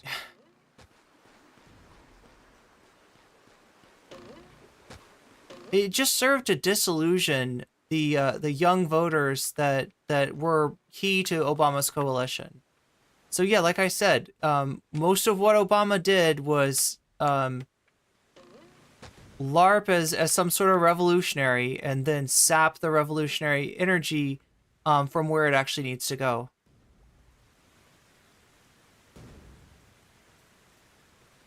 whenever Anyway. people But Obama was ultimately yeah, Obama ran on ending closing Guantanamo Bay and like ran against the Iraq War and then was responsible for the troop surge and like the continuation of the Iraq War, right? So like and the change his mind. I understand. So my point is like what do you do when your elected representatives that you voted for have told you a lie? Right? Well, like this is the thing, right? Because like people use, for example, like you use the Revolutionary War or like the Boston Tea Party or something like that as an example of like justified violent, like basically protest. And I agree with you. And so I think the question is that what? Okay, no. The Revolutionary War, like, you know, despite like I guess some people might, you know, oh my God, what the fuck? Okay. Some people might like equate like the Boston Tea Party, you know, with you know the idea of protest. But yeah, no, the Revolutionary War was like a, you know, military action, not a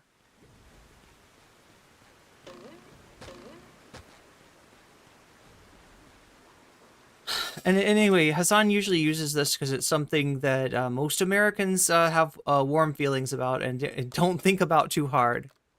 Like, you know, material destruction. Yeah, Chelsea says he made older white Americans feel like they'd solved racism. Yeah, like the symbolism of him becoming president kind of you know, took the place of a meaningful you know, change in power, or the hands that power is in, right?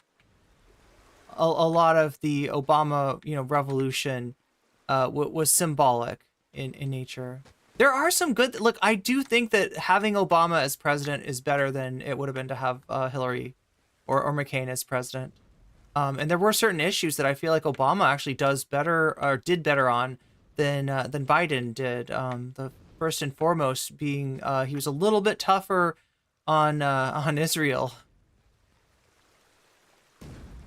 Illegal protest is completely justifiable if you're not able to like vent your frustrations democratically. And so I think the question is really depending on, do people have the opportunity to vent those frustrations democratically? Because like what you're saying is now, like, when you talk about venting frustrations democratically, like that is another purpose that the electoral politics serve, but not so much in a good way, right? You know, they serve as a sort of release valve for frustration without any change necessarily being achieved. And that is, you know, a functionality to the powers that be, not a functionality to the people. That is a way to, again, sap away any sort of revolutionary energy that might be there through symbolic processes that, in the end of the day, mean very little. Do you think they have? Do you think they have this in this particular matter in America? Because you said there's two circumstances, right? You're talking about with the schools.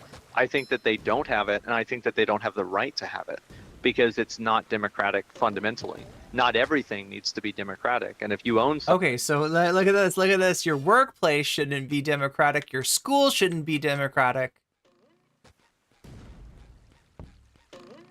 You could even take that a little further and say that the political parties don't have to be democratic. And in fact, they're not. They call the shots however they want. Look at the election of 1968. Look at the nomination process of Hubert Humphrey and ask yourself if that was democratic. If you want something more recent, look at the 2020 nomination process. Look at the way that when you had a unique situation in which the anti-establishment candidate was the one who was the leader, who was leading the horse race, right?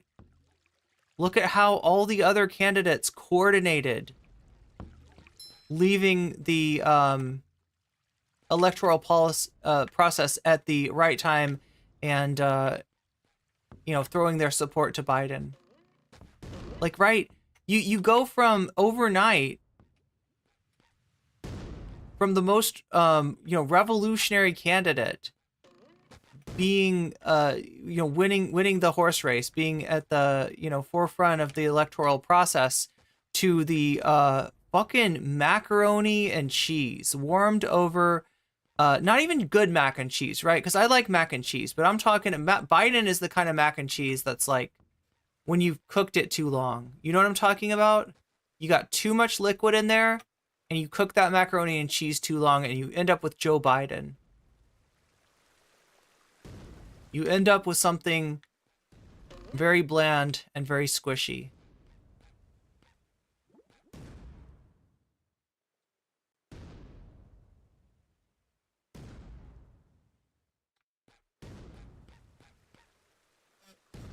People outside your house democratically vote that your house should be everybody's house, that doesn't necessarily mean that you lose your house. Well, I mean, but if they paid for it, if they paid for my house, then I think it's a whole different conversation. If they didn't pay for my house, conversation, but it doesn't mean that it's a democracy. No, I'm saying that if they paid for my house, that they would have a righteous say. They would have an understandable say in in a circumstance where they're living in the house and they paid for the house and they're basically renting. Then they do have a right, in my opinion, both morally and in some instances legally, in what happens in the house. That's why if your landlord refuses to fix your fucking mold, for example, you do have a right. Many people don't know this, but you literally do have a right to deny them payment even. So I mean, it's state by state. No, it definitely has to go both ways. But what I'm saying is that you can't do everything by tyranny of the majority. And I think that also whenever you're talking about private property, tyranny of the majority, you should have the right to decide what is and what isn't private property. And I don't think that people who own private property should be at the mercy of these poor landlords. Won't somebody think about the landlords? Like university campuses, especially state universities, are public property. That's actually quite literally the reason why, for example, those Westboro Baptist Church freaks that go to all the college campuses and talk about how yell at students and call them the F slur and stuff like that. Oh yeah. Those guys oftentimes cannot be kicked out of college campuses for this specific reason, because technically it is public property that their tax dollars are paying for, which makes the situation all the more complicated and all the more egregious in terms of a violation of First Amendment rights. I think that it's really about the encampment in that case, right? Because the people that were there were really welcome in. Oh my God, we got 2. Can we get 5? Can we get 5 for Friday? They were getting kicked out. We got 1 too. They just used anybody else hasn't subbed. Originally, they didn't have an issue. Can we make this 5? What makes it even worse? Originally, they didn't have an I'm getting greedy, chat. I'm getting greedy. Yeah. And then the counter protesters. All these subs are going to my head. Counter protesters showed up in incredibly violent ways, right? And you saw that. You recognized it as well. Yeah. Then the school cynically turned around and said, well, this is now a safety issue. So what do you think, what kind of lesson do you think that teaches everyone around the country? That if you want these students to shut the fuck up, if you're if you're like a 45-year-old Zionist dude who just wants to unconditionally dick ride Israel into oblivion, go and beat the shit out of some students, and inevitably the school will turn around and use your violent actions against them to basically say, now the state has to come in and pack up these students themselves. So they first got beaten by the Zionist counter-protesters, many of which have been identified and are not from the school at all. Then on top of that, the school used that instance to directly pack you up. Like they're because there's a reason. You can't just declare something unlawful. Like that's not how this works, right? Because like vice chancellors are voted on democratically oftentimes by the student body, and the administration at least like has to maintain a semblance of democracy, especially because it's a woke elite institution, right? Chat, he's making this about feet. What is this? Some Dan Schneider shit? Well, I mean, like, just to make one thing clear, like, if these people weren't at, you know, there was no encampment there and they were just sitting there protesting, I think that's totally fine. There's nothing wrong with that. So But you like, wouldn't you have an can't issue if SpongeBob, don't massage his feet. but because they built a camp to protest continuously, that it demands violent retaliation from the force. Like, it justifies violent retaliation from the state. I think so, yeah. I do. Because like they have no right to do that. They have no right to just start building and putting up tents there. That's insane. I mean, they were engaging in continued protest. And also, like, well, also keep in mind that whenever I'm talking about, you're saying engaging in violent actions, like the police told them to leave. The university said that they wanted them to leave. So, like, really, violence was the only thing that was left. And so it's like, does somebody have the right, again, and this is what I was saying initially, does somebody have the right to defend their property? And I think the answer is to that is absolutely. It's not their property. It's property that the students are paying for, and it's the state property too. So it's like taxpayers, but which is why it's the property that all of the students are paying for, not just the ones that are protesting. Yeah, but like in the case of Columbia, it is private property, and yet the students. I don't know what the UCLA student votes would look like. I'm not familiar, but I'm fairly certain, given that 81% of the 18 to 35-year-old demographic in the United States of America abhor Joe Biden's handling of the Israel-Palestine situation. It's not Okay, so I've seen these polls too, right? In fact, I've seen polls that are similar in terms of the number and purport to be for all age groups, right? Where Joe Biden's handling of Israel-Palestine is rated very low. The thing that I don't know is, because I wish they asked them a better question.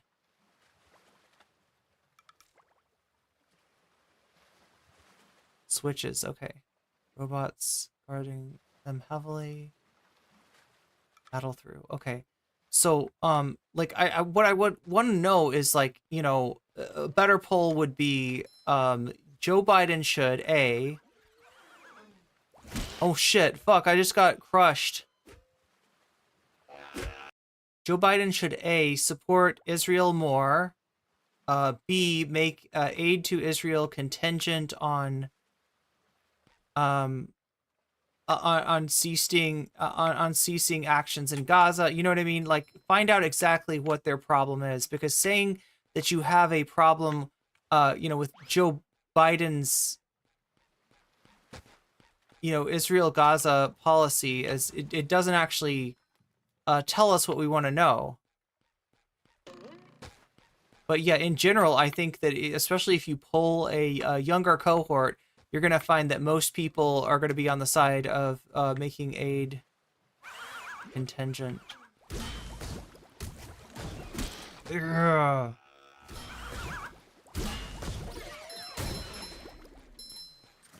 That's a lot of robots!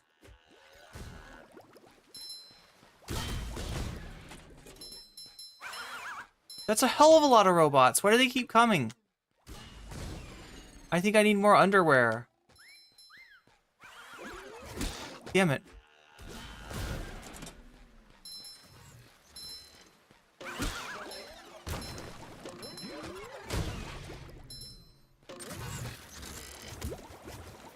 Oh, these are the things that make robots, right? You can blow them up in normal robots. Got it.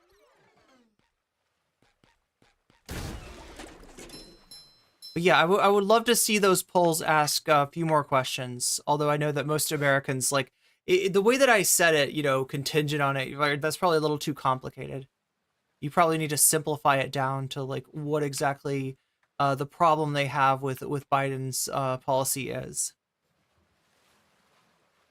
There's no introduction that really is needed here. I have a special guest, as you can see. What the fuck? I don't think that's Hasan and Asmongold. There we go. There's the button.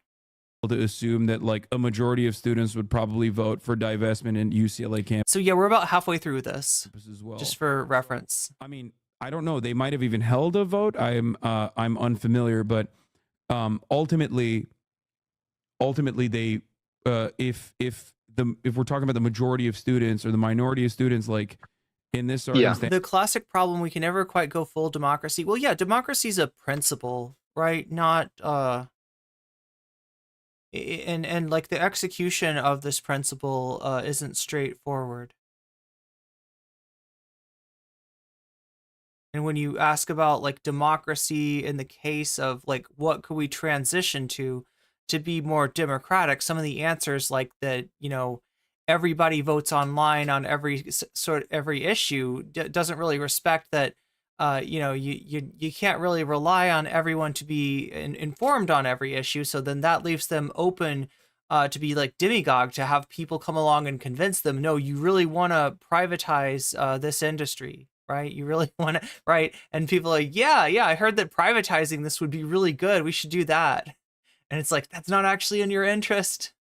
Don't listen to those people. But yeah, it is an ideal rather than a description of a policy. And it's like, it's still the difference between tyranny of majority is I guess the opposite side of that is tyranny of minority. So it would be like capitulating to the wishes of a smaller percentage of the student base to you know technically beat the shit out of thousands of students that are protesting on behalf of the majority opinion. Yeah, but it's also not a democracy. Just because they have a student government or a student body that votes on things, it doesn't mean that the administration has to listen to what the student body votes on. So that was never part of it. Yeah, that's I guess that's the difference. I look like your mom. Does your mom stream? It's an opinion that you and I maybe I know her. I do think that they should listen to the student body in this circumstance. And I'm glad that they did in previous instances, like during the civil rights movement, when students took similar actions during the Vietnam War and in the civil rights protests, where we've seen the worst of the worst, like what actually happens when there is resistance, like in Kent State, where they literally shot and killed 4 students. Yeah, they shot and killed 4 students because they did not want they didn't want this fuck shit to continue. You know, they were like, all right, shut the fuck up, you're done. And I find that to be significantly scarier than a university, especially a state-funded university, listening to the very reasonable demands being made by their students, especially students who have followed the law almost entirely, all things considered, despite the fact that people were like attacking them relentlessly. And setting up defenses against that is also perfectly just too. Like that's why they had surrounded the encampment with like they were getting attacked with the plywood, and so it makes sense. Yeah, definitely. And I think those are 2 separate issues, right? So like you're talking about, like I agree with you that the university should do it, but I also think that they shouldn't have to. And with Kent State being shot by those, I mean, those were police officers that shot them. National Guard. National. Okay, well, either way, right? This is the government that's doing it, right? It's not like there's not some kind of like, campus police force that's, hired privately. And so I think the problem is that whenever you're talking about something like, Columbia University or UCLA, people have the choice and the decision, the autonomy to decide whether they want to go to that school or not. And I think that the fact. So here you go with the libertarian take. You ready? And I think that the other counterbalance to that is that it means that the people that are running the university don't always have to listen to the students. And I think that in a lot of cases, like what you're saying actually does make sense. And I think that it probably would have been better if they did divest. But so here's the thing though, like you're saying like they could just choose to go to another school. Okay. Yeah. Most schools. The marketplace will solve everything. Using their endowments to and also using their research to fund and facilitate Israel's apartheid, right? So let's say you transfer from UCLA to UC Berkeley. Okay, well they're doing that too. What are you supposed to do? Well, you set up an encampment. Okay. Well, now the school doesn't want you to set up an encampment. What are you supposed to do? Let's say you leave UC Berkeley, then you go to Stanford. Well, similar situation exists there. It exists in almost every single institution, which is precisely why. There's a lot of cases where that happens, but I don't think that they are obligated to adhere to anybody's demands. They're not obligated to do that. No one is obligated, which is why like concessions never come without leverage, which is precisely the reason why I think like, especially when students are following the letter of the law in their protests, in their protests, I'm fully unconditionally in support of it, especially because there's no other option in this circumstance, no other option beyond, like, I guess, like I said, all forms of peaceful resistance being met with violent ends from the state would then what? I'm Patrick. Take up violent action against the state, as JFK correctly pointed out. There's no. I'm Patrick. Problem other than that. Yeah. Can I switch back and forth? That's something that's unique to the state, though. Like whenever you're talking about a private company, I don't think that same type of difference occurs. Well, I mean, these aren't private companies. These are like universities, especially public institutions are. Government. Yeah, excuse me. Sorry, I didn't mean to say that. I'm talking about like anything that's not the government. Oh, okay. Well, I mean, in this circumstance, I think that it is perfectly reasonable for the university. Yeah, was that thing going to explode? Yes. But beyond that, I think that this is a good pressure point. It's a good pressure point that's like immediately in front of you. It's like a local vector for organizing.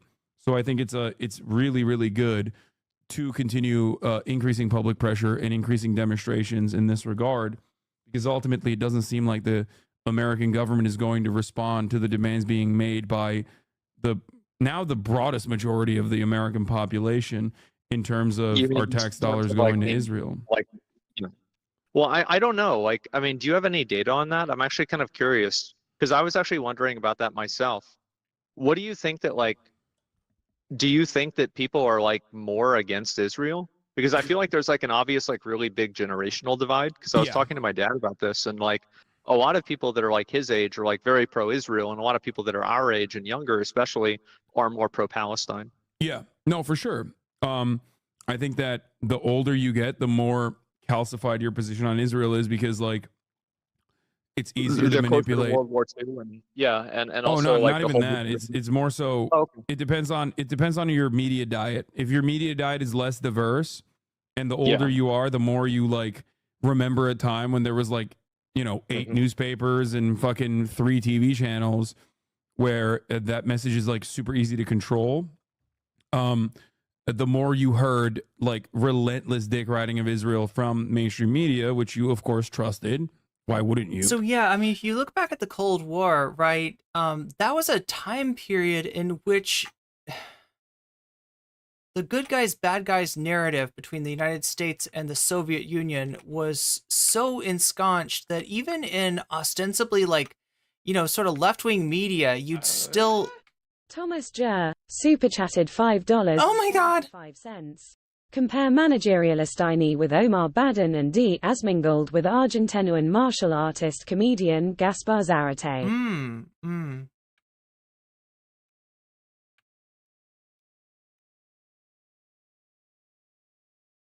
Let me,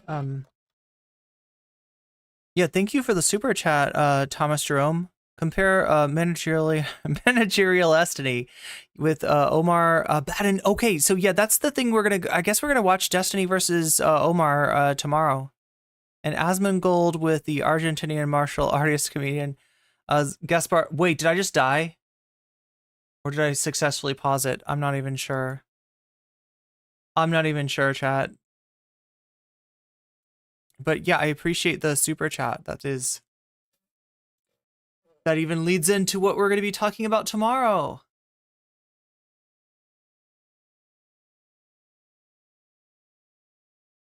Okay, we're still alive. We're still okay. I just got to figure out how to... That's the major difference between the generational divide, is that like kids can literally see on TikTok and on social media, like Patrick can't do the super jump. Interest. They can see people on the Israeli side directly doing atrocities and celebrating them, like the viral TikTok trends and whatnot that pop off in Israel, or IDF guys like stealing people's underwear and stuff But it's inside the of same Gaza. with Ukraine, right? I mean, like it's one thing to hear about it, and it's another Yeah. thing to literally see it happen. Yeah. And I think that's a very good thing. That's an amazing Yes. thing. No, I agree. And so I think that's where a lot of this generational divide comes from. That's why, I mean, senators have openly stated that that is the precise reason why they are banning TikTok inevitably, is because they don't like that there is no control over it as far as like as far as being able to like influence TikTok to make certain censorious decisions. And I think that they find that to be a big problem.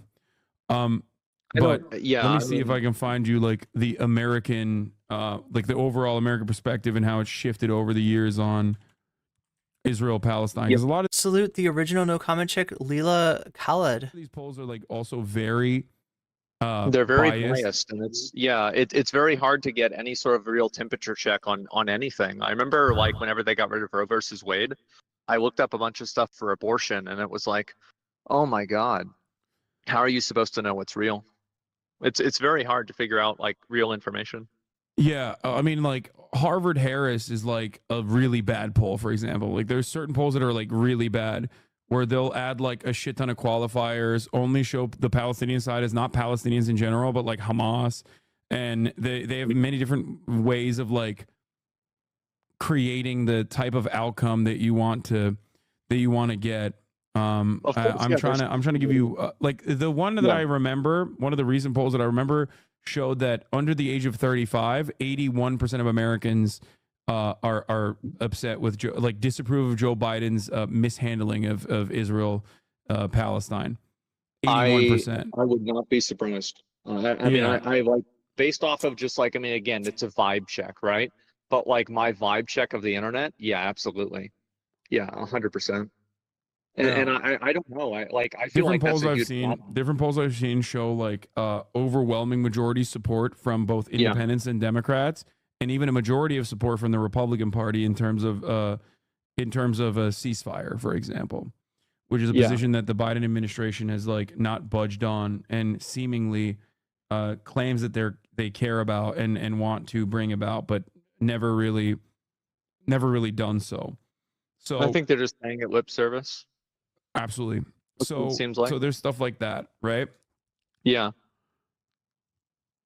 So my question, I guess, is what is to be done in that situation? Because like, I think that democratically speaking, part of the reason why we voted for Joe Biden, myself and many others in my demographic voted for Joe Biden because we saw the horrifying ways in which like the BLM protests were dealt with by the police force.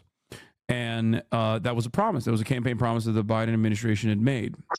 And now these young Americans are also seeing that very same police resistance in another circumstance where there's like peaceful demonstrations happening. Sometimes it hasn't gotten to like Black Lives Matter point yet. Obviously, it's not as widely attended. And it hasn't like turned into riots, I guess. In this circumstance. But that is a direct contradiction of like what you voted for, what we all voted for. And I don't think that you really voted for Joe Biden for that reason, because you voted for him because he was the option that the Democratic Party gave you. Because like I think that you were Bernie Sanders, like you were about that. And then they he got fucked. No, for sure. But my point is, that was a part of it. The part of it that was that he's not Donald Trump, and Donald Trump was the one that was like actively suppressing and saying law and order over and over again when faced with like the Black Lives Matter protests. So that was the assessment from many who voted for Joe Biden, thinking that like, well, he would be able to bring about some positive change and maybe tackle some of the issues within policing and discrimination. Now, obviously, that didn't happen. But beyond that, there are many other campaign promises that were violated. including but not limited to, you know, dealing with protesters, like talking about, you know, journalists getting arrested and whatnot. That was another major point of consideration. There's a video of Biden talking about the George Floyd protest, saying, "We will not allow any president to quiet our voice. We won't let those who see this as an opportunity to sow chaos throw up a smokescreen to distract us from the very real and legitimate grievances at the heart of these protests." Now that he's president, however, he basically reinforced the law and order must happen narrative that Donald Trump was advocating for. So my question always is like, well, what is to be done? How do you and many other Americans get our lawfully elected representatives to actually follow through on the demands that they originally ran on the promises that they originally made? I don't know, because I think it's a very complex question, because I'm sure some promises are made and then somebody gets into office and they realize, wait a minute, it's not that simple, it's not that easy. And I think there are probably instances, I'm not saying this is one of them, I think it's actually in fact not, but I think that there are probably instances where campaign promises are made with partial information, and then whenever the person gets more information, they decide not to do it. Well, I mean, Joe Biden's been Joe Biden was in elected office and was the vice president. Years, right? Yeah. I mean, no, I'm not saying this is an example, but I think that there are instances of that, but I don't really know what is the option for that. What do you do? Because like, and like, this is the question, like, what do you think? Because I don't know. Well, because like, what do you do? Like a riot? Do you like go and like have a recall? I think at a certain point, it's like, I think a lot of people get tricked into voting for, you know, this person, and I don't know how to solve that, because the Democratic and the Republican parties are so big. It's like, how do you fight against that? But I think that like you just kind of have to, and I don't know like what alternative you could do that would have any sort of like real meaningful impact. Well, this is one vector of pressure, like protests, campus-wide protests in general on the streets. It's a very good and historically very successful way to get the government to meet your demands, even if it's halfway. So that's why I'm in support of the Palestinian pro-Palestinian encampments that are happening all around campuses all around the country. Yeah, I mean, I think for me, like my perspective is that I support the idea. I support the freedom of speech. I think that at a certain point, you know, whenever you are breaking the law does have to be upheld to a certain extent. But I also think that people's ability to protest should also be upheld. I think that, you know, for example, like camping out somewhere for 6 days and not leaving even after they tell you to leave and the police tell you to leave, I think that's too much. But I also don't. They told them to leave because they said that it was endangering the students themselves, like in the encampment, saying that and in that circumstance, if they truly cared about that, they could have used the police to protect the encampment rather than. Well, that's clearly not the real reason. Yeah. Yeah. Well, that's the point. That's what I mean. So in other words, what Hasan. Wait, is that a super chat coming from a different direction? No, it's right there. Says the guy who wants to neuter protests. The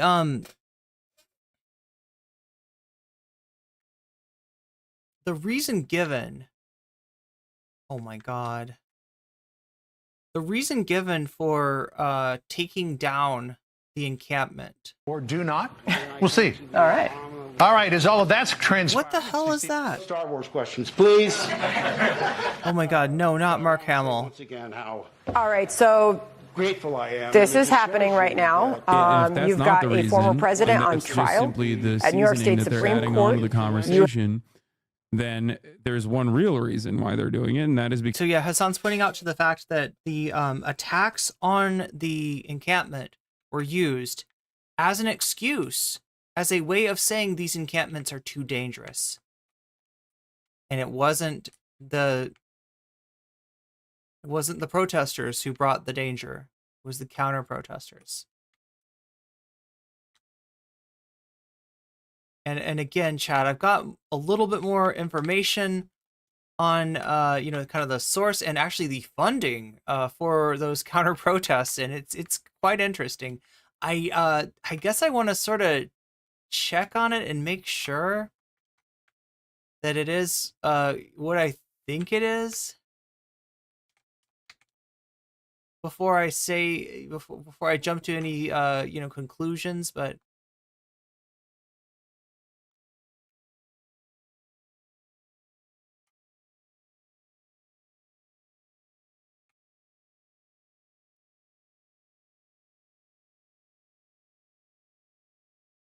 I'm not sure I like the fruit throwing mechanics as much as I liked the SpongeBob mechanics.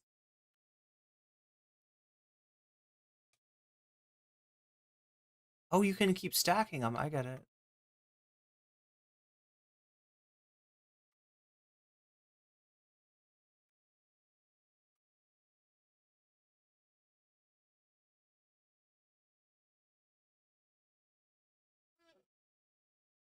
Because they just want the students to shut the fuck up and go away. Get the fuck out of there. Yeah, exactly. Yeah. And Which I think it's a bad thing. It definitely is a bad thing, but at the same time, I also think it's a bad thing for a bunch of people to just go camp out at the university for multiple days at a time. Why? Literally, why? It's not unreasonable. I don't think that I'm being unreasonable with this, but I also think that they're being thing. I don't think it's a bad thing because there's there's no other options at that point for people. Ooh, getting burned, getting crispy, crunchy. What do I do to not get burned? You know what I mean? In the most peaceful ways possible. That's precisely what the students are doing because there's no other option there. Do you see what I'm saying? Like there's legitimately no other option. Just like there was no other option in the school. Like they don't have to go. But then there's another school. You go to another school. That school also has the same restrictions. That school also has the same issues, right? And ultimately, you arrive at like there's no school that doesn't have this this problem. And beyond that, I don't think people should have to leave their schools anyway. I think that the right thing to do in this circumstance is to make demands and to see if enough people get on board with your cause. And if enough people do get on board with your cause, even if there is violent resistance from the police force, ultimately the school should capitulate to the demands that you're making. We have power in numbers, and that's ultimately how democracy does work and should work. But beyond that, laws in this circumstance, as I tried to detail earlier, are just they're used as a legal justification for the actual reason, which you and I both agree on, which is not necessarily it's not necessarily the encampments and the space that they occupy, but rather what the students are saying. Oh yeah, I mean the campus has the right to do that though, and I think that if you don't follow the laws, then nobody has any sort of benchmark or frame of reference to how to make any decision. You just have people that are making decisions for, the ends justify the means. We're back to Thanos. I think, again, chaos. We're back to Thanos. I understand what you're saying, and I think that's fair. I mean, and I'm sure it's frustrating, but I also think that at the same time, there should never be a situation where a bunch of people get together and they force a group of people to do something in a way that's non-democratic, because it's really like this was at the heart of the civil rights movement, though. Rosa Parks refusing to sit at the back of the bus, student protests and sit-ins being enforced in the Montgomery bus boycott. Like, these are all disruptive acts of civil disobedience that were met with violent police brutality at the end of it. Like, I don't think you have this opinion. You share this opinion on the civil rights movement, I suspect, right? Well, it's a much different situation. I mean, of course it's different. Yeah, I mean, like, one of them you're protesting against a government, and the other one you're protesting against a university. A university isn't a government. Okay, well, it's starting to get frustrating. Well, they did and I mean Asmongold, I don't mean the game. During the civil rights movement. So what I'm saying is that I think that if you're talking about the actual, if you're talking about actual laws, then yeah, people, if they want to protest, the best way to protest is to fucking vote. Like, that's what needs to happen. Like, I don't think that you can rely on just getting a bunch of people together and then hopefully the government is going to do what you want. Because also, like, just because there's a lot of people protesting doesn't always mean that that means that that's what the majority of the people want. Because the majority of the people did not want, you know, the any kind of desegregation in general. it depends probably on where, but I think that in some cases you're probably right. You know, where they had to like march the, Especially, you know, like especially in the black South, yeah. Because it was so yeah, peaceful yeah, up you're here, right about that. But now there are freaking So that was communist invading that was radicals. the minority in that circumstance, and allies of the black community demonstrating unlawfully, like they were breaking the law. They were specifically going to segregated institutions, whether it be universities or whether it be restaurants, private establishments, and demonstrating in a show of force to say that these are unlawful, these are unjust laws that are in place, and these are unjust practices that are in place that are turned that the government turns a blind eye to, and that needs to change. And in that instance, just like these students, like there were plenty of different mechanisms of the state that, no, it wasn't just the government. I'm saying like private institutions were the ones who are enforcing segregation on their own volition. The reason why we have specific rights that actually interfere in the way that private businesses conduct their affairs on the boundaries of exclusion for certain races and even gender discrimination is specifically because, and this was the segregationist argument at the time, which was just let the businesses do whatever they want. I'm sure that people will take their dollars elsewhere, but it didn't work that way. Plenty of people actually genuinely loved the idea that there were white-only institutions. White people had more capital than black people, especially in the South, and therefore all of these businesses, if it wasn't for the federal government, inevitably due to a tremendous amount of protest and a tremendous amount of resistance and a lot of state violence that tried to squash this democratic resistance. If it wasn't for all of that, then, you know, we would still not have any laws that interfere in the affairs of private businesses and refuse them to allow them to discriminate. Yeah, no, I see what you're saying, definitely. I think if you're talking about the protests that are happening now, I do think that is different than the civil rights movement. It's certainly different. And whenever you're talking about the civil rights movement also, like, I don't know if we can really apply something that happened 60 years ago to something that's happening right now or 50 years ago. It's very hard for me to say. I think in some cases you're probably right. In some cases, maybe not so much. What do you mean by it's different? It's different because the entire culture is different. The way that people are making decisions is different. The way that people can vote is different. There are all of these ways that are different. I mean, so yeah, black people were not, you know, they couldn't really vote. I mean, I guess it's not that different now because there's many different ways of legally restricting black people from voting.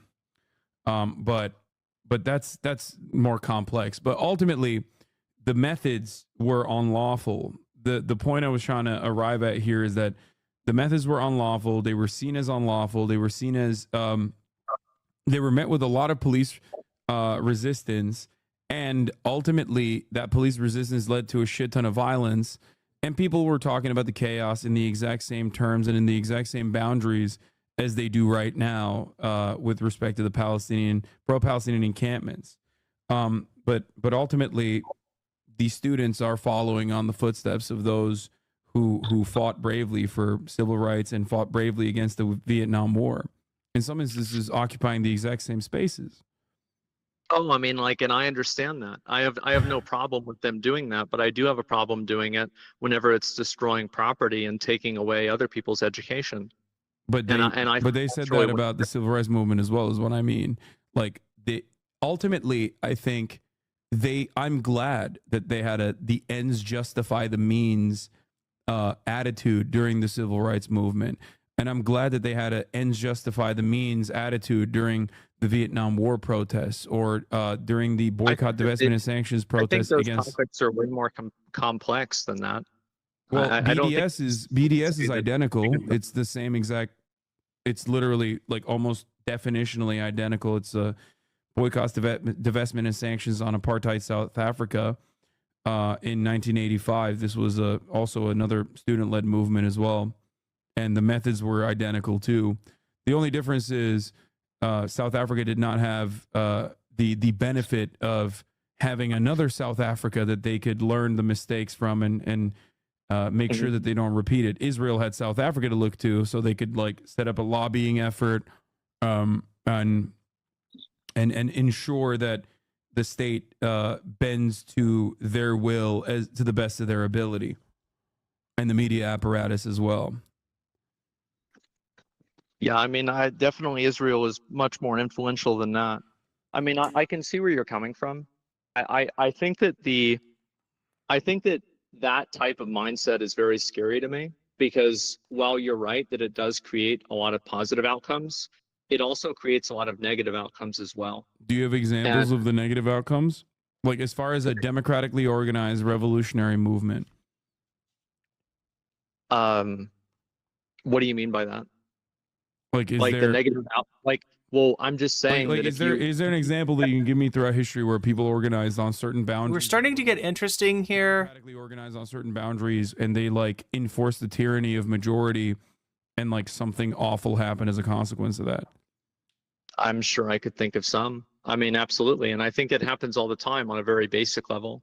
Like, for example, like during the BLM riots, people were obviously burning down buildings and doing things like that. That's something I don't really support, and I don't think that that's beneficial. And okay, I'm gonna go ahead and put Mm-hmm. Can I save SpongeBob? It's not doing anything for anyone. It's purely destructive. Maybe you don't need to save. I don't know. The right to do that. I think that, yeah, you should have the right to protest. But if you use the justification for the ends justify the means, then I think that anybody can use that justification, and that justification can be used for malicious reasons. And there's the only way to we're back. Have a world that's fair. Wait, was it to have some frozen this whole time? Accepted rules, and that's what we have for laws. And I see where you're coming from with the civil rights movement, but you have to see the perspective that I have too.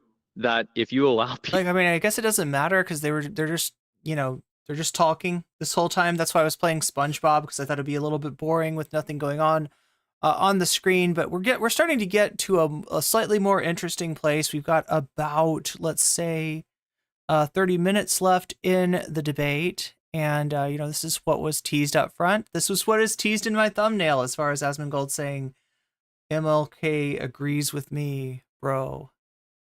Let's see what this is all about. People to just, you know, justify themselves by thinking, well, our cause is righteous, so it's okay for us to do it. It would immediately cause huge amounts of chaos.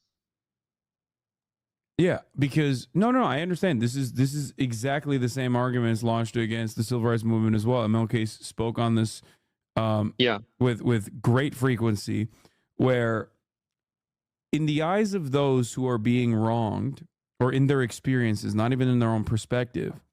Is it true that this weirdo smears blood on his walls? Yeah, what was it, that his teeth would bleed or something? Is that the story? The dude's teeth would, yeah, his gums would bleed, and he didn't want to get up out of bed because he's sleepy, and so he would wipe it on the walls? There's gotta be another choice. I just, so many of Asmongold's stories don't really make sense. Like the rat. Like, look, I've known somebody who lived in an apartment where there was a disgusting smell that appeared one day, and she figured out it was that a rat had died in the wall somewhere. And she had to get, oh my God, I'm trying to remember what it was called. There was like this specific stuff to get rid of the smell of the rat. I'm trying to remember what it was called. But like, so if you're like really dealing in a situation, like, cause it wasn't really clear when he talked, like I saw, there's a few examples of Asmongold talking about the rat, right? This is the famous rat alarm clock. He said that during the summer, he would use a rat as an alarm clock, a dead rat. The idea being that it's very hot in Texas, and at night it would cool down, and then as it started to get into morning, it would start to get hotter, and the rat would start to cook, right? So the smell of the rat cooking, the dead rat cooking, would wake him up, right? So like, I wasn't clear if he was talking about growing up. So he's in a situation where he doesn't have any, he doesn't have the money that he has now. Right now, he's a very successful streamer. He's got probably an unlimited pile of cash if he wants to use it. So, there's not really, it's hard to understand why he would, want to use a dead rat as a alarm clock now. But I guess I could imagine if he's talking about as a kid, that maybe he's saying that, look, like rats dying in the walls was just a reality that he dealt with. And so therefore, it makes some level of sense that if there's going to be a dead rat around, then maybe one of the fringe benefits of it is that, like, the smell wakes you up in the morning. Maybe even he's joking. Maybe he hated the smell of the rat and he had to deal with that. And so, he would make a joke about it. They would joke, oh yeah, well, at least it's a good alarm clock. Yeah, you can smell that rat first thing in the morning. That's right. You'll never sleep in because the rat smells too bad.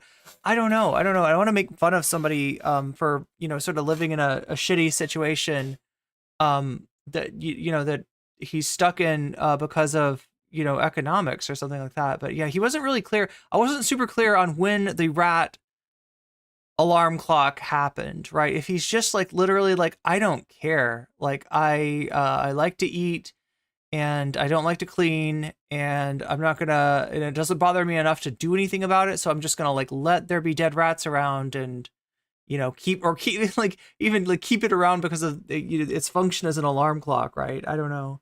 Like, I thought he was trolling. The first time I heard this, I literally thought he was trolling.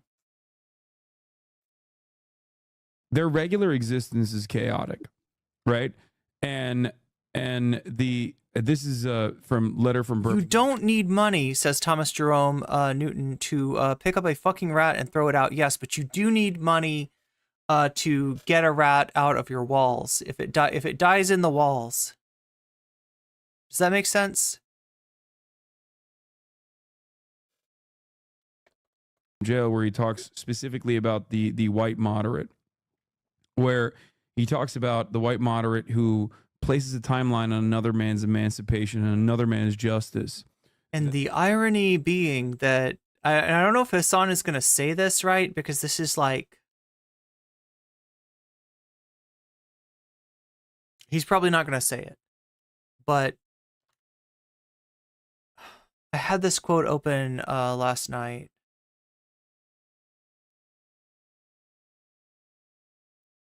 Let's see if I can find it.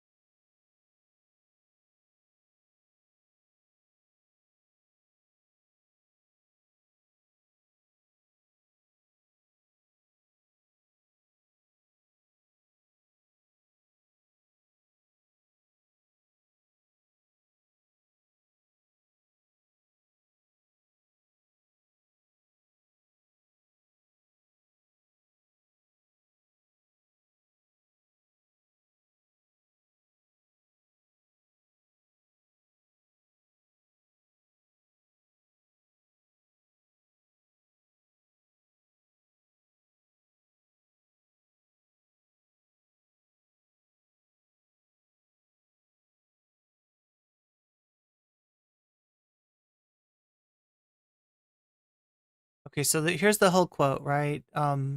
Here's the larger context from this section from A letter from Birmingham jail. You may well ask, why direct actions? Why sit-ins, marches, and so forth? Isn't negotiation a better path? You are quite right in calling for negotiation. Indeed, this is the very purpose of direct action. Nonviolent direct action seeks to create such a crisis and foster such a tension that a community which has constantly refused to negotiate is forced to confront the issue. It seeks so to dramatize the issue that is no longer to be ignored, that it can no longer be ignored. My citing the creation of tension as part of the work of nonviolent resistor may sound rather shocking, but I must confess that I am not afraid of the word tension. I have earnestly opposed violent tension, but there may be a type of constructive nonviolent tension which is necessary for growth. Just as Socrates felt that it was necessary to create tension in the mind so that individuals could rise from the bondage of myths and half-truths to the unfettered realm of creative analysis and objective appraisal, so must we see the need for nonviolent gadflies to create the kind of tension in society that will help men rise from the dark depths of prejudice and racism to the majestic heights of understanding and brotherhood. The purpose of our direct action program is to create a situation so crisis packed with it. So the crisis packed with it will inevitably open the door to negotiation. I therefore concur with you in your call for negotiation. Too long has our beloved Southland been bogged down in the tragic effort to live in monologue rather than dialogue. Wait, am I even seeing the right? I mean, that's interesting, but I don't think that's what I was looking for. I had something specifically open last night.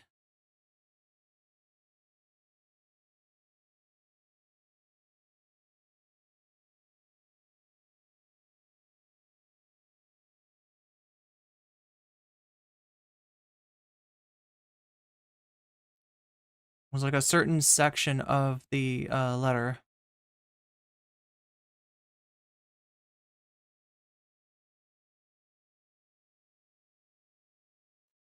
First, I must confess that over the last few years, I've been gravely disappointed with the white moderate. I have almost reached the regrettable conclusion that Black people's greatest stumbling block in the stride towards freedom is not the white citizen's counselor or the Ku Klux Klaner, but the white moderate, who is more devoted to order than to justice, who prefers the negative peace. This is Asmongold.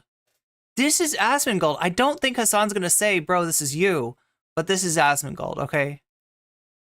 Prefers the negative peace, which is the absence of tension. So, you know, we're talking about back to tension again, to the positive peace, to a positive peace, which is the presence of justice, which constantly says, I agree with the goal you seek, but I can't agree with your methods of direct action. This is Asmongold, who paternalistically feels he can set the timetable for another man's freedom, who lives by the myth of time,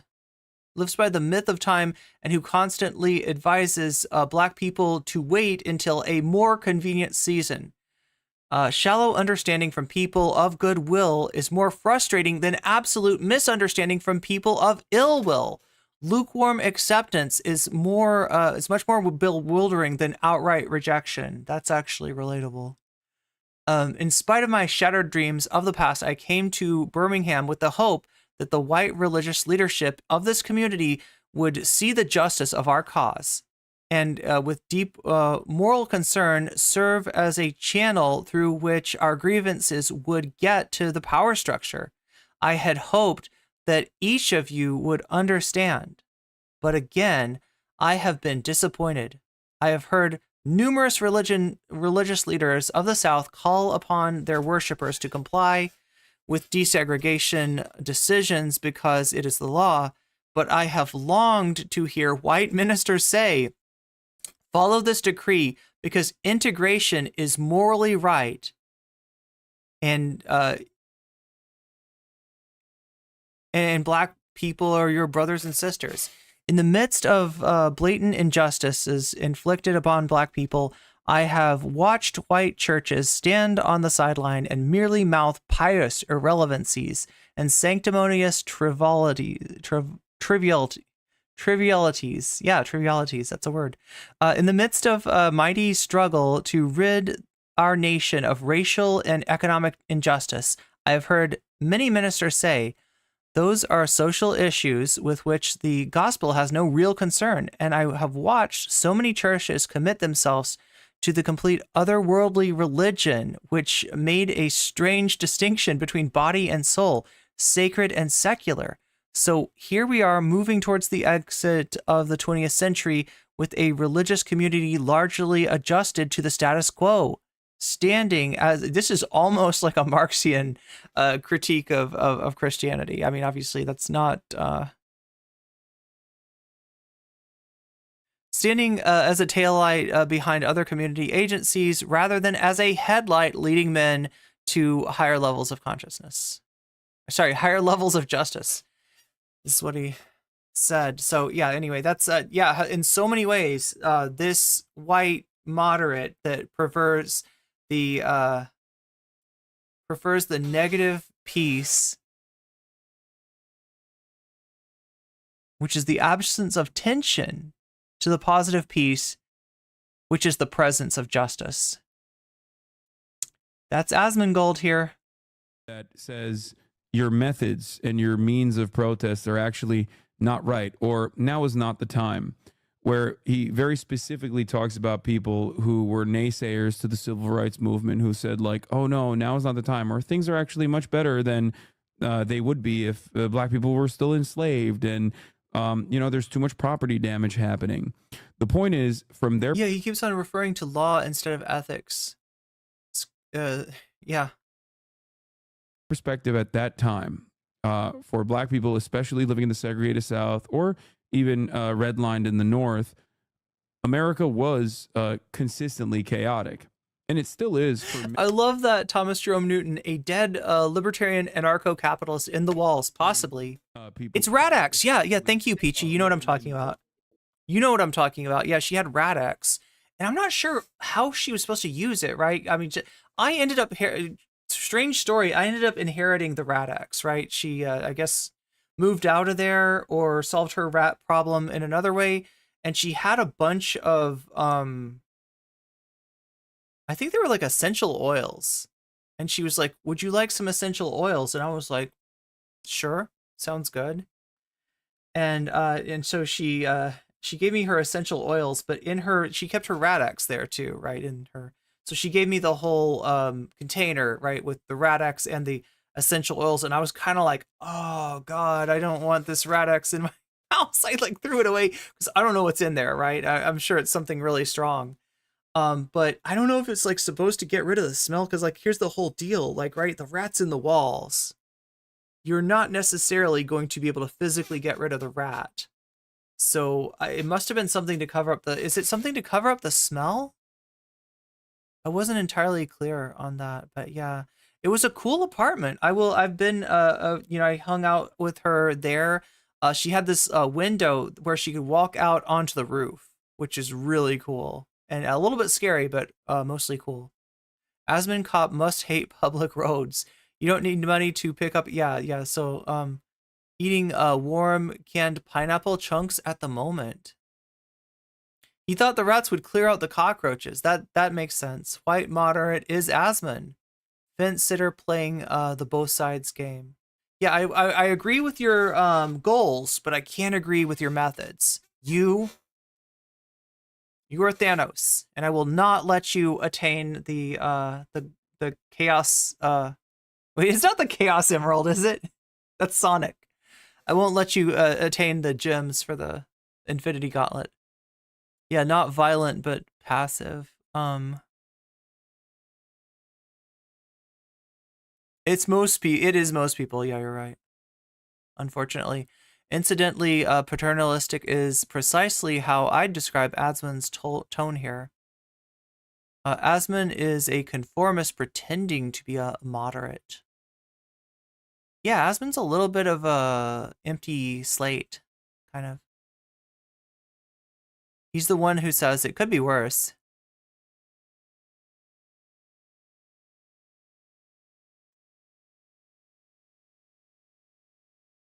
It's his mask.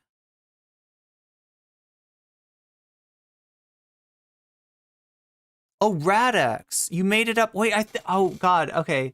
Whatever it was, it sounds like that. It wasn't rat away. That would be silly. But it was something like implying that you get rid of either. I'm assuming the rat smell. I don't think it was. In my mind, though, it was to dissolve a rat.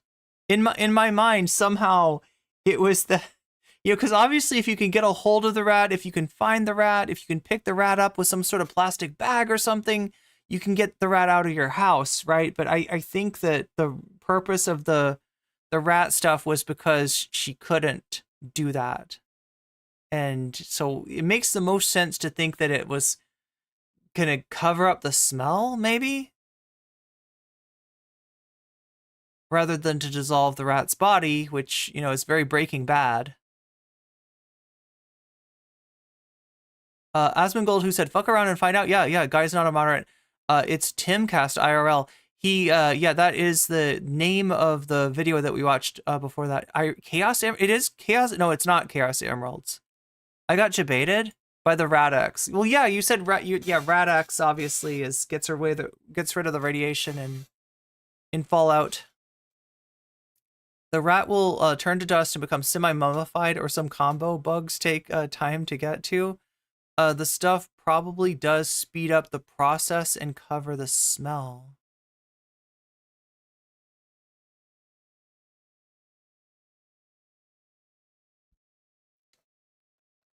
Like you're talking about Martin Luther King, he also explicitly was against blocking transportation.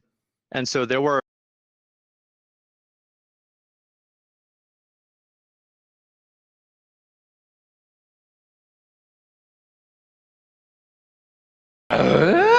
Really? There were lines even that he had. Wait, Martin Luther King also participated in the Montgomery bus boycott. Let me see if I can. Right. I don't know if I can link this. He led the Montgomery bus boycott for 382 days, which officially ended on December 20th, 1956. That's like, I sent you a link in the chat. In the Discord chat? Yeah. MLK agreed with me, bro. MLK agrees with me. Farmer, King, and Lewis, along with millions of Americans, struggle to figure out what would amount to legitimate and appropriate forms of nonviolent protest. Tactics dramatic enough to make their impact, but not so disruptive as to alienate supporters. Okay. Everyone could agree on the nobility, even the genius of the original sit-ins, conducted with such dignity that their moral power was overwhelming. What is this? At an early press conference, an organizer with King's Southern Christian Leadership Conference declared, "We will tie up public transportation by laying our bodies prostrate on the runways of airports across railroad tracks." This degree of disorder was too much even for King, who walked back the staffers' comments. Over the summer, as the Kennedy administration reversed course to support the march, Rustin realized that attracting hundreds of thousands of marchers he desired meant abandoning the controversial tactics that would alienate the mainstream. In the end, as comedian and activist Dick Gregory said, the march went off like a Sunday church picnic. Ultimately, these protests at the time were still declared disruptive, though. You understand that, right? Like every single instance, including the Montgomery bus boycott, was declared to be disruptive and at the time, and was violently suppressed by the state. And that's why he was talking about people who say that they agree with his goals but disagree with his tactics. That's like none of these protests, not a single one of these protests actually was met with hugs and kisses, and the state being like, you know what, you guys are making a sound. Has Kaya been sleeping through this whole conversation? Argument. And at the time, the coverage. I think that whenever you justify, like you can't just do anything that you want whenever you've decided that you have the moral authority to do that. Like it's very easy to go and look at the civil rights movement and say, well, they did this to an extent, so it's okay for us to do it. But if you apply this to real life, I don't think that it really works. Like, just because you're morally aggrieved about something, it doesn't give you the right to destroy other people's property, to stay on their property, or to do things that hurt other people. Well, the Like, property is not their right. property. We established that. Like, this is, you know, they participated in sit-ins in colleges in the civil rights movement as well. They were doing exactly the same stuff that these students are doing, if not much more militant. There's also another side of the civil rights movement that often doesn't get discussed in mainstream media or in our schools in general, that also played a significant role, according to MLK as well, which was the more militant action engaged, the more militant action where black people would 3 months from demonstrate now, with 6 months from now, 9 months from now. And I don't think it's going to be the same as it looks like in 6 months from now. And I don't know if it's necessarily going to be better 6 months from now than it is 3 months from now. Increasing pressure points. But I think around 18 months out, we're going to look back and go like, wow. Look at the more reasonable parties, the peaceful demonstrations. What is that going on? Concede to the demands It's being nuts. made by all. Wait a second. Hold on for a second. Emma, welcome to the program. Hey. Matt! Wait, is this the one where Jamie says you can't do whatever you want just because you're rich? Or is that this one? That's this one, right?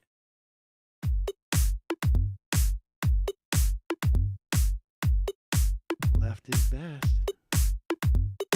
Jamie and I may have a disagreement. Yeah, you can't just say whatever you want about people just because you're rich. I have an absolute right to mock them on YouTube. He's up there buggy whipping like he's the boss. I am not your employer. You know, I'm tired of the negativity. I'm sorry, I didn't mean to upset you. You're nervous? You're a little bit upset? You're riled up? Yeah, maybe you should rethink your defense of that, you fucking idiots. We're just going to get rid of you. All right. But dude, you want to smoke this joint? Yes. Do you feel... Oh my god, Sam Cedar, his shit is so strong. Like, Sam Cedar is our plug, right? Sebe days, Tage says, he's got everything, he's got what you need to cure what ails you, right? Motherfucker will literally turn you into a dinosaur with his shit. His shit is that strong. Anyway. Of the parties. So all of this played an active role. You can't have one without the other is what I mean. But even in this circumstance, we're looking at only one aspect, the civil disobedience of the civil rights movement. Right. You're right whenever you say you can't have one without the other, but I don't think that being an inevitability justifies the other. So but they haven't even reached that point, is what I'm saying. We're currently look. Sam will get you J Maskus high, is all I'm saying. Currently in the beginning stages. We're currently in the stage where we're getting upset and using ruthless police tactics to stop peaceful demonstrations from occurring. Like these demonstrations have not even met like the civil disobedience metrics of the civil rights movement even. Yeah, I think that really Megastar, I'm starting to get there. I mean, wait, is it? It's not updating, is it? I don't think that a group of students should be able to go into the university and just start camping out there. Why? The point is like there's nothing that they can do, right? Like, because I asked like what can they do then, and you said that they should just go to a different university. Well, what happens when that university also has endowments? Well, I mean, to a certain extent, the world is not obligated to appeal to you. The world, like, if other people don't want to do what you want, then it's not like everybody has to find a way that it's okay for you to do that. Like, if other people don't want to agree with you, it's not your right to force them to agree with you.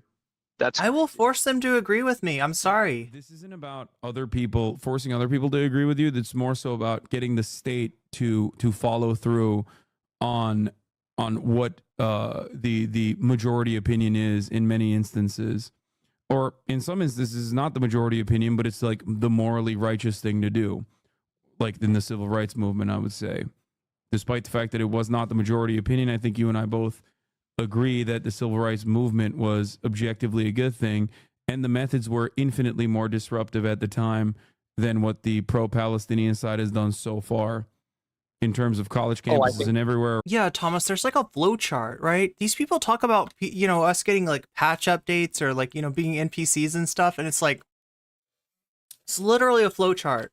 Around. That is guaranteed. You're totally right about that. Obviously, it's not as bad as civil rights. It's not even remotely as close. I also don't think it's as extreme. Like, obviously, you know, civil rights was something that was happening in America to Americans at that exact moment.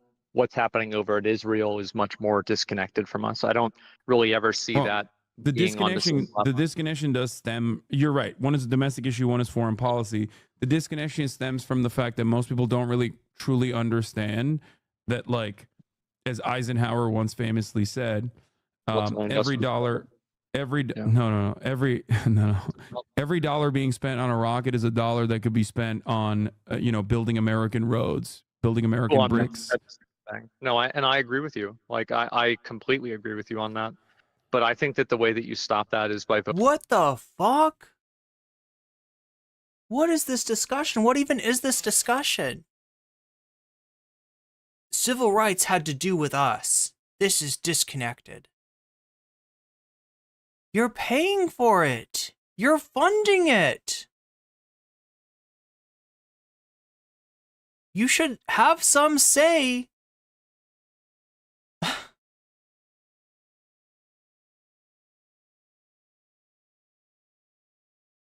We did loop, didn't we? I had so much hope for this conversation. I thought like Hasan knew something that I didn't, and there was like a way he could be the normie whisperer or whatever. Like, I just don't have the sense. I'm too much of a weirdo. I'm sitting by, you know, this guy getting weirder. Watching Sam Cedar probably doesn't help. I turn into a dinosaur every time I take a Sebe day or a THC, right? I thought maybe I was just out of touch, and Hasan could use his magical normie powers. But I don't know. I don't know where we're going from here. This is wild. This is wild that we're... for people that also agree. How much do you want to bet that it's like this, right? Asmon's idea is like, okay, I want to seem open. I want to listen to Hasan's ideas. But this is a debate, and I want to win. And even if I can't win, I want to be able to feel like maybe I won, be able to play it off like maybe I won, like end on a strong note. This is debate as performance, right?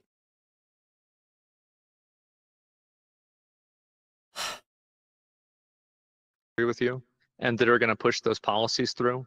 I don't think that it's reliable enough, and I don't think it's effective enough to try to do what they're doing and hope that, because like, and I can only speak for like myself and what I've seen.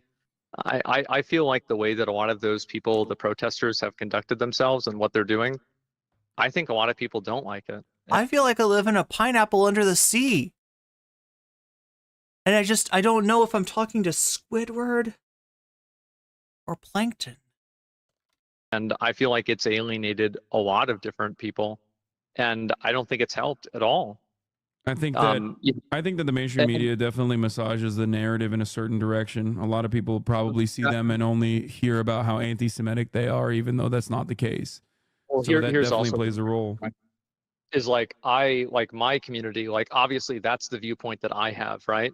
But like, I'm sure your community probably disagrees with me on this. And like, you know, you guys, yeah, I bet.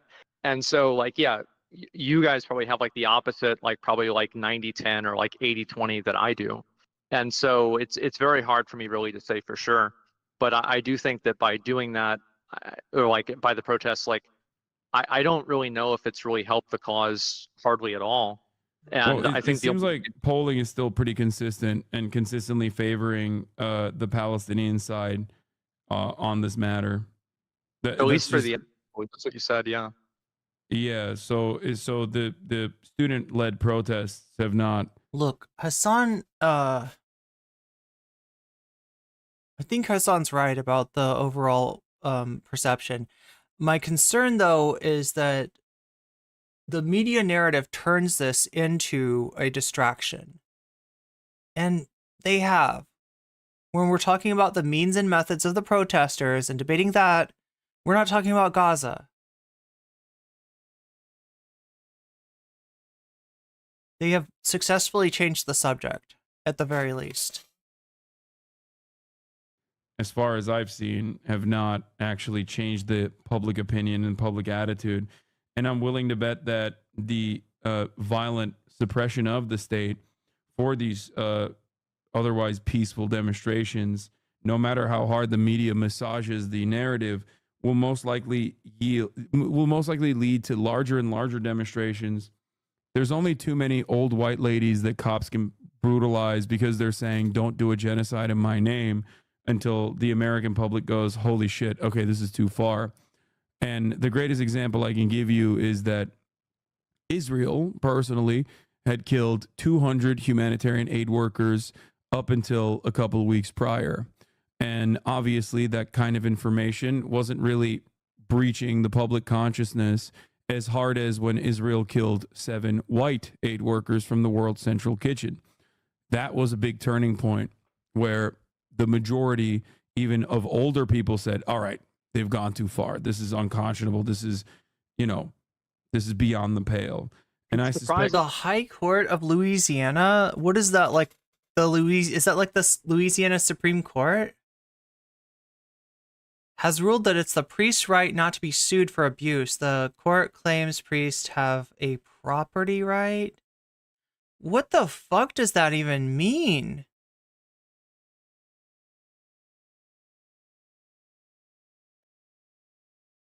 They have what? The children are their property? What does that mean?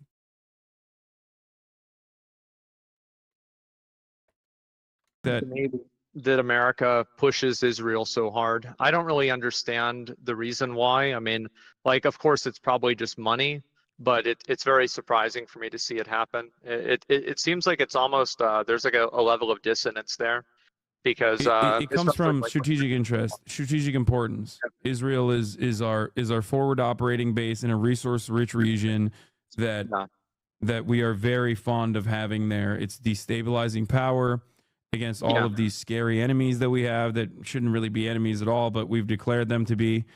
So that's the reason. That's the major reason as to why we are so unconditionally offering full-throated support to Israel, no matter what the fuck they do. I think that you're completely right, actually. And the reason why I said I don't know is because, like, I'm happy to hear you say that, because I've always felt like kind of a conspiracy theorist that, like, Israel exists basically to, create unrest or destabilize the Middle East. So it's good, at least. It's a settler colony. It started off as a British settler colonial project, and it continued as we took over the torch from the British when we became the dominant global superpower, and we continued that exact same project. And that is the major role that Israel plays for us. It's not like Jews are powerful and monolithically, in a scary way controlling the media or some shit like that. It's just that, like, Jews argue with one another all the fucking time. There's a significantly larger group of American evangelical Zionists that are responsible for... Wait, I don't understand. What does that mean? A property right against being sued their priests? What? That they exist outside of the law? What does that mean? They're sovereign? They're islands unto themselves? I don't get it. A lot more... but considering what the Supreme Court is considering doing with, like, executive immunity, I guess I shouldn't be that surprised, right? They're literally entertaining the idea that the president can do anything, including SEAL Team 6, including ordering SEAL Team 6 to assassinate his political rivals. Donations going into Israel, specifically in places like Texas, as a matter of fact, and all around, all those mega churches in your, around where you live, they are all way bigger dick riders of Israel, despite the fact that they hold anti-Semitic beliefs sometimes themselves. I don't fucking understand. Okay, so was protected under the U.S. Constitution due to the process clause, which says that no one shall be deprived of life, liberty, or property without due process of law. So what? Wait, are they saying that priests are not able to? It's a majority opinion issued on March 22nd. The court argued. Good night, Morbius Dragon. Thank you for the super chat. Good evening to you as well. Oh wait, you're saying good evening. I'm sorry, I shouldn't have said good night like you're going to bed. Good night. Good evening is entirely different. The court argued that while facts of the case were largely undisputed, so in other words, these dudes are guilty, the priest and the religious institution he was part of was actually a part protected by the U.S. Constitution protected by the due process clause. But what? Like that nothing inside of the religious institution? Because I mean, like due process is like the court case, right? Like that is due process. You can't be like, he's not getting due process if the conviction is in a court. The priests are property of a higher concept.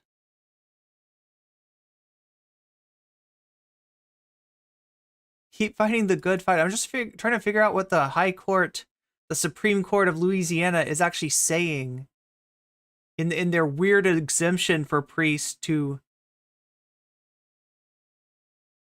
And this is after how much moral panic about like LGBT teachers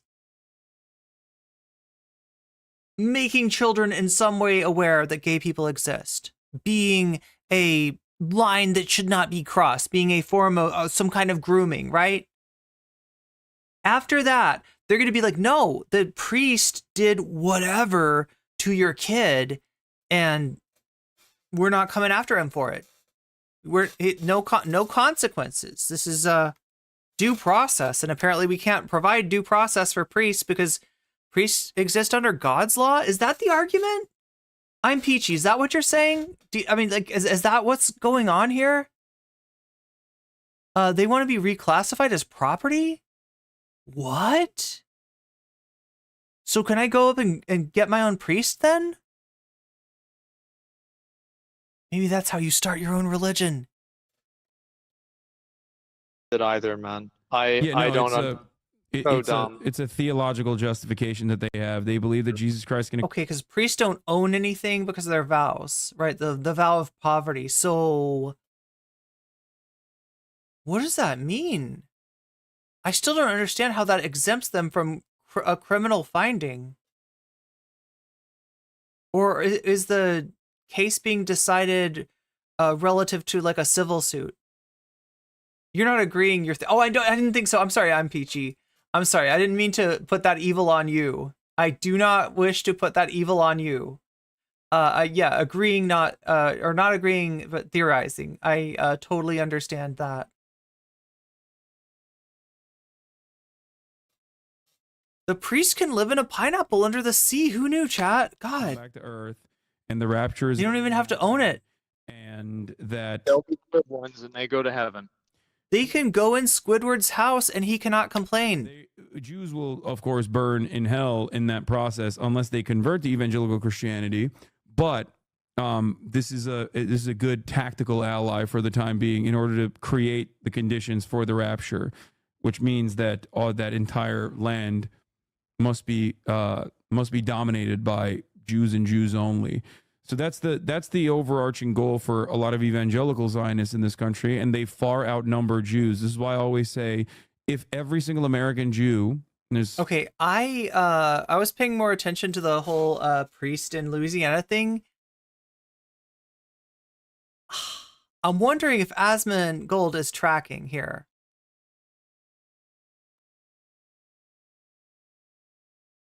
And all around, all those mega Zionists that are responsible for a lot more donations going into Israel, specifically in places like Texas, as a matter of significant, in How did we get here? Or destabilize the Middle East. So that we are very fond of having there. It's destabilizing power against all of these scary enemies that we have that shouldn't really be enemies at all, but we've declared them to be.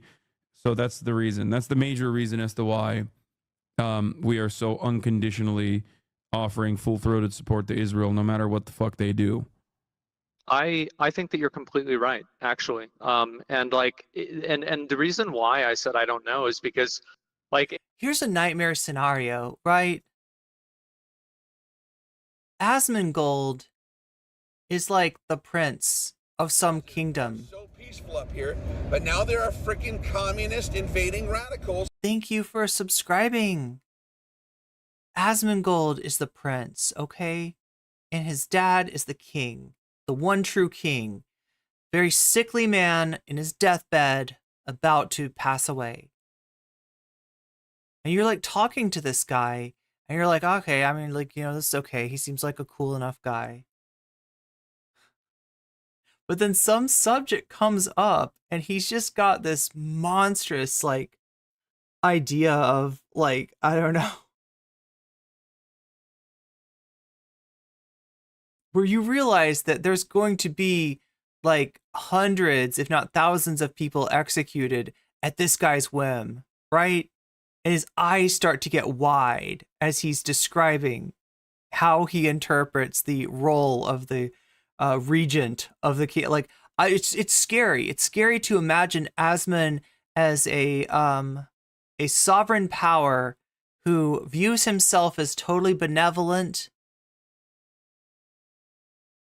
but is actually just unaware of his own evil.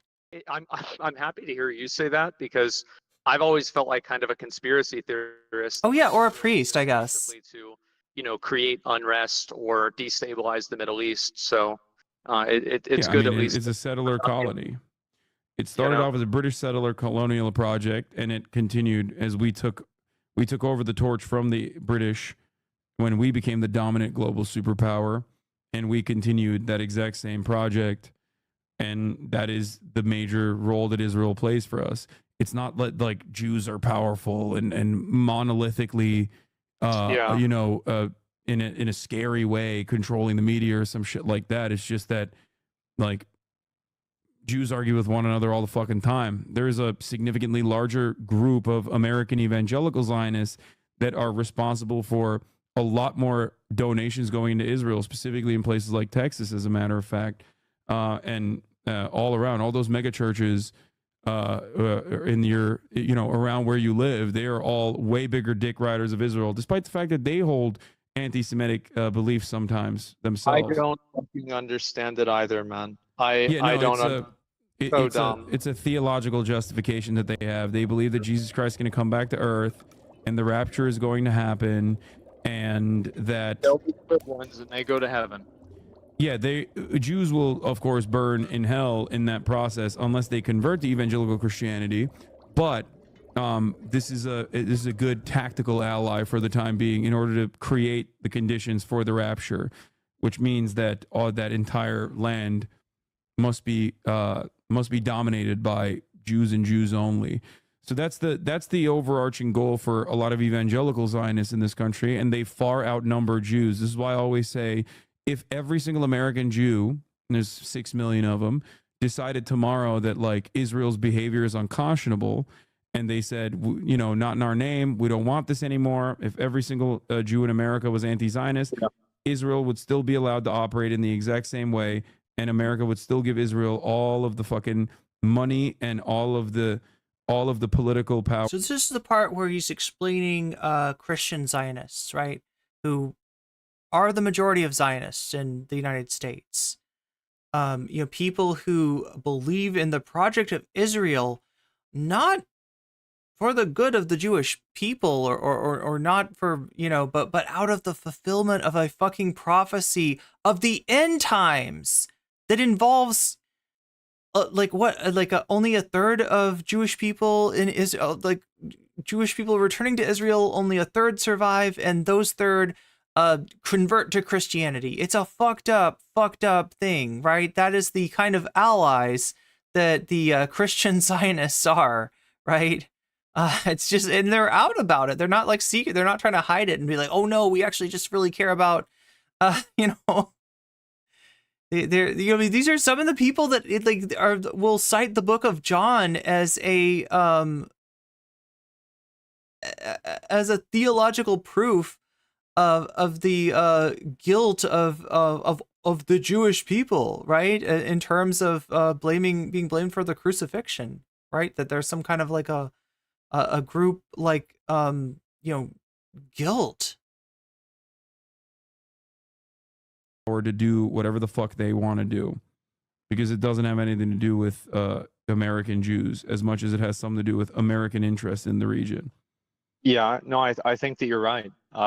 Yeah, I think that's definitely true. I said that in my chat.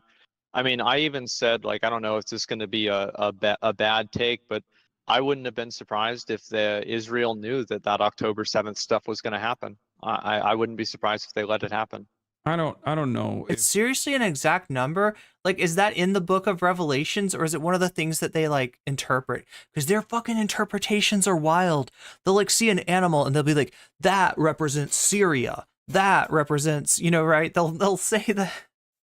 They'll try to map it onto whatever political situation exists in the Middle East, right? I've heard some like Christian Zionists, I guess you'd call them, talk about the book of Revelations, talk about the end time, talk about the tribulations and all this shit. And it's just like, a lot of it is not actually in the Bible. A lot of it is like, they're being like, this is code for this. This is code for this. Why? Because God told me. If I wouldn't go that far. I mean, I think that it's their arrogance and their hubris that caused October 7th to happen. The arrogance that they think that they could have an apartheid and violently suppress 5 million Palestinians, 2.5 in Gaza in an open air prison, and 2.5 in the West Bank in a permanent occupation with like steady rounds of pogroms and forcible expulsion from their own lands, without incurring any sort of cost to their own security. Many other regional operatives actually informed the Israeli government, and they basically cast it aside, saying, Palestinians, they can't do shit. And it turns out they can actually do shit, and that you can't really keep pressuring people over and over again and trap them in like inhumane conditions and expect them not to lash out and retaliate. But it's that very same arrogance, but it is more so arrogance than that's some conspiracy. Yeah, I mean, I don't know. Like, that's why I was kind of curious. Like, what do you think is going to happen? Like, what do you like in 20 years? Like, what do you think the resolution of this is going to be? I don't know. I genuinely don't know. I think that I've been covering Israel-Palestine publicly for the past 10 years. I've been a supporter of Palestinian emancipation, and I've never seen this level of Western support in my entire life. 10 years ago, if you said the things that I'm saying right now, immediately everyone would be like, oh, you're anti-Semitic, fuck off. Yeah. And that was very powerful. That was like, that immediately would stop any kind of conversation. Because, well, I mean, the other thing is, even if you're not going to get like, even if you're not going to get like that, somebody's not going to come along and try to put you in that kind of box, right? Nobody's interested in hearing about it. Nobody really cares.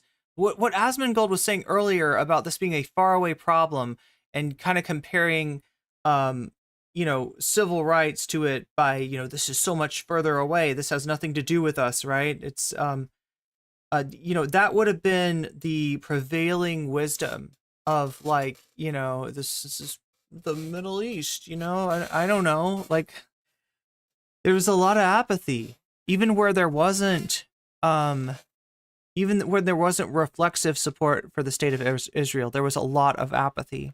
Called anti-Semitic, the fuck, especially in progressive circles. Like, why? Yeah. That is a true form of bigotry, obviously, and one that is ever present. Well, that's what makes it even worse to accuse without it being true. Yeah, exactly. And and the fact ones. that, like, while I was very it's a mix, Ophelia. It's a mix. He did try to push back. He did try to compare it to civil rights, and you know, in a way that he says that like, well, that was a big deal, that was huge, that was this like epic thing, and to like even compare what's going on in Gaza to that, and it's like, okay, yeah, it's a different situation, true, but it's pretty fucking grave. It's apples to oranges. Also, I don't want to compare civil rights to the the plight of the Palestinian people. I don't think that comparing oppression and expecting like a one-to-one relationship is very helpful ever. It's a different oppression. It's still oppression. Critical of ADL for a very long time. The fact that there's like actual journalism being conducted on the apartheid defense league's hate crime statistics is like wild. This was something that would be considered a non-starter. Even I would, if someone came to me fucking 5-6 years ago and were like, let's look at the Jewish hate crime statistics, actually, I'd be like, get the fuck out of here, dude. What kind of fucking Nazi shit is this? And now you openly do see it, though. Jonathan Greenblatt, the president of ADL, who very famously was caught caught in a phone conversation talking about the dangers that TikTok presents, has changed the designation, directly changed the designation of anti-Semitism. Didn't he also cynically flip from calling Elon Musk a anti-Semite, which he absolutely is, clearly, right, to excusing him based on Elon expressing his support for Israel? Isn't that something else that Greenblatt did? To criticisms of Israel. Anytime someone sees a Jewish student, for example, sees a placard that says "From the river to the sea, Palestine will be free," or "Free Palestine," or whatever, that is now declared an anti-Semitic hate crime. Like, it is unconscionable to weaponize Judaism in an effort to defend the state of Israel and its awful actions against the Palestinian population and everyone around. It's ridiculous, especially when anti-Semitism does increase in times of Israel. That's amazing. Yeah, he went to Auschwitz and learned his lesson. Oh my God, I don't know if I want to say it, but it's like he has like an Ebenezer Scrooge moment where he realizes it. Like sieges and violent, abhorrent actions in general, like real anti-Semitism. I think that's what happens, right? And you see a lot of it on Twitter, right? I mean, somebody I read. Yeah, with Shapiro, but it was also I seem to remember there being something about him, giving his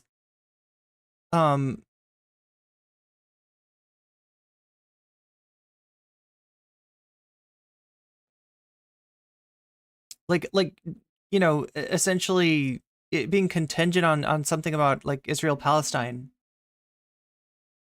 He also went to Israel and saw faked evidence with Benjamin Yahoo. No! That's... Whoa. Chat, I am starting to turn into a dinosaur. No. Benjamin Netanyahu and wore the weirdest bulletproof vest. That is getting... I seem to... Well, it's probably just... It's like sits weirdly on his body. I don't know. Banned now. And so there's going to be a lot more of it. Yeah, I mean, his little fucking Groyper shithead fan base is always all around. They've never stopped. So it's not shocking. It's not shocking that Elon Musk would make such a decision. So I don't, I think that is ridiculous. And Elon Musk is like the #1 free speech for me, not for the ass dude in general. He also claims to be a champion of free speech, but routinely suppresses speech that he doesn't like, that bother him, talks about community notes, but then literally will take down community notes from his own form of misinformation. And he's like the pettiest of tyrants, isn't he? Does it in like very thin-skinned ways.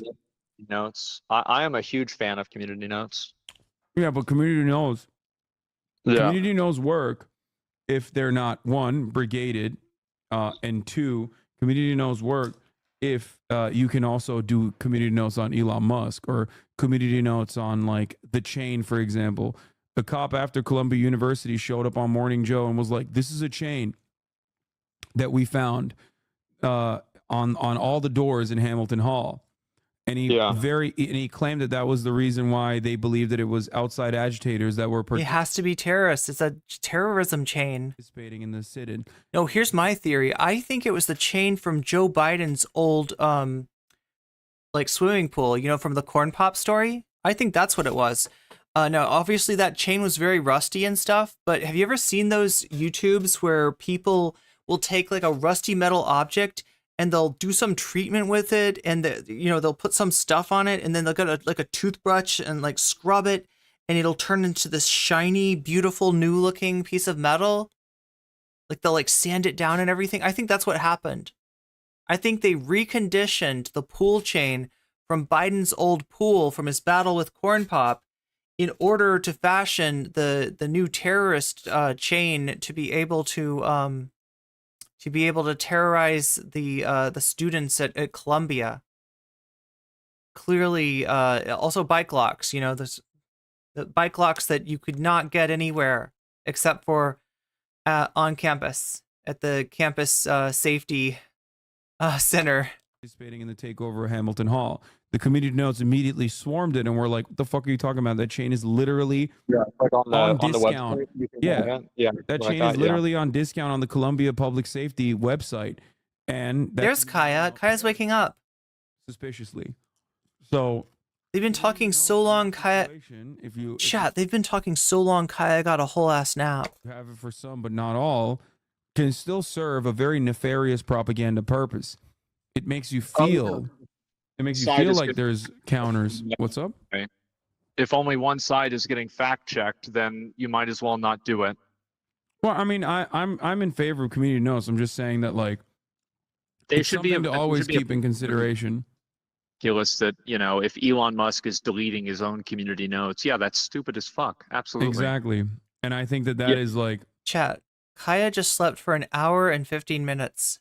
Because then there's a much more nefarious reason for community notes. So then it makes people falsely believe that, well, there's no community notes on this, so it must be real, right? Yeah. Oh no, I think that definitely happens. Yeah. I mean, I like it, but I'm a fan of community notes, but I think that there are always going to be drawbacks to things, and I think that is one of them. You're right. Just like free speech, there's always free speech for peaceful demonstration and peaceful protest when, you know, Nazis or whoever the fuck want to do it. But if you don't have it for the other side, if you don't have it for, you know, people who want to criticize Israel, even if they aren't being anti-Semitic, then all of a sudden, about the was it like 2 days ago? Yeah, with like all those people attacking the encampment. Like, if you don't like the encampment, that's fine, but it's not your decision to make whether they should be there or not. Not your decision to make whether they should have to listen to shitty Israeli techno that was literally used to torture people. Yeah. Before becoming a TikTok sound, viral TikTok sound for IDF talk. But like I said, that's also why I don't believe that the university should have taken the actions that it took and then lied under false. I just don't know. How do you talk to Asmongold for 2 hours and 30 minutes? Like, how do you even do it? I don't think I could. Premises to the students to act like the police presence that they brought about the encampment was actually for their own good, for their own benefit, for their own safety. Be honest about it. Be like, yeah, we don't like that you fucking have a tent in the middle of the courtyard and we need you to shut the fuck up, please. I mean, I would of course still support the students and I would still get very mad, but ultimately, at least they be honest in why they're doing it. I agree with you. And yeah, I mean, I think that, you know, it's a matter of degree. And, you know, to me, I think that, you know, some things are over the line. If you don't think that, then that's kind of like your opinion, and that's fine. But I do hope that Elon blocks left-wing politicians during the Indian elections, then claims to be a free speech absolutist. Yeah, it's wild. I hope that they can keep protesting without doing anything crazy, right? I mean, like, I think it's a good cause. They will most likely go back and do encampments. They will continue protesting, very likely, in probably larger numbers now that the police have responded in such brutal ways, which will inevitably force the university's hand to take action in the positive direction, This is usually how it goes, at least throughout history. That's usually how it's worked out. Yeah, I mean, we'll just have to wait and see. I actually, the river from the river to the sea, a lot of people think that's a genocide chant. Is it? No. Well, I mean, but I mean, the thing is, man, like, I'm gonna be honest. I think it is. And that's Oh my god! Why do you think it is? Yeah, do you think it's a genocide? I don't know. A lot of people saying that this thing might be about genocide here. How about worry about the active fucking genocide that's going on right under your nose, jackass? I'm sorry. I don't have the patience that Hasan has. I do not. I cannot. Well, the reason why I think it is because if you go from the river from the sea to the sea, there we go. This is gonna be a good argument. Next, tell me why you think the Nazis were socialists. Go. Yeah. No, it means Palestine will be free, as in Palestinians will have dignity and will have humanity and will have civil liberties.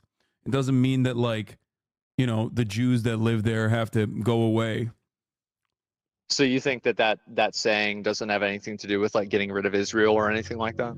I think that Israel, in the current formation, in the way that it exists currently as an apartheid regime, yes, that must not exist. I do agree. That should be abolished. And I think that's what that slogan means.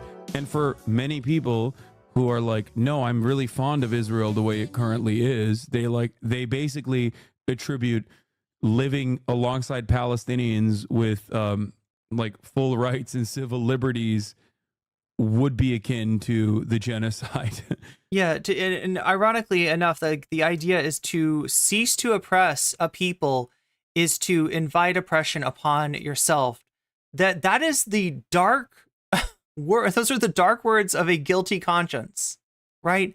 And like any kind of guilt, it can go in two different directions, and like both can be, you know, problematic. But I always feel like the denial of guilt, which is what this is, or using the feeling of guilt as an excuse to continue the action that you feel guilty for, I think that's the darkest way that it can go. I think that's, you know, it's ridiculous, but unfortunately that is an attitude that is ever present. And maybe even normally I would consider it to be borderline hysterical, which I still think it is hysterical. However, it doesn't take away from the fact that people do legitimately believe that. Like, they do think that if Israel is not like and what's funny is that they'll always mention like the you know, those kind of statements or those kind of slogans from Palestinians, and they'll never mention when the exact same thing is said by the likes of Netanyahu. Like, that's not a problem, apparently, right? Because that kind of is the status quo. One of these groups has freedom. The other of this group is not, it cannot move, you know, or is limited, is restricted. And what goes into their place of living is restricted as well. This is this is not something that you can both sides. The Hatsune Miku Destiny song was stuck in my head for the entire day. Is it really Miku? Do they use Miku there? Jewish supremacist ethno state that, like, it kind of sounds like Miku, but Miku can sound so many different ways. I think a lot of people do, as a consequence of social conditioning, legitimately believe that if it's no longer an ethno state, then, like, you know, Holocaust 2 Electric Boogaloo for sure. Oh, for sure. Yeah, that's why, like, because I mean, like, everybody that I've like heard like talking about it, like, that's kind of the implication is, like, they say, oh, it's a genocide, and I pretty much assumed that you wouldn't think that. That's why I asked you, because it's like I've never really heard like another perspective on it. I was curious. It's another way to just try and suppress any kind of protest, because ultimately the goal isn't to you know, make sure that the optics of the Palestinian side is actually super intact and super viable. The goal is to get him to shut the fuck up. So you're going to do whatever you can and use whatever organs of the government you can to tell them to shut the fuck up in different ways. it's a multi-prong approach. It's ironic because like from the river to the sea, Israel is all you'll see is the early Likud charter. Likud is the party that Benjamin Netanyahu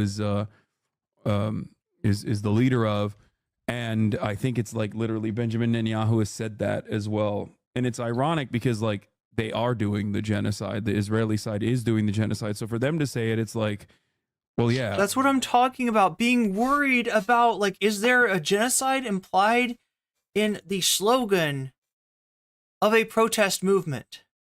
Versus, is there a genocide happening now? And if you have to ask yourself, which the ICJ is doing right now, then it's already gotten too far. Those become like a very real, very active genocide in that situation. I think that overall, though, like hyper focusing on these sorts of slogans and saying that they're genocidal inherently is just another way to try and put hurdles on the Palestinian side of the protests. It's not really productive, and it doesn't really it doesn't really lead to any conversation. It's just a way to shut down what somebody else is saying. I think that you're right. I think it's the same thing with like calling things anti-Semitic. Yeah, it's like no, people it is. Yeah, people to stop talking about it. That's the goal. Yeah, absolutely. And Congress is now also, you know, instead of saying, hey man, this stuff is really unpopular by the broadest American populations, like unlike anything else, maybe we should I don't know, dial it back a little bit. Maybe we should restrain Israel, which would not exist as a state without our, you know, consistent aid. Yes. And instead of doing all that, Congress is only. But the truth of the matter is that to the United States, you know, to the State Department, right, to the grand, you know, plan of the empire, Israel is too valuable, too important of a chess piece to rein in, right? To risk losing influence over. That's what it's about. That's what it's about.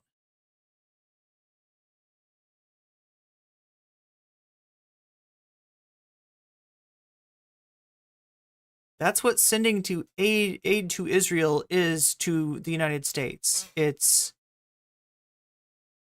control. Control to a very important part of the world stage.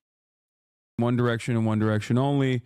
Tom Cotton, senator from Arkansas, earlier today was talking about how like these guys are. Sorry, Chad, I'm correcting Hasan when he says the right word for the state. Jihadis, these are little Gazas. They're disgusting Islamists, like talking about the American protesters that are pro-Palestinian, pro-Palestine, and like that never gets a censure. But Rashida Tlaib, the Palestinian congresswoman, saying from the river to the sea, Palestine will be free, that gets censured.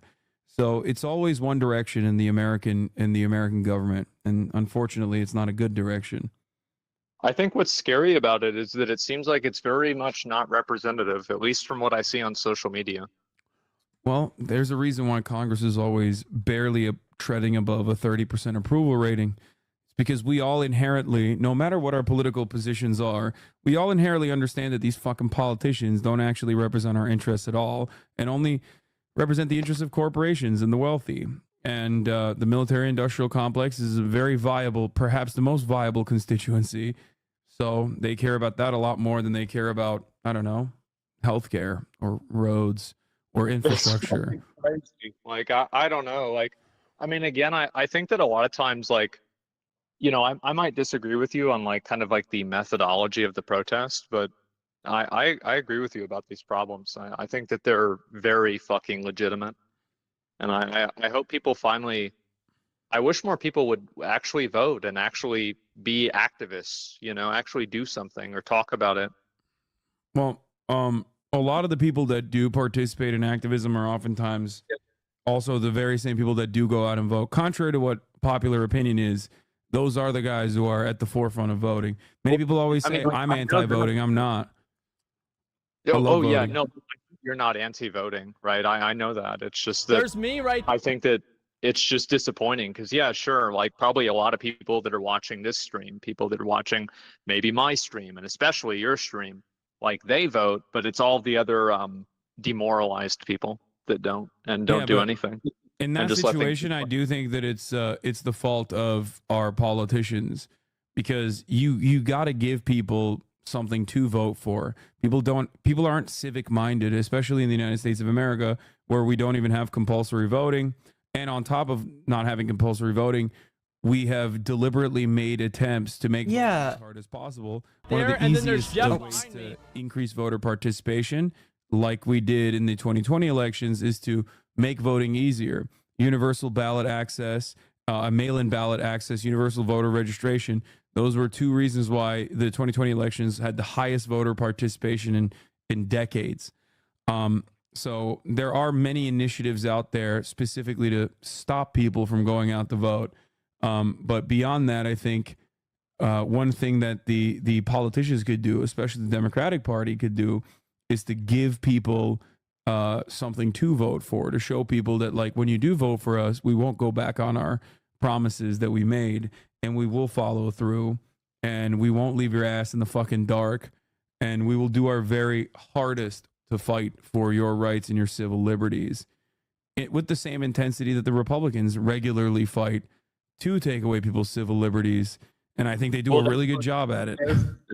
They do give people something to fight for, right? You look at like Trump in 2016, it gave people something to fight for. Yeah. Even if it's misguided or you disagree with it. And Bernie Sanders gave people something to fight for.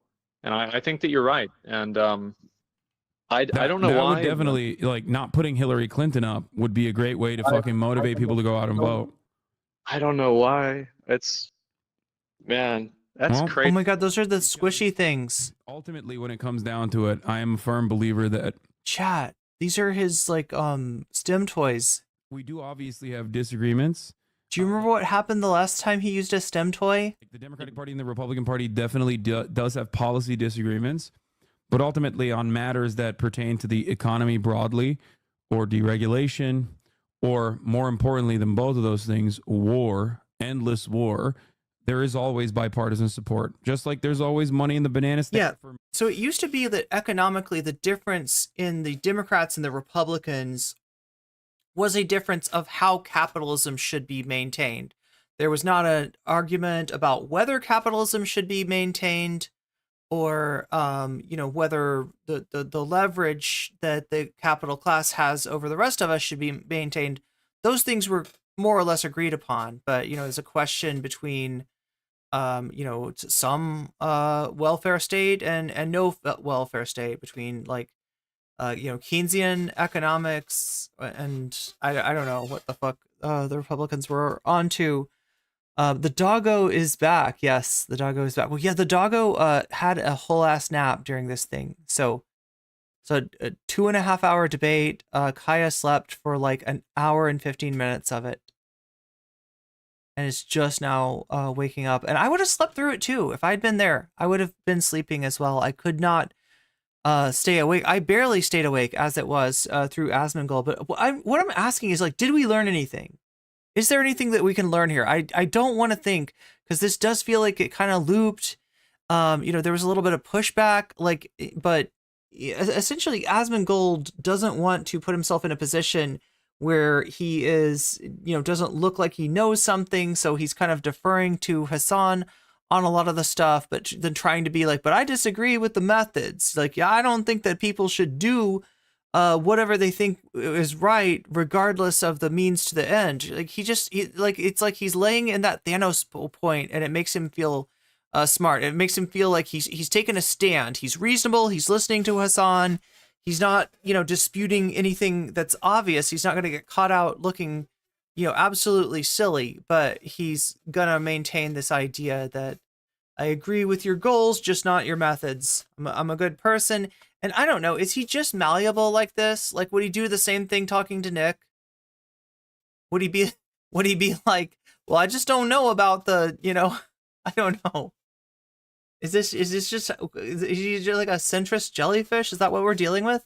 More war. Never any money for healthcare. Never any money for, infrastructure spending. but certainly a shit ton of money for war and more war. That's what I think. Yeah. I don't know how it keeps happening, honestly. I think that the problem is that, like, you know, it's like you ask yourself, why are people not out at the Capitol right now, you know, demanding immediate resignations? And then somebody says, It sounds like Asmongold learned a lot. Yeah, there was a lot that Hasan explained, and he kind of like sat passively through. I just don't know how much he's going to retain, and how much his mind is actually changed. Like, he's acting like, you know, that he hasn't acknowledged anything like, hey, you know what? When my editor put like fuck around and find out on that thumbnail, when I was laughing at the protesters, maybe I shouldn't have been. He still maintains that, well, you know, spraying a fire hydrant on an officer is not non-violent. So therefore, you know, he doesn't like what happened to the students at University of Texas because of largely of the brutality of it, and that there he's sure that they weren't being disruptive.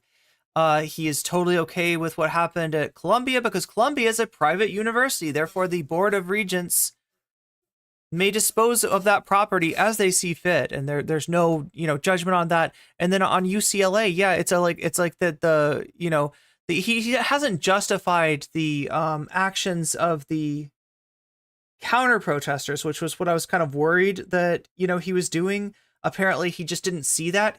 He saw the night where the protesters were evicted, but he never really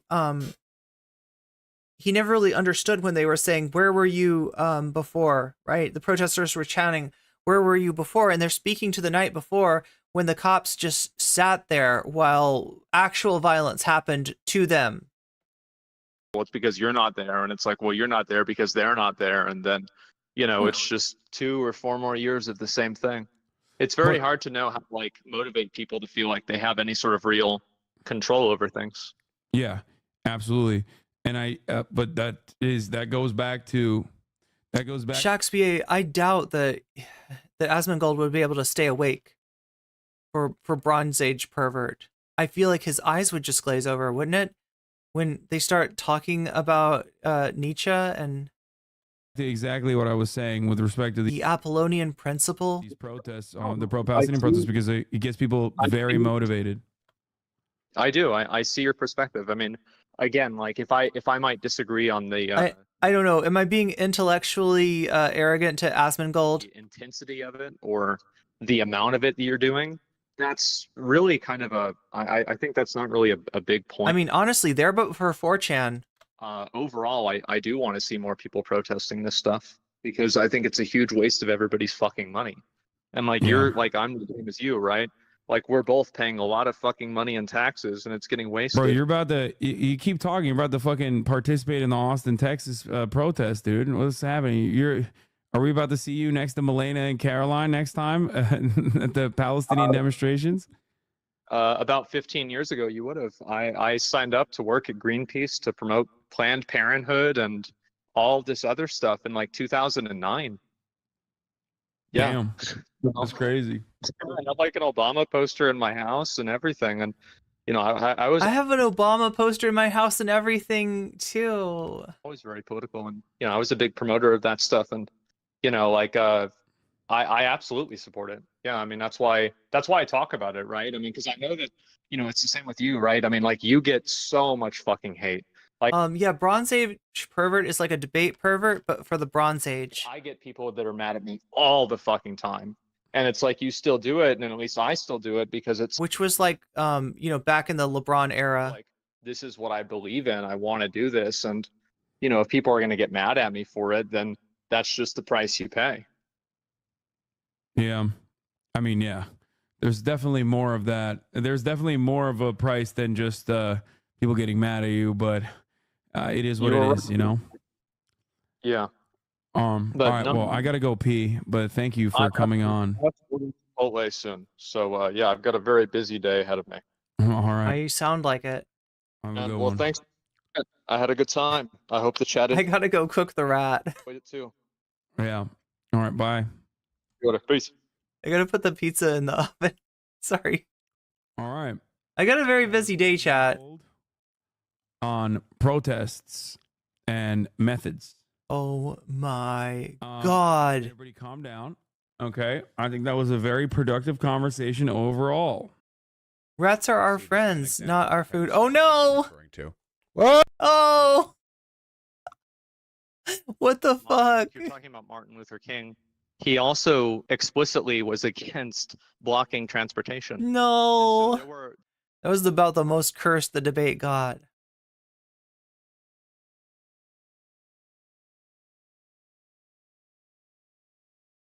Do I have anything that might serve as a really quick palate cleanser?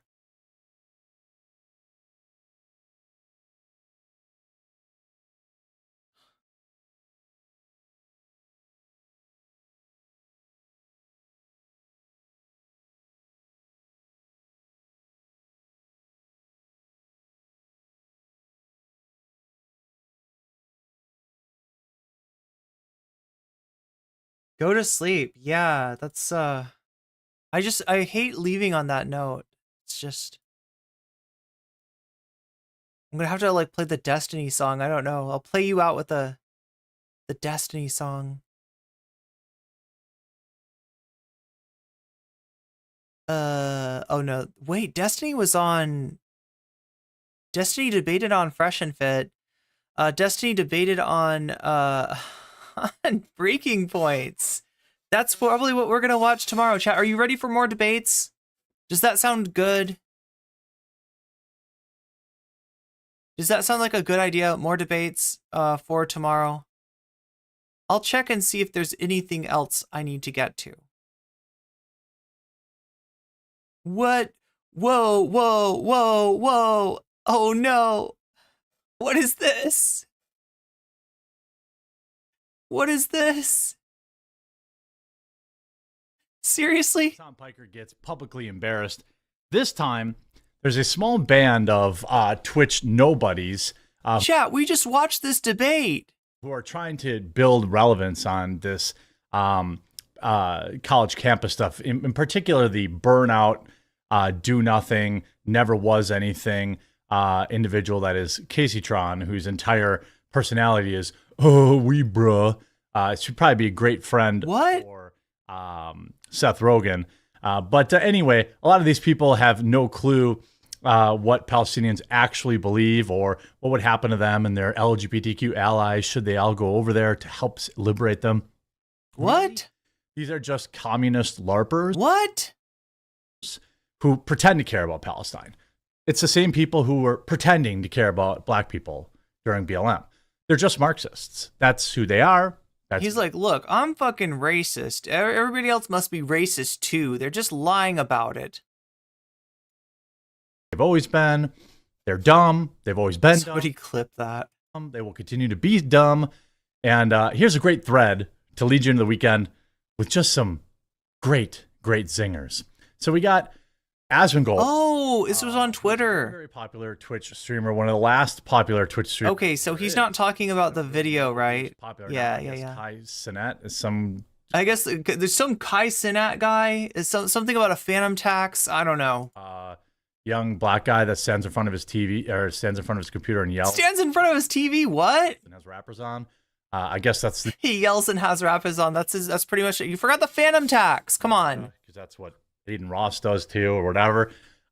Is that what Aiden Ross does? Like, admitted. Is that no? Aiden Ross shows you porn, dumbass. Come on. And that's no shade to those guys. I'm used to when like people who played video games were popular on Twitch. I liked it when people who played video games were popular. Anyway, Zach is one of the few people that still plays video. Kai Cenat plays video games. Am I wrong? Games on the platform. It seems like. Like he does a lot of just chatting, but it looks like Twitter is mad at me for not supporting protesters' First Amendment rights to build a Rust base reference. The Rust base. And block students from going to the Rust base. That's where the Rust base came from. So keep crying about it, guys. If you're loud enough, you might end up on tomorrow's video. Zach is what I would say is generally a centrist. He probably leans left, to be honest with you. Did he just call him Jack? In particular, like when it comes to whores, he's very open about. He's very, very pro whore. Wait, what? What? Like Whore of Babylon? I'm pro whore. Yeah, that's generally a centrist. He probably leans left, to be honest with you. In particular, like when it comes to whores. What? He's very open about, he's very pro whore. And I respect that about him. I respect that he, in general, even though. Is the quartering still popular? He still posts a lot? It's hard to tell. Oh, he leans left, which he's every right to do. 6 hours, 72K. I don't know. For the most part, and he, he has his own opinions and he sticks by them. So Hassan Abi, who comes in to bully him with his weirdo mob, says, "Brother, they didn't block students from going to class. They set up a peaceful encampment. I was there." No, he wasn't. No, he wasn't. Was he? He was. Wait, is this wrong? Columbia, where they did it? Was he at UCLA? He was at UCLA because he lives in LA. That would make more sense unless you think he's saying he flew a plane over. No, come on, quartering. UW Milwaukee, UW Madison were the same students were doing the same crap? No, Hassan Abi was not. All right. He's literally wrong here. To make perfectly real. And why do you think Hassan would just fucking let me just make a lie? I was there, bro. I was there. Like he's just fucking lying. He's just lying. How do you know that he's lying? Reasonable demands about their tuition dollars being spent on a state currently ending tens of thousands of children, bazillions, quadrillions of children. Okay. No, he said tens of thousands because that's the number. It's undisputable. Like, I mean, it's higher than what we know, but yeah, tens of thousands is the fucking correct range. That's the correct number of digits, right? Almost all of that is pure Hamas propaganda. Yeah, he's the basement P guy. Here, no, there. I mean, remember, it's all Hamas propaganda. Is the guy that said America deserved 9/11. I mean, let's not. Okay, so I mean, this guy is a communist LARPer. Always has. He's a communist LARPer. His viewers are NEETs. Who, oh my God! Wait. Rich. Who are your viewers? Their families are rich. They've never worked a real job, and they pretend to be oppressed. So then Zach, of course, responds with evidence that they are in fact blocking students to attending class, to which he refers, that's a Zionist agitator, counter-protester, routinely trying to enter the encampment. Bro. They don't get to have an encampment. You get that, right?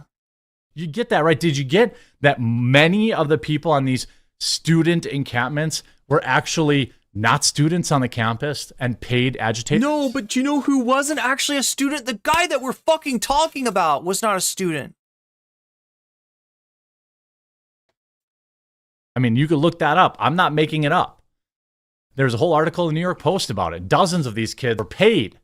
Okay, many of them not even students. If you look at Columbia, many of those students are many people who are. Wait, wasn't the guy that we're talking about paid?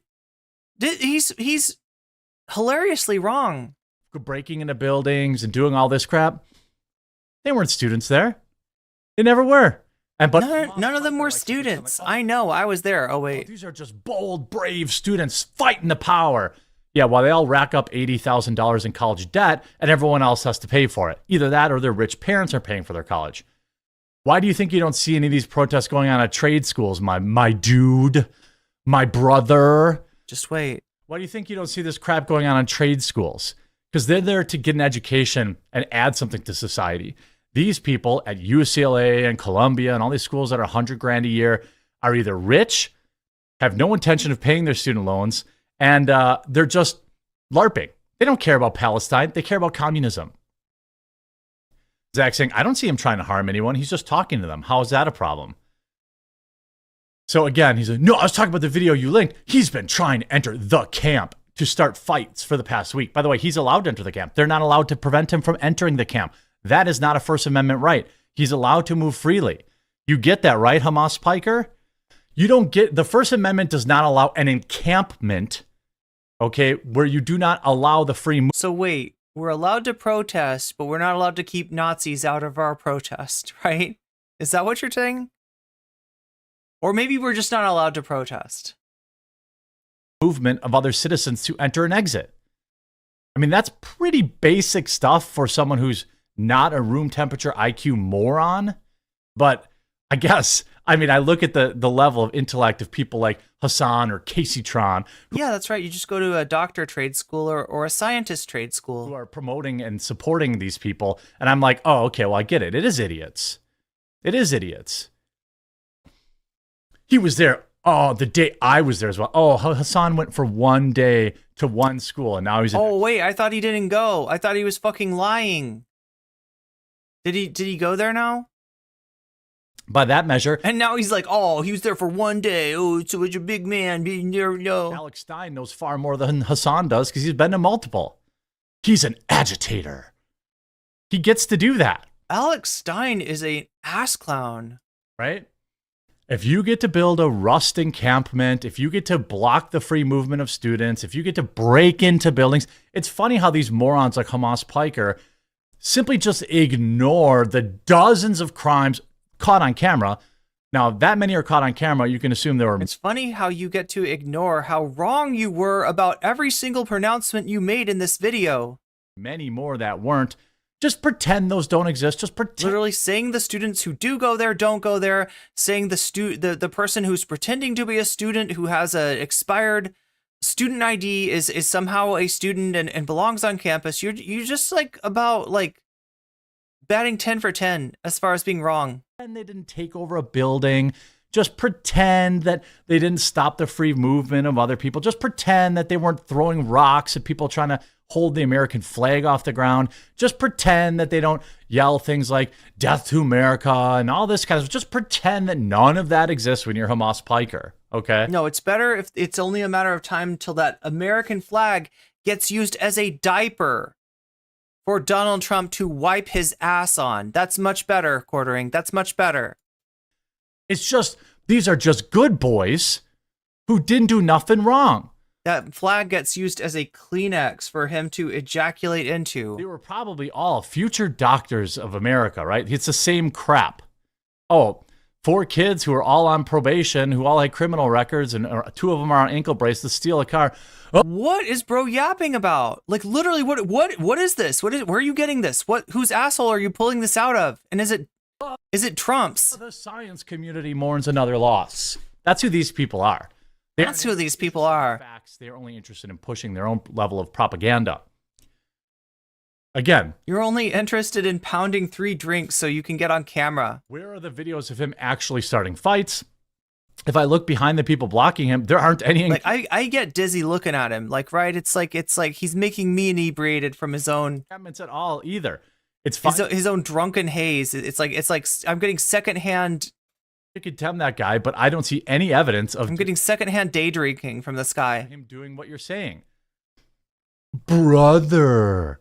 You said students were being blocked from going to class. They are. Okay, there are dozens of videos of it. Again, Hasan Piker, by his own admission, is a propagandist. He said this on Piers Morgan. He said this on Piers Morgan. Okay, he's not interested in the truth. He never has been. Unlike me. This one person angled that video to dupe others. Oh, yeah, it's out of context. Oh, it's Schrodinger's douchebag? Oh, wait, no, it's just a joke. What's the one where every misaction by people that you like is somehow out of context? Everything that happens in your world that is bad for you. Oh, sure. If we turn the camera around just a little bit, we'd see the encampment. Except that you would.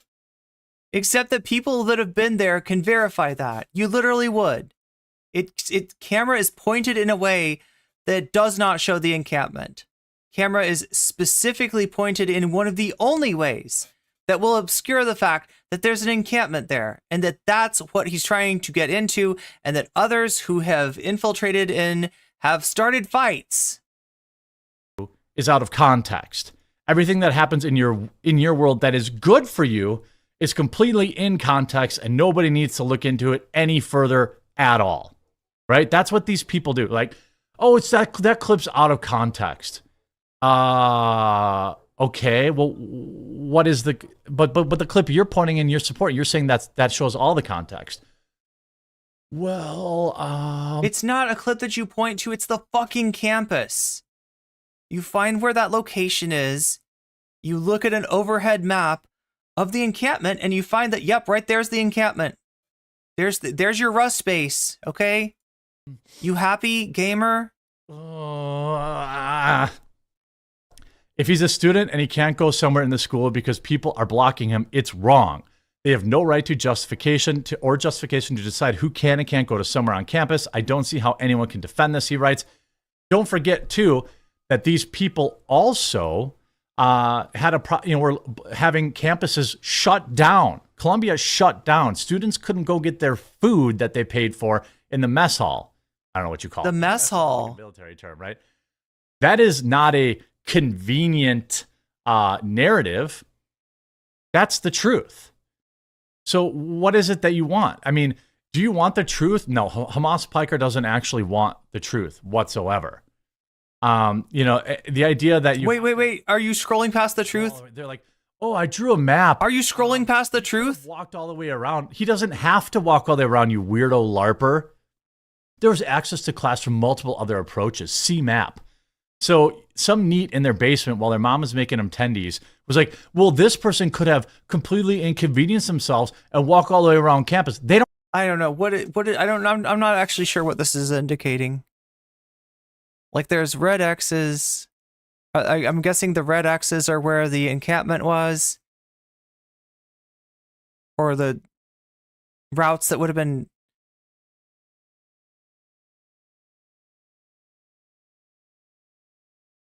Don't have to do that. They don't have. You're missing the point. He went there specifically to make that clip, right? He probably would have rather started a bigger, kerfuffle. He probably would have rather, instigated a fight or something if he could have Andy No'd that shit. He didn't get that clip, but what he did get was, a clip of people preventing him from getting into the encampment. And then angled the camera so as to make it look like they're just blocking him from some random route on campus. Have to do that. All these communist LARPers. Here's smelly Casey-tron. Well, people say she's smelly. I don't know if she is. People say you're smelly. People say you poop and pee in your basement. I don't know. Is that true? She was just banned from Twitch yesterday too. Ha ha ha. I think Asmongold. What a weird laugh. What are we? He's a weirdo. He's a fucking weirdo. Wait, can we hear that again? Okay. Here's smelly Casey-tron. Well, people. Smelly Casey. Sir, smelly Casey-tron. I don't know. You're a fucking parody. She is. She was just banned from Twitch yesterday too. Ha ha ha. LARPers. She was just banned from. Smelly Casey-tron. Well, people say she's smelly. I don't know if she is. She was just banned from Twitch yesterday too. Ha ha ha. Who laughs like that? I think Asmongold's just jealous because he lives in a garbage pile. Oh, there's a high IQ take. Wow, a great argument from we. I mean, honestly, it doesn't take a lot to dunk on Asmongold. Lamau. I just, these people are all idiots. And, And you're smart. Hasan Piker is just a propagandist, mostly interested in pushing his propaganda. Good on Asmongold for standing up for himself. Hopefully he doesn't delete that. Looks like he hasn't deleted it. Good for him. Good for him. I hope you enjoyed this video. If you did. How could you enjoy this video? What is there to enjoy about this video? Like, if you enjoyed this video, you laugh like the quartering. Every time you laugh, you were just like through this whole thing, you were like, ha ha ha, ha ha ha, ha ha ha, ha ha ha. You were just seriously like,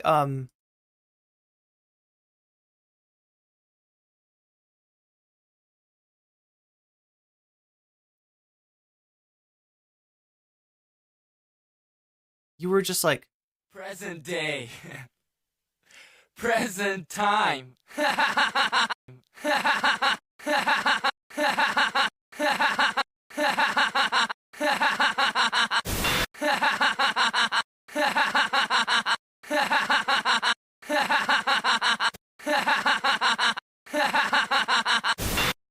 Anyway, that's what it sounds like if you're a quartering fan. Oh my god, chat. Well, that was the opposite of a palate cleanser, wasn't it? But I don't know. I needed to vent my frustration. Right? Somehow it's easier on quartering Asmongold got me all frustrated. Quartering let me exercise those demons. Thank you for serving your role, Jeremy. Anyway, chat, I gotta go to bed. For real. For absolute real. It is time. And, no, do I have to go to bed? I have to eat something. That's what I have to do. I might be back on for New Vegas. Okay, we'll see. It's been a long stream, but did I stay? Oh God, it was too long. It was too long. Let's hope that I didn't get,